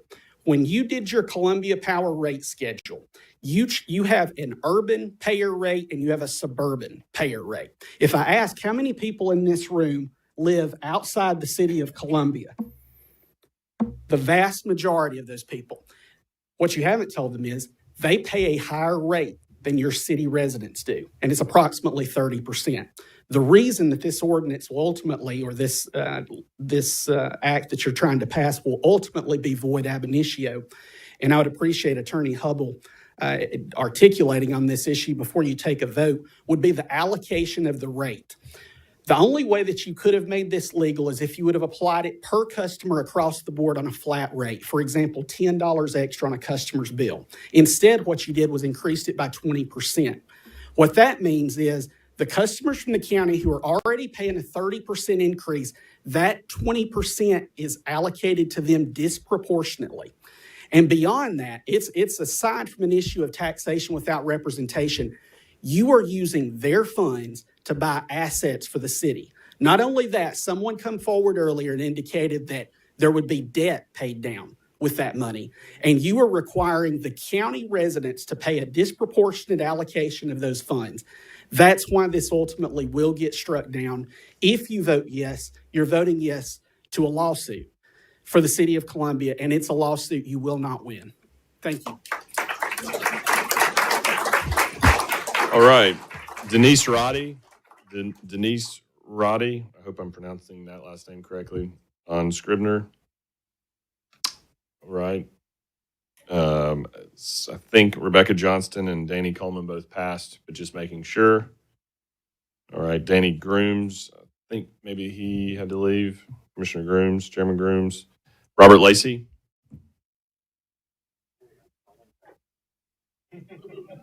Welcome back. You have the floor for 3 minutes. Robert Lacey, Mount Pleasant. I wasn't going to speak a second time, but I just want to reiterate the point of service that I brought up earlier. I joined the military when I was these young folks' age. I joined out of high school. I also, in the past 6 months, spent several evenings in Mount Pleasant at their city council fighting against them trying to get a housing development and a step system put in, and watched city council members look down, give disgusted looks. Y'all are here to serve the people that are sitting in front of you. You were elected by those people. That's your sole purpose. You're not here to represent CPWS. You're here to represent all these folks. Just like I explained to the Mount Pleasant City Council, they weren't there to represent a builder. Y'all serve the community. And I would hope that you would listen to these folks, because the majority, they're not saying end this now. They just want to pause so that other options can be brought forward. You've got a governor's commission working on this. You haven't even heard the results of that yet. So I'd ask you to please just take a couple months. I don't know where this $1.8 million a month number comes from. Our mayor of Mount Pleasant threw out bogus numbers at us too. So I don't know where that comes from. Just take a pause and listen to the people sitting in front of you. I appreciate your time, and I appreciate y'all's service too. Thank you. Thank you, Mr. Lacey. All right. Bruce Peden. I think Mr. Peden maybe had to go check on a stove. And then last is Krista Martin. Dr. Martin, you're the last name on the last page of the list. You'll have the floor for 3 minutes. Welcome back. Greetings, Mr. Mayor, Mr. Vice Mayor, members of City Council. My name is Dr. Krista Martin. I live at 2119 Polk Drive here in Columbia, and I currently serve on the city's Planning Commission. My regards to each of you, as most have a most difficult decision to make tonight. But you have done the work to prepare yourselves for this vote. The work did not begin last year, last month, or last week. The challenging work that you have been preparing for started as a long-term water supply response, and it has been on agendas as an important issue for many years in Columbia. I cannot attest to what other agencies were doing for the last 25 years, but I know water supply, water rate, and associated services have been discussed under several mayors in my 30 years as a public servant elected by the people, city managers, city councils, utility boards, and other leadership. Planning has not been done in a vacuum. Many governmental agencies and elected officials at the federal, state, county, and city levels have been in and included in conversations. Tonight, my experience includes a vote that was taken some 25 years ago in regards to planning for long-term water and setting a rate that could be moved out year after year, around 2, 3, or 4 cents. The rate increase was presented and only 2 members voted for that increase, myself and another council member. Needless to say, that vote failed 2-5. A pause, in my opinion, occurred then. The Columbia City sits a council member on the utility board every term. I have served on that board, 2021 and 2022. During that time, approximately, I attended 8 long-term water supply meetings, major deliberations, major people coming before us to talk about long-term water supplies, very detailed reports from engineers and others who are experts in their trade. This planning was impacted by, as you all know, COVID and supply chain processing, managers and management of other agencies asking for more details, holding up progress by 160 days with every response, calculating from the utility and current tariffs that have been implemented by the current administration at the federal level. In my opinion, another pause has occurred. Other costs impacting related to this project that was $261 million as I sat on the utility board. And now we're looking at over $500 million in 2025, 2026. No matter who controls this utility, the price of the project is going to be the same. Pipes don't care who controls, they charge for the length. I truly hope this is not about control. It's about the people, no matter what their level is, and how we give them consumable water. Everyone that has an agency, a grant, an impact fee, or anything that can make this cost decrease for our most gullible citizens, you ought to be happy to bring that information forward at any time. Feels Mr. Mayor, thank hard you to- for this plan. I hope that you all pass it. We need water that is consumable. And I also, too, share in my sympathy for the family of our former Mayor, Dean Dickey. Thank you so much. Thank you, Vice Mayor. All right. That concludes the public comment for the sheets that were signed up. Is there anyone that signed up to speak that did not hear their name called to speak? Just wanting to make sure that everyone had the opportunity that came here this evening with the anticipation to speak. All right.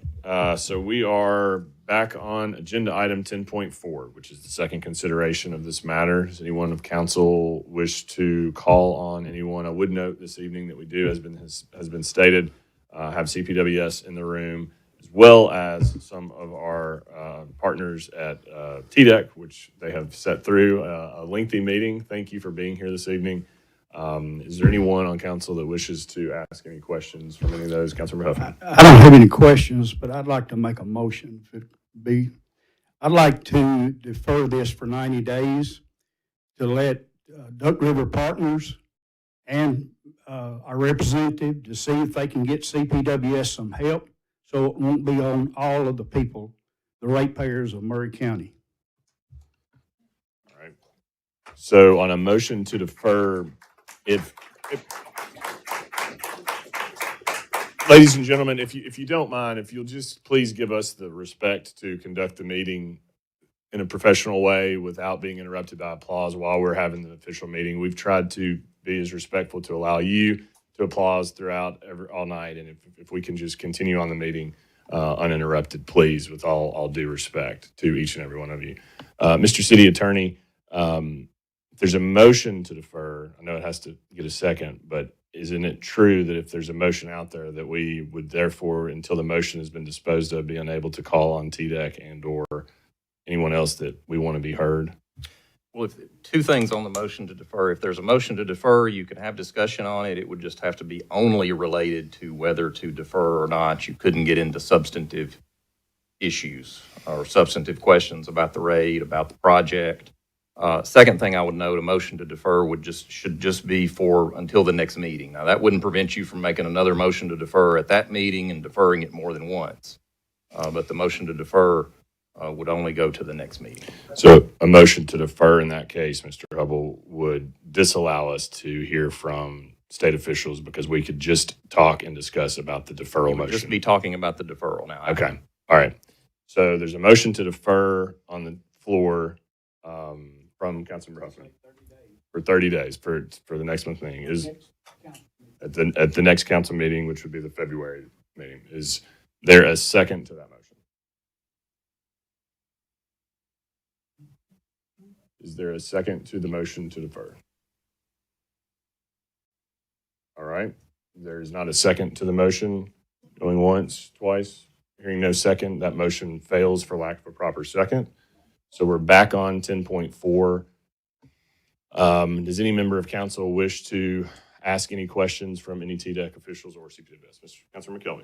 I'd like to ask Mr. Peoples to come to the stand, please. I'm not a commissioner. I know, but you're for the Doug River Agency. I am. And I've heard tonight that there was 5 cents per 1,000 gallons that went to the Duck River Agency over the last 45 years, and I've heard that it's $15 million in. I've heard $12 million in their account, wherever you call it. But also, Duck River Agency is giving $10 million to this project. Is that correct, sir? That's true.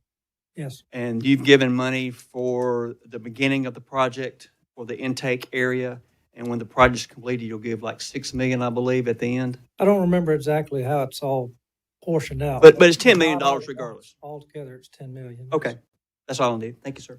Thank you. All right. Anyone else? Vice Mayor McBroom?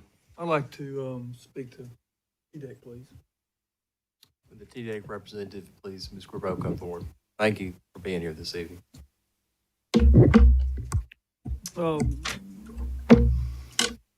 Thank you for coming back tonight. I guess my question is, you've heard the pause. Everybody's talking about the pause. What is TDEC's position on the pause? Last time I was here on earlier this week, I mentioned that TDEC rules, state rules, require water systems to plan for an expansion when they meet 80% of their design capacity. And I also mentioned to you that our records, those are monthly pumpage records that CPWS must submit to us as part of state rules. Those records indicate that CPWS is currently at 93% capacity. They are required by the state to plan for this expansion. Columbia, Spring Hill, and Murray County water systems have all approved water connections that have not yet taken place, that are not reflected in those monthly pumpage reports that we are receiving, and those will consume that capacity soon. For the regionalization study that I mentioned the other evening, TDEC is charged with studying interconnection, consolidation, and or the formation of a regional water authority. We are charged with analyzing variables like water loss, financial outlook. Many utilities in the Duck River watershed and beyond will benefit from interconnection or other regional approaches, and I'm very excited about those possibilities. I've committed to work with Representative Sapicki, Mayor Butt, all of the water systems and others in inviting these utilities to be part of the regionalization study. We will also be inviting utilities beyond the Duck River watershed and surrounding communities to participate if they desire. I believe a letter to that effect may have gone out earlier today. A lot of good information will come out of that regionalization study, and that will help water systems to make decisions on possibly merging, sharing assets, optimizing rates. TDEC can identify ways that utilities could consolidate or merge, ways that they might be governed, or where board members might come from. But the regionalization study itself, and I know this was mentioned a lot after I left the other night, the regionalization study itself is not tasked with identifying another place where Columbia Power and Water could get 12 million gallons. For the Tennessee Pipeline Study, which was also mentioned many, many times, that is a long-term water supply project or that we will be studying, and that is for the entire Duck River watershed. This is called, the Columbia Power and Water Plan is referred to as the long-term water supply plan for Columbia and Murray County. When I talk about the pipeline, I'm referring to the long-term water supply plan for the entire Duck River area. There's a difference. For that Tennessee Pipeline Study, the alignments are indeed that we are considering are along TDOT right-of-ways. I heard some of the public asking about that earlier. The goal of that pipeline will be to bring raw water into the Duck River watershed for those long-term water supply needs. That could solve water demands in the Duck River for the next several decades, but we're just at the feasibility stage right now. TDEC is charged with conducting that feasibility study by August of this year, but that raw water would still need treatment, and we look to the largest treatment facility in the watershed. When I look at a pause, I just want to make sure that none of the TDEC studies that we are charged with will come up with an answer that we're not tasked and we're not responsible for identifying another alternative for how Columbia Power and Water could get 12 million gallons a day. Everybody was doing a lot of talking about it's rushed. Can you tell there's probably new people here, like what you told us last time about the time frame that they've been studying, and they have to vet every possible idea. Sure. So I am the Water Resources Director of our statewide water program, and I have personally attended meetings. I live in this area in District 9 of the county, and I've personally been attending meetings with, in my TDEC role, related to this new downstream intake since 2018. That first meeting that I went to was a public meeting that was held at Columbia State. Since that time, TDEC has hosted, and I personally have led 9 public meetings since the year 2020 regarding Duck River water withdrawal permits, including this permit. Columbia Power and Water applied for this permit with TDEC in 2021. All of the permit application documents, alternatives, calculations, all of the maps, the justification for this project and intake in the Duck River, those have been on TDEC's public website since we received those in 2021. TDEC rules, as I mentioned the other night, they require a very robust alternatives analysis. TDEC is charged with evaluating all water supply alternatives, and we can only select or permit the one that has the least adverse impact on the Duck River. After we completed that required alternatives analysis, TDEC proceeded with permitting for this downstream intake. The water withdrawal permit was placed on public notice. We're only required to have a permit on public notice for 30 days, but we doubled that in this case because of the interest in the Duck River. A public hearing was held in Columbia. I led that personally in the fall of 2023. Several people in this room I recognize as being present at that meeting. Public comments were, as I mentioned, accepted for double the normal time, 60 days, and TDEC issued that permit in 2024. Environmental groups did appeal that permit, and that was later resolved through a settlement. So that asked us to add water loss and drought management provisions to the permit, which TDEC did, and that permit was reissued in 2025. This project is fully permitted. I was asked earlier to speculate on whether additional permits would be required. There are no additional permits required at this time. It's too early to speculate on whether or not stormwater permits from TDEC may be required during the construction phase. That may be the case. Those are usually granted in less than 30 days. I got a technical question I want to ask.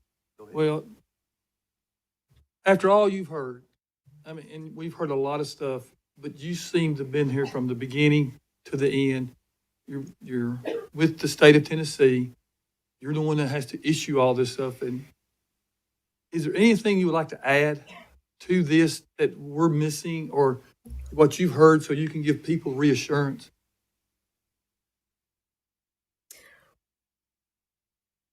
I would like to emphasize that TDEC is not aware of any other alternatives to bringing in 12 MGD into this area. I have been asked since Tuesday whether or not about several alternatives. I have a list of alternatives if y'all have questions about alternatives, but in the interest of time, one of the alternatives that I did not hear much about the other night, but I've been asked several times since Tuesday, would TDEC approve more than the 20 million gallons that is currently permitted at the current intake? And the answer is no.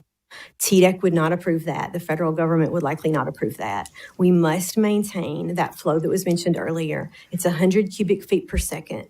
That must be maintained in the river. That has been the number that we in the federal government have used for a couple of decades now. That is necessary for the assimilative capacity for the City of Columbia's wastewater treatment plant discharge downstream.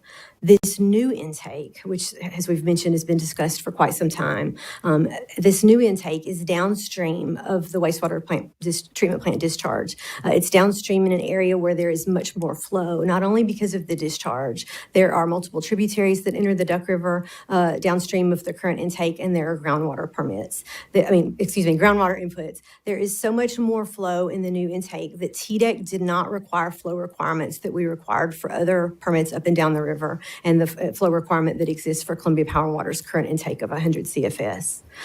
We would not be able to approve this further because we now know that there is a least impactful alternative on the table, and it is this new downstream intake that has been the topic of so much discussion this evening.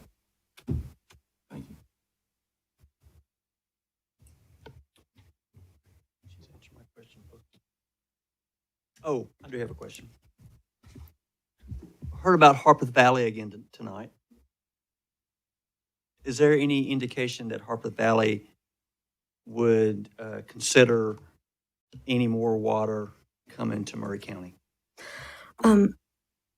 Do you mind if I revisit some of the things I said on Tuesday, just for clarity, to make sure I don't miss anything? So I'll just remind you that I discussed on Tuesday night that Murray County Water System has an interbasin transfer permit. That's something that's required by TDEC in order to move water from one basin to another. In this case, we have permitted Murray County Water System to move 3 million gallons a day from the Cumberland River Basin in Nashville area to the Duck River Basin where we are today. TDEC gave that project, awarded Murray County Water System a grant of, I believe, $7.7 million in order to fund that project. And on Monday of this week, TDEC met with utilities from the Cumberland Basin, Harpeth Valley Utility District that you're asking about, as well as HB&TS. They purchased water from Harpeth Valley Utility District and serve Williamson County. We met with both of those entities from the Cumberland Basin along with Murray County Water System to ask about the possibility that I'd been heard much about in recent weeks of purchasing more than that 3 million gallons a day. Specifically asked about whether or not they may have 12 million more gallons for a total of 15 million gallons. Harpeth Valley has an intake in the Cumberland River, and the idea is that they would treat and deliver water via HB&TS through Williamson County to Murray County Water Systems on the county line. Harpeth Valley told us that they currently do not have the permit from TDEC. They do not have the permitted capacity.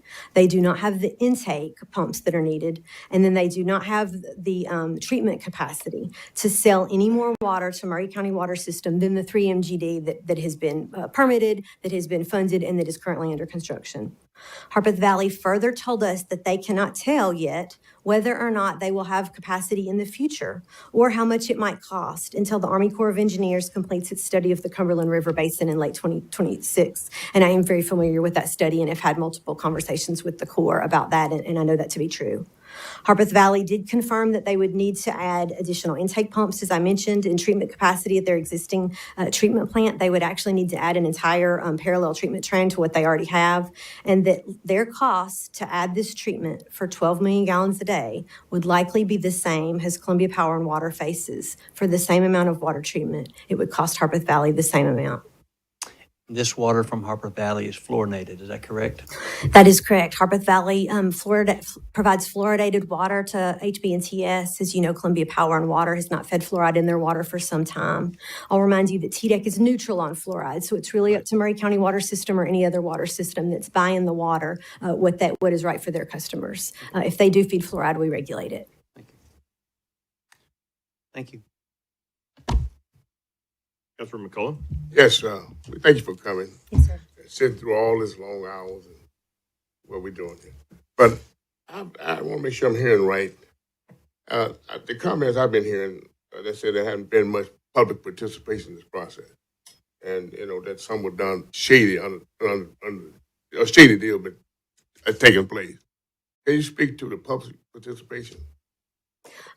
Certainly. So TDEC has a public, a transparent process. We put our, all of our documents, we do retract a few little things like the location of critical infrastructure intake. There's a state law requiring that, but we just sort of black out those very sensitive things and have hundreds of pages of documents that we've received from Columbia Power and Water. As I mentioned, those have been on our website since 2021. I may have to check the date to remind myself, when we went on public notice. We put a draft permit on public notice in the fall of 2023. We held a public hearing for that. We did receive, I don't know the number of comments, I'm going to say dozens and dozens of comments on this particular permit during those 60 days. We considered those before we issued the permit. We've held 9 public meetings since 2020 on Duck River water withdrawal permits in general. And then I'll also mention that in November of last year, Governor Lee came out with Executive Order 108. He established this 19-member planning partnership that has been mentioned on Tuesday night and mentioned many times tonight. That is led by TDEC Commissioner David Salyers, who is, one of my bosses. And that executive order also provided separate directives for TDEC and other agencies. That partnership has met 6 times over the past several months. Those meetings are open to the public. We receive public comments at the end of those meetings as well. The partnership in November, just a couple of months ago, provided recommendations to Governor Lee, and those recommendations are what charged TDEC with conducting the feasibility study for the pipeline to the Tennessee that would benefit all of the Duck River watershed, as well as the regionalization study, which holds great promise for interconnectivity and governance and other things, but is not tasked with coming up with an alternative for bringing 12 million gallons of water into this watershed. I just lost train of thought. So you've had, Columbia Power and TDEC has had multiple public meetings about this. Yes. Okay, thank you. May I offer that I also brought my TDEC colleague with me, Vina Jones. I'll just remind you that she's the manager of the State Revolving Loan Fund program, and Vina is much more knowledgeable about anything about the State Revolving Loan Commitment. Yeah, sure. I know my limits, and I would not be able to answer those questions. Sure. She's here if you need her. I'd like to hear what she got to say. All right. It sounds like Councilman Marshall maybe has a question for Ms. Grippo before Yes. Ms. Jones. The study to the river, that includes the intake and going from there. Is that correct? We envision that the feasibility study would work 2 ways, just for cost comparisons, but hasn't really been scoped out yet. But we did some rough numbers in the fall of this year. We hired a consultant to consider different drought management alternatives or long-term alternatives for the entire watershed. I want to clarify that because I know that there's some question about this Columbia Power and Water project, and I want to specify that would benefit the entire watershed. And so we presented this to the partnership in December of this year. That did not include the new intake and the new pipeline that we're talking about tonight. It kind of just brought raw water all the way to the existing plant. But we also anticipate looking at treating this this new downstream intake that we're talking about tonight has the first leg to the Tennessee River. So we'll be able to look at that in 2 different ways as a feasibility study. So I'll add that when the partnership recommended both of these studies, they recommended that this would be a thorough long-term analysis of a pipeline from the Tennessee River, and that this new intake at that time was considered as described as the first leg to the Tennessee. And I just also want to add that both the pipeline study and the regionalization study are in conjunction with consideration of this new intake. We're not intended to be in place of it. All right. Did someone want to hear from Ms. Jones? Ms. Jones? You didn't know you were going to get called on, but you did. Thank you for being here. I think you were here on Tuesday as well. Yes, sir. Thank you for being here. Kelly? So the State Revolving Fund, that is a fund that protects ratepayers. Is that correct? The State Revolving Fund is a federal-state partnership of federal capitalization dollars granted to the state annually, in which we, in turn that into low-interest loans and grants to utilities. And then those loan borrowers repay the SRF creating a perpetual fund for us to continue to loan into the future, even after the capitalization grants have been sunset. Okay. But they're designed to protect ratepayers. It is designed to provide low-interest financing so that utilities can minimize the cost to Yes. ratepayers. Thank you. Any questions for Ms. Jones? All right, hearing none. Any other questions for Ms. Grippo? Hearing none, we're back on. Thank you, ladies. And Councilor McKelvey has a question for Mr. Harden And Mr. Wheeler and Ms. Maddox. Maddox.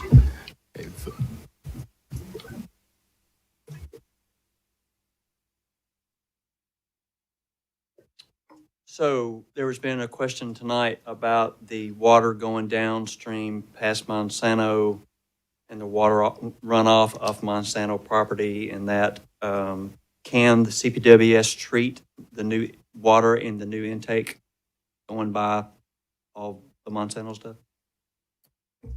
Councilman McKelvey, yes, we can. It's sufficiently past that location to where there's no water quality concerns for treating it and for bringing it back and treating it. And TDEC's tested that water, I'm assuming. They've tested all that. We've passed all environmental scrutiny, yes, sir. And what does Williamson County side of Spring Hill get their water from Columbia Power? That's going to be subject to HB&TS and other providers in that area. Okay, thank you. And the lifespan of an intake? How long is the lifespan? Does it last forever, or is it 10 years? I can speak to our current intake. It's lasted 75 years. 75 years. Yes, sir. Thank you. And will GM be affected by this rate increase? And Ultium and all that? Yes, so on this first year of rate increase, we did the flat 20% because we had just done a cost of service study to know which rate classes to charge what percent. All will receive that 20% increase, including the industrial class, which they would fall in. Years 2 through 5, in the ordinance, it has that we will do that annual cost of service study. That cost of service study not only dictates the percent, it then dictates kind of that inside, outside city and which class gets what percent based on that cost to serve. So those will also be adjusted every year on top of the increase. So will your cost to serve each customer class. And the percentage of easements, how many easements, what percentage of easements do we have now? I've heard 70, I've heard 60. We are at 63%, and we have easements that are in closing that would bring that up to 75% in the next 2 to 3 weeks. Okay. And can building begin even when the easements are not all the way done yet? Can you start this project without all the easements? We can start on the downstream intake. We can start on the treatment plant. We can start on critical easements that we've already acquired with pipeline placement while we're acquiring the last small easements that exist. Does this project cost $640 million? No, sir. We have a total program cost of $520 million that we're talking about funding. And that total program cost includes everything from design through the permitting, easement acquisitions, mitigations of environmental and historic properties. I said design, construction costs, and engineering services during construction. So it's an all-in cost for program. Normally when you hear people quoting costs of pipelines and things like that, they're only giving you that construction cost number. We have that total program cost that we are showing you and have done the fiscal analysis to show how we're going to cover it. The actual construction dollar cost, we're expecting to come in around $460 million. I remember when I first got on council in February, this was discussed, and we had a study session in that time, and there was a number brought out to city council of $120 million in infrastructure cost. And there was a price tag to that, $19.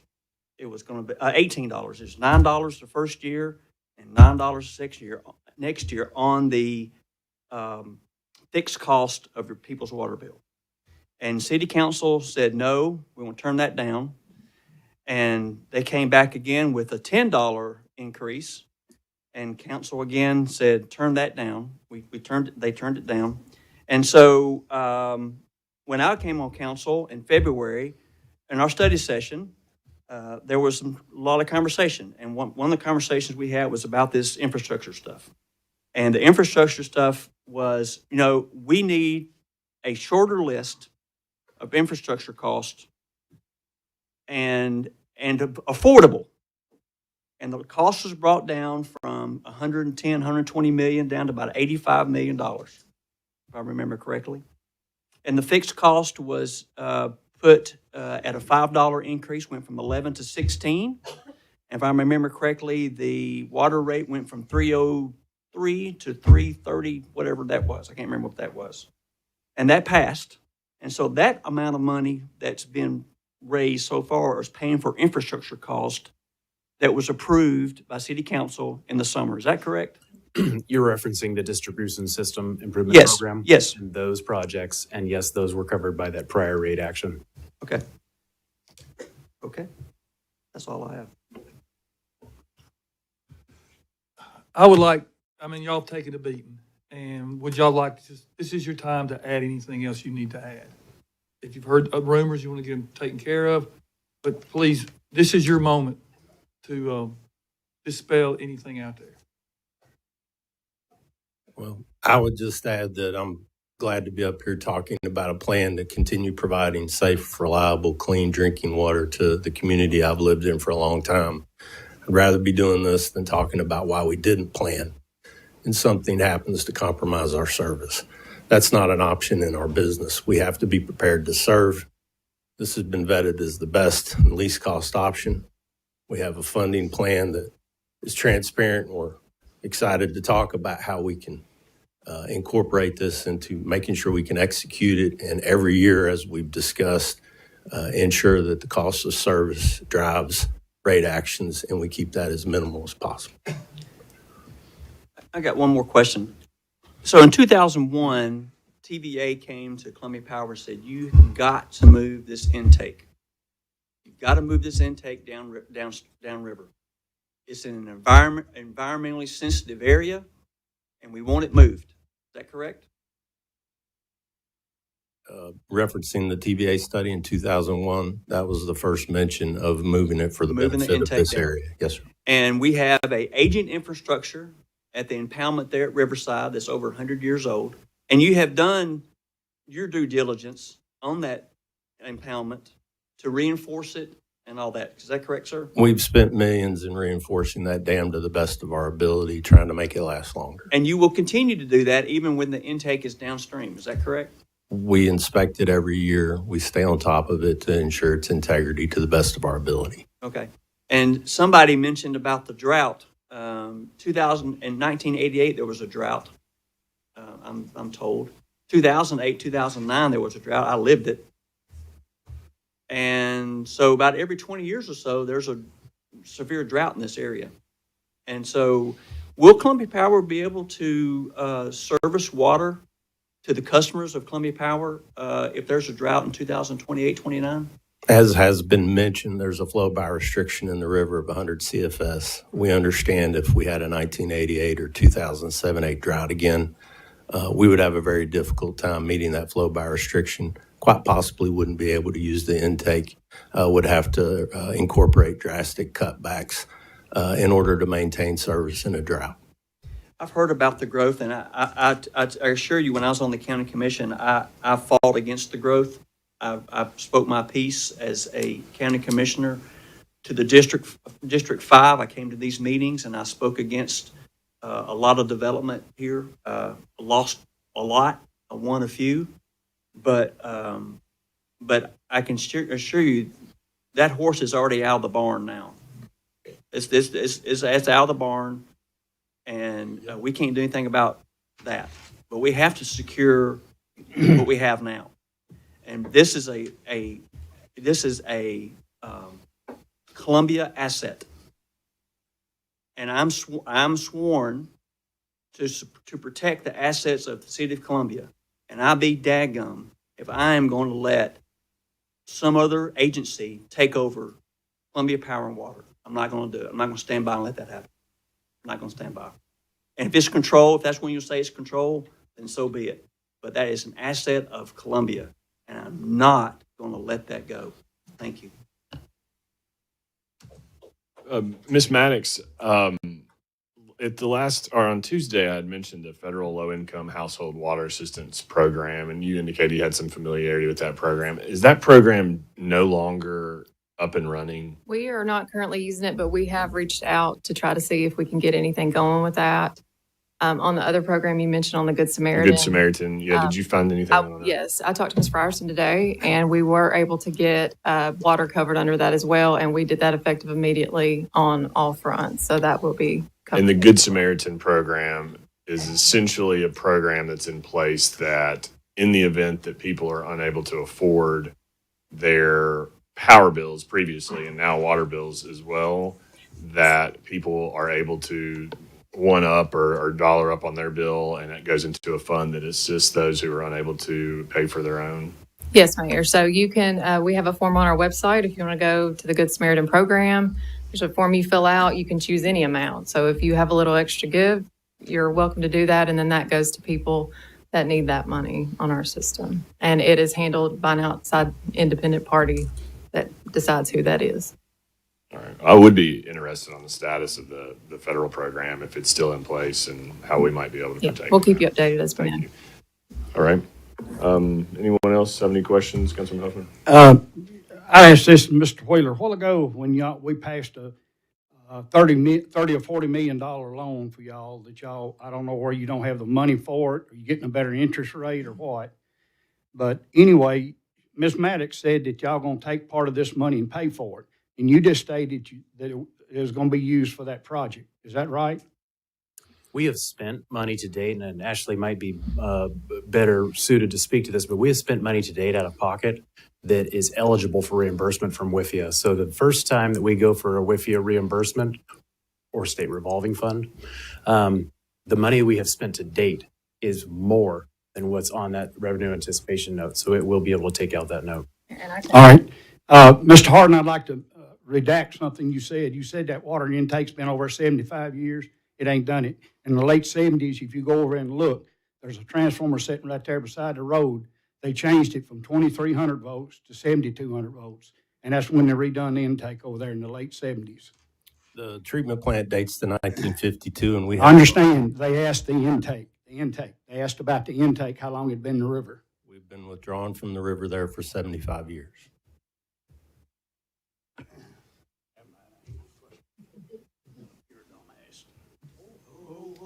Councilor Huffman, let's don't. I'm sorry. Go I there, apologize. please.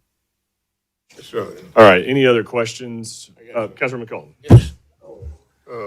Harrison, I understand I heard one of your board members say that there's going to be some type of correspondence to the ratepayers so they can have an understanding of what they've been paying over that period of time. Yes, sir. One of our board chair, our vice chair, Trent Ogilvie, has asked us, and I think it's a great idea too. That's why we didn't bring the bill presentation tonight. If this rate action were to go through, we will individually send mailers out to our customers on their last month's bill and what that projected increase would look like to fully prepare our customers for the rate increases that they would be facing. That's going to come out pretty quickly. We're going to do the best we can. Yes, sir. Okay, thank you. Mayor, could I address one thing with CPWS? And I want to say, I think they said this maybe Tuesday, but just to clarify, and I want to make a statement to council that it's been my understanding that CPWS did significant work and relied on their rate consultants in developing the rates that are proposed here tonight. So I want to explain that that's my understanding. CPWS didn't just make these up on their own, that they relied on the consultants, but I'd ask them to just elaborate for council a little bit more on that. Sure. So we are working with Raft Tellis. They've been in the industry for 30 plus years. They're known for water, wastewater, and they've actually done a similar project, I believe it was North or South Carolina, of this magnitude. So we felt them to be adequate to prepare this study. We've worked alongside them since June on preparing these numbers, and we used the most recent fiscal year to try to get the most accurate data. This is not something we have gone it alone, nor would I trust myself to put that on my shoulders. So we have fully relied on their expertise.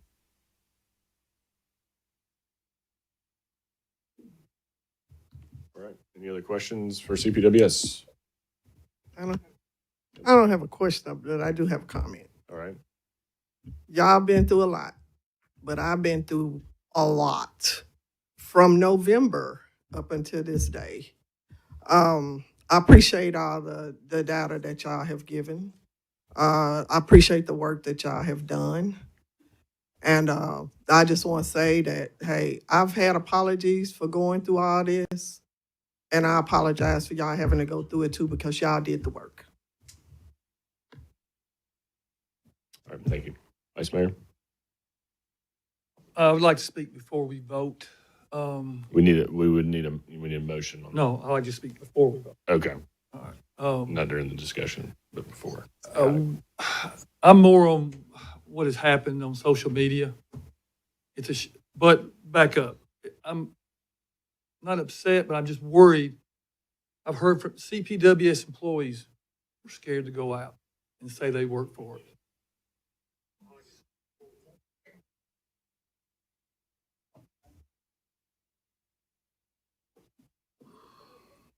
All right. CPWS employees were scared to go out. I mean, they're almost doing this, the abuse they were taking if they voiced their opinion. Just people in general, if they voiced their opinion, if they weren't on the side of no, they got crucified. That's one reason why there's not more people here. I mean, I've had people even come up to me and say, I will speak, but if I say the wrong thing, I can't be on Facebook. That's wrong. I use the advice that Mayor Butt gave me years ago when I first started running. Mayor Butt, you always told me that if there's don't put fuel on the fire, because if you go to it, it's just going to keep the fire burning. And I've listened to you ever since then. That's why I'm not on Facebook. Why am I going to sit there and argue just nonsense? So I appreciate that advice you gave me. It's good advice. I get along with everybody here. Everybody knows that. I try to do what's right. My integrity's been questioned. My family integrity's been questioned, and that's not right. I've been above board the whole time with everybody. So I appreciate it that what we're doing, we're trying to do our best. I've had more emails, I've had more text messages that I can imagine saying, we believe in you. We believe you. I took over 100 calls in the last 3 days. I only had one person that was against it because they were too scared to come and talk. Everybody else said, I understand what you're saying. I appreciate it. Now, whether or not they vote or agree, they were civil and they were concerted. So just remember what we're doing through here. We're trying hard. There's no underlying connection, which everybody loves to go down the rabbit hole. So I appreciate everything you're doing. I appreciate y'all here. I've got good friends up here. Neil, we went to school together. This is the first time I've seen you in, 40 years. I've had people on county commission say, hang in there, you're a good man. So I appreciate everything that everybody's done here, but remember, Facebook is the devil's playground. All right? Remember that. Thank y'all. Oh, I got one more thing. All right, Councilmember Seekers. The things that I were getting over the emails were very nasty and dirty. I had people put out on Facebook where she doesn't answer her email. Well, why would I? When I have emails demanding that I say stuff, talking about I'm embarrassing, I'm obnoxious, I'm not going to answer anything like that. But I had people to email me, like you said, Vice Mayor, civil emails that I did answer back. And I hope that helped everybody. But then, Gabe Howard, who said he didn't put the thing on the mailer, he stopped me in the hallway tonight and he apologized to me face to face for what happened. I appreciate that. But then you have Anson Anderson here, who has a shirt on that says ABC. What that stand for, Anson? No, that's not it. No. Anybody but Cheryl. That's what that shirt stands for. Anybody but Cheryl. So, I'm speaking for me. But you didn't apologize for nothing you put on Facebook, because when the mailer came out, you took a picture of it and shared it on Facebook with my mailing address on it. And that was real tacky. But anyway, I'm done. I'm done. Thank you. Thank you. Let me say a couple things. First of all, let me say that, and I think you guys can have a seat. I got a CPWS. question. All right, I'll call him back up. I got one. Let Okay, me go ahead. let me Go say ahead. a couple things. Yep. Let me say first of all to this council. I think this council has endured a lot over the last 60 days. It has not been an easy 60 days because this issue is not an easy issue. If this is an easy issue, we wouldn't be here at 10 o'clock. In fact, I think in my 7 years as mayor, this is probably the latest that we've ever had a city council meeting. We're going back to the days when Krista Martin and Dean Dickey would stay here till 11 o'clock. Mayor, we just had to disconnect the alarm system because it automatically goes Well, on at 10. and of course it was over the holidays, and we were hearing about this over the holidays, and that's okay. We signed up for that. We knew what we were getting into with respect to hearing from constituents. What we didn't sign up for were some of the accusations and mistruths that were said, and for that it's unfortunate.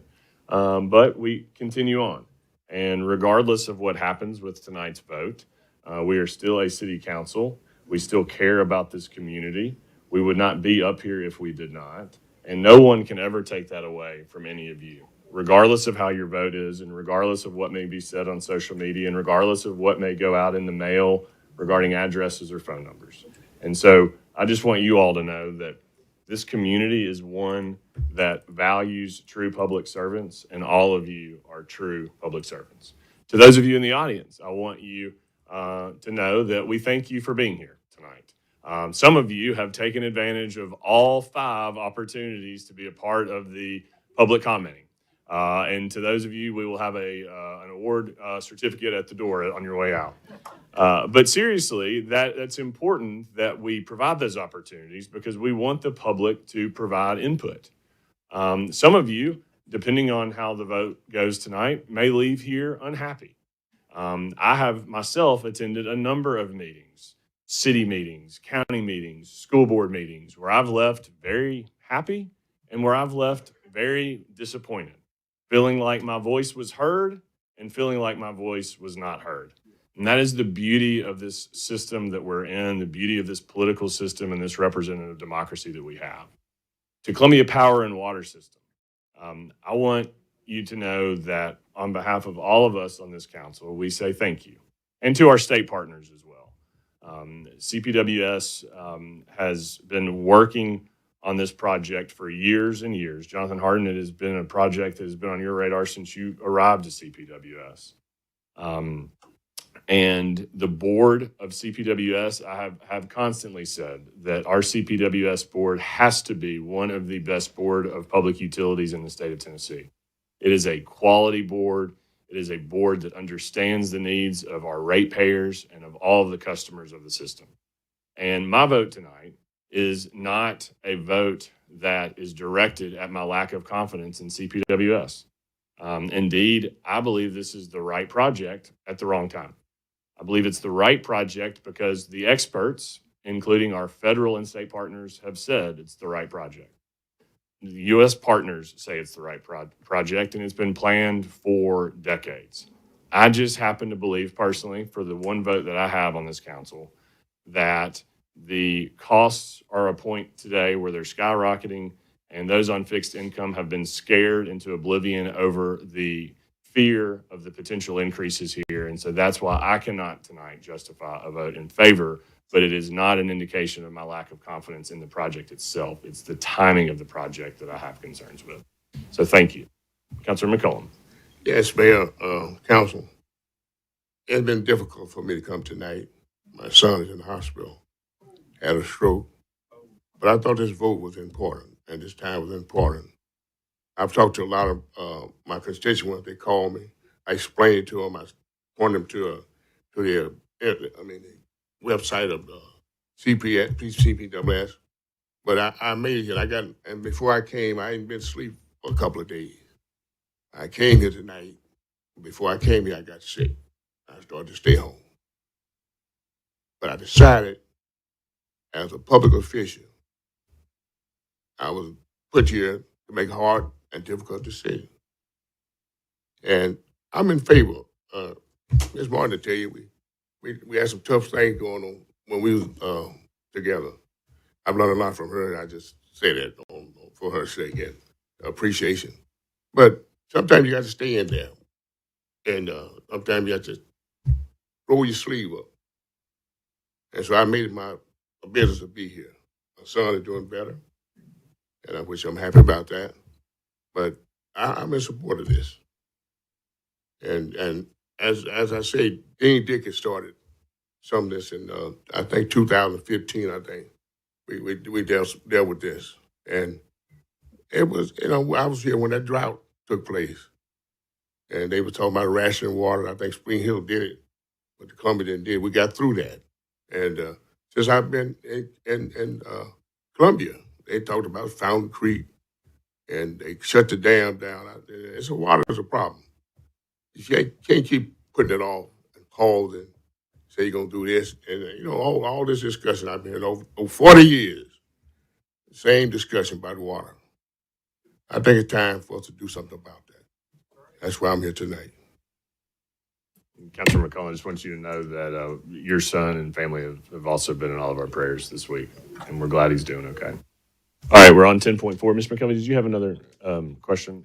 Any other statements? Any motion to be made on item 10.4? I want to make a motion to approve. All right, the motion to approve item 10.4 has been made by Councilmember Marshall. It's been properly seconded by Councilmember Carl McCollum. Is there any further discussion on item 10.4? Hearing none, Mr. Jablonski, take the vote, please. Mr. McCollum? Mr. Huffman? No. Ms. Segrist? Mr. Marshall? Aye. Mr. McKelvey? Aye. Vice Mayor McBroom? Aye. Mayor Mulder? No. Item 10.4 is approved on a vote of 5-2. All right. Item 10.6. Thank you all for being here this evening. And if you could leave in an orderly fashion, we do still have a few agenda items left, and it is late for all of us. Please be safe going home. Thank you. Item 10.5, actually. First consideration on ordinance number 4574, an ordinance to amend ordinance 4487 to connect Columbia. If we could please leave in an orderly fashion, quiet please, so we can continue with our business, please. Thank you, everyone. Please be safe going home. The Connect Columbia Comprehensive Plan by reclassifying the future land use designation for tax map 112 parcels 17 and 18.02 located off of Trotwood Avenue and Foster Lane from rural transition to suburban neighborhoods, Ward 1. This item has been requested by the applicant to be deferred. Yes, sir. Does it require a motion? It does. A motion. I'll make the motion to defer item 10.5, been properly seconded by Councilor McKelvey. Any discussion on that motion to defer? Hearing none, Mr. Jablonski. Mr. McCollum? Mr. Huffman? Ms. Segrist? Mr. Marshall? Mr. McKelvey? Vice Mayor McBroom? Mayor Mulder? Aye, that item is approved. Next, item 10.6, first consideration on ordinance 4575, an ordinance to amend the ordinance number 4400, the same being the zoning ordinance of the city of Columbia, Tennessee, by zoning property being annexed by resolution number 2583, located off Trotwood Avenue and Foster Lane, being tax map 112, parcel 17, to large lot neighborhood character district and civic. This is Ward 1. Also, a deferral request has been made by the applicant to the February meeting. I guess that would be right, Mr. Massey. I'll make the motion to defer item 10.6, properly seconded by Councilmember Huffman. Any discussion on the motion to defer item 10.6? Hearing none, Mr. Jablonski. Mr. McCollum? Mr. Huffman? Ms. Segrist?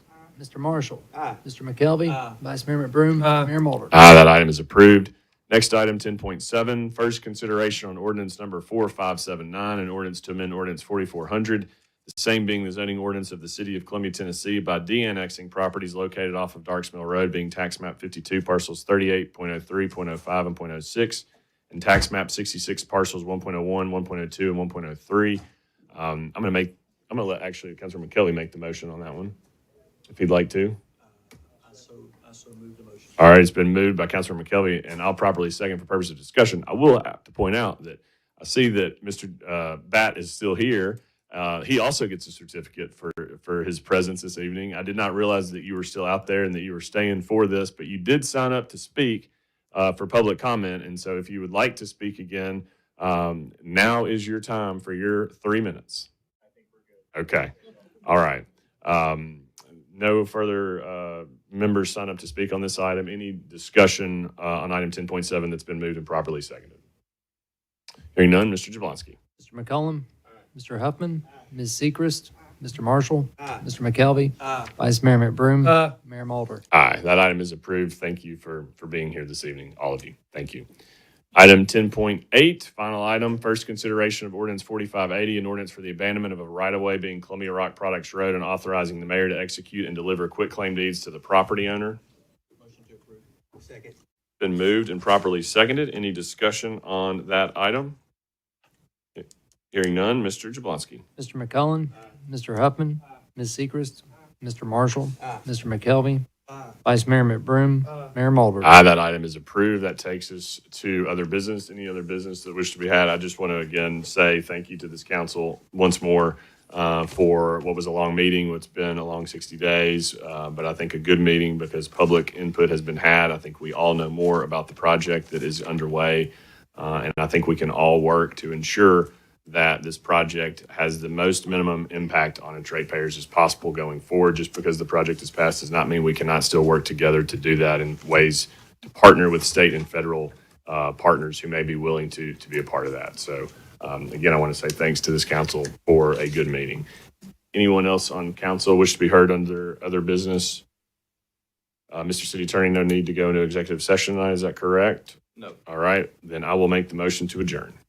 Properly seconded. Any discussion? Hearing none, Mr. Jablonski. Mr. McCollum, Mr. Huffman, Ms. Sechrist, Mr. Marshall, Mr. McKelvey, Vice Mayor McBroom, Mayor Mulder. Aye, we are adjourned. Thank you, everyone.